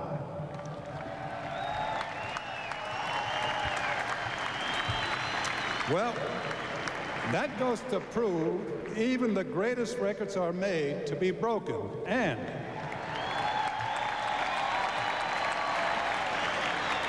wherever my former teammate, Lou Gehrig, is today, I'm sure he's tipping his cap to you, Cal Ripken.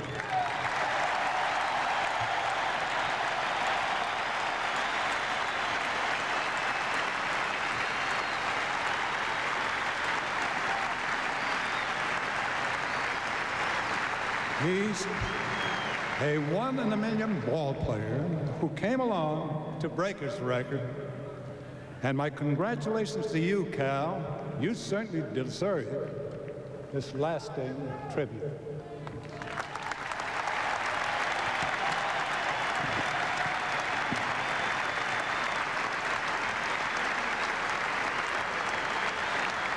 Now, ladies and gentlemen, the moment we have all waited for, probably the toughest part of the evening, for number 8, Cal Ripken, Jr.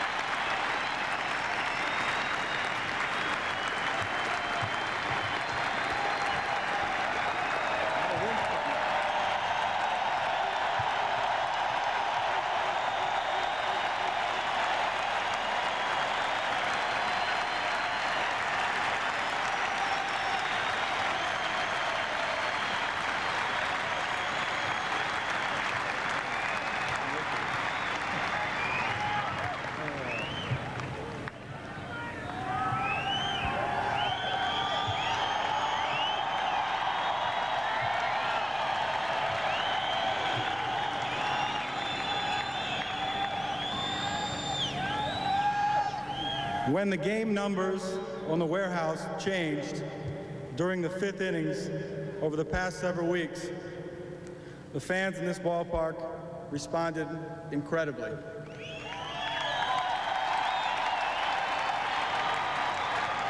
I'm not sure that my reactions showed how I really felt. I just didn't know what to do. Tonight, I want to make sure you know how I feel.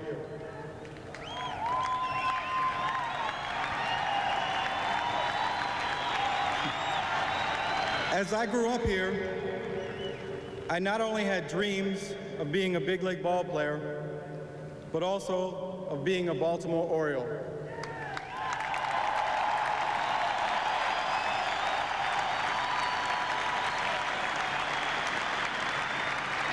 As a boy and a fan, I know how passionate we feel about baseball and the Orioles here. And as a player, I have benefited from this passion.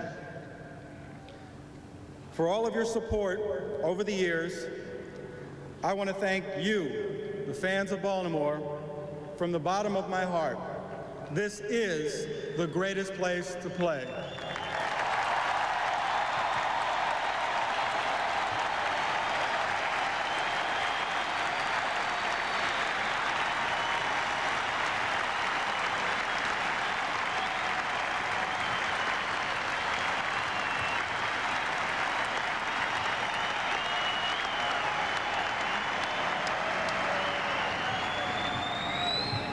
This year has been unbelievable.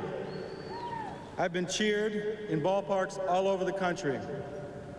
People not only showed me their kindness, but more importantly, they demonstrated their love of the game of baseball. I give my thanks to baseball fans everywhere.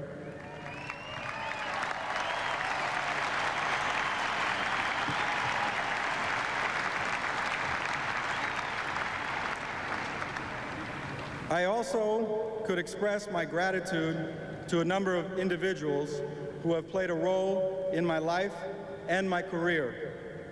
But if I try to mention them all, I might unintentionally miss someone and take more time than I should. There are, however, 4 people I want to thank specially. Let me start by thanking my dad.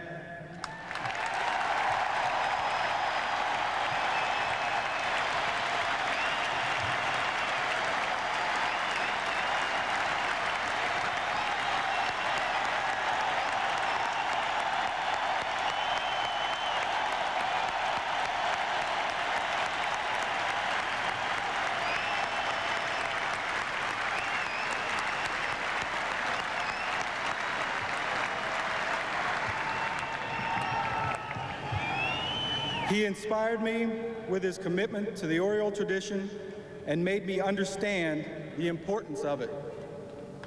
He not only taught me the fundamentals of the game of baseball, but also he taught me to play it the right way and to play it the Oriole way.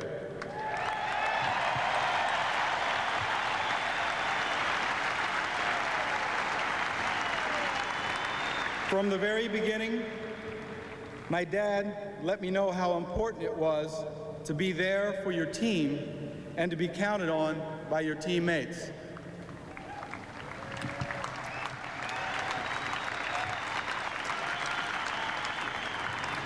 My mom.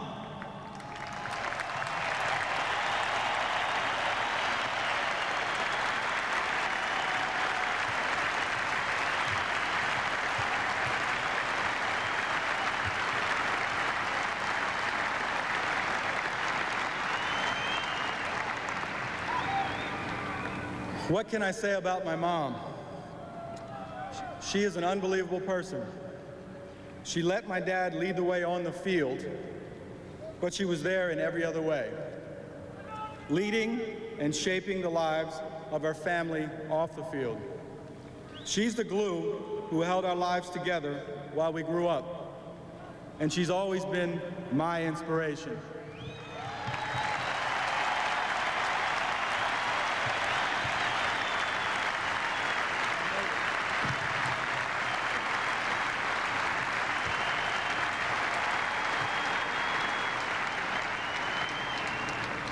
Dad and Mom laid the foundation for my baseball career and for my life. And when I got to the big leagues, there was a man, Eddie Murray,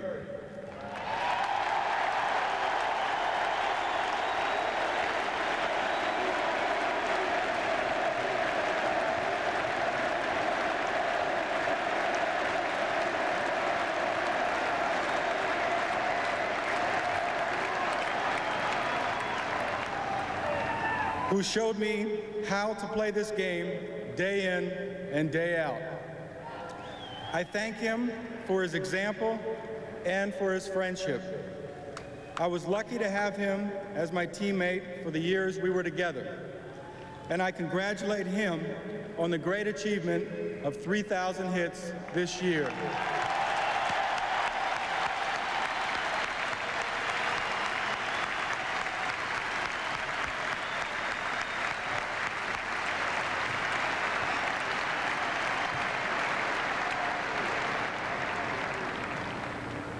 As my major league career moved along, the most important person came into my life, my wife, Kelly.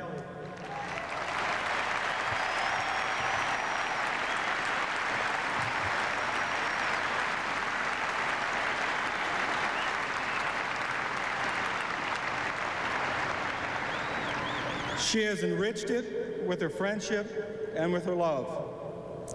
I thank you, Kelly, for the advice, support, and joy you have brought to me, and for always being there. You, Rachel, and Ryan are my life.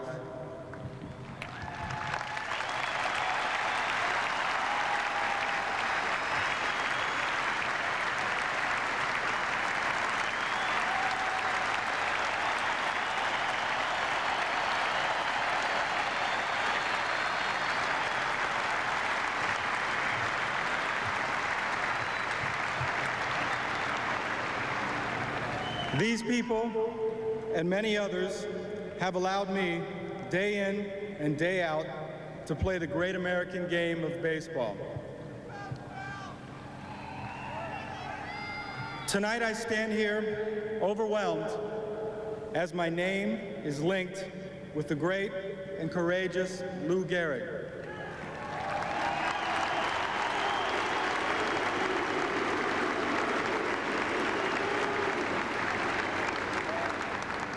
I am truly humbled to have our names spoken in the same breath.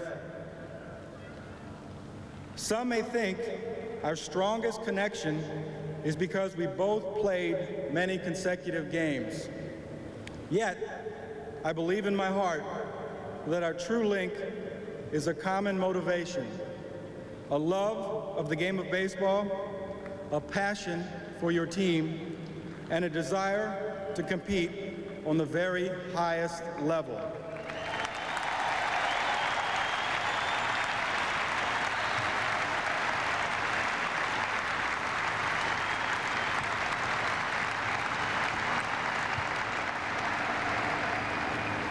I know that if Lou Gehrig is looking down on tonight's activities, he isn't concerned about someone playing one more consecutive game than he did. Instead, he's viewing tonight as just another example of what is good and right about the great American game.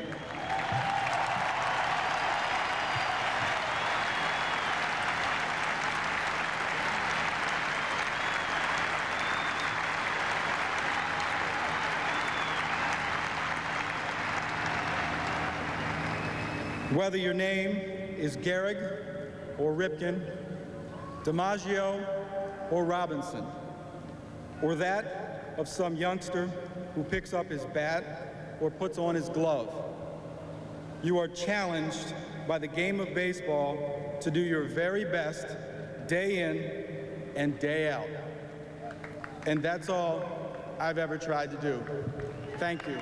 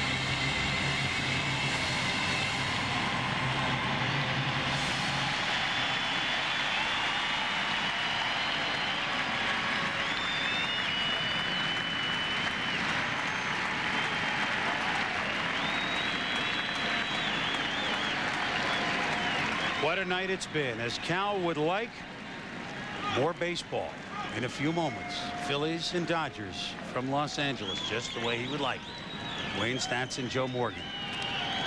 What an evening we've seen. Cal Ripken night. A night for family.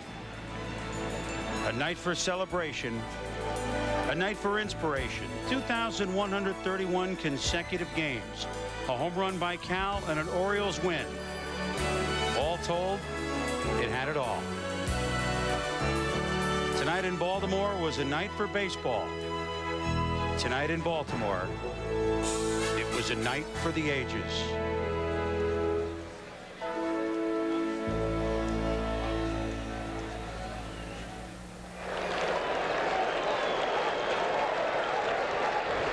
And welcome to Los Angeles, everyone.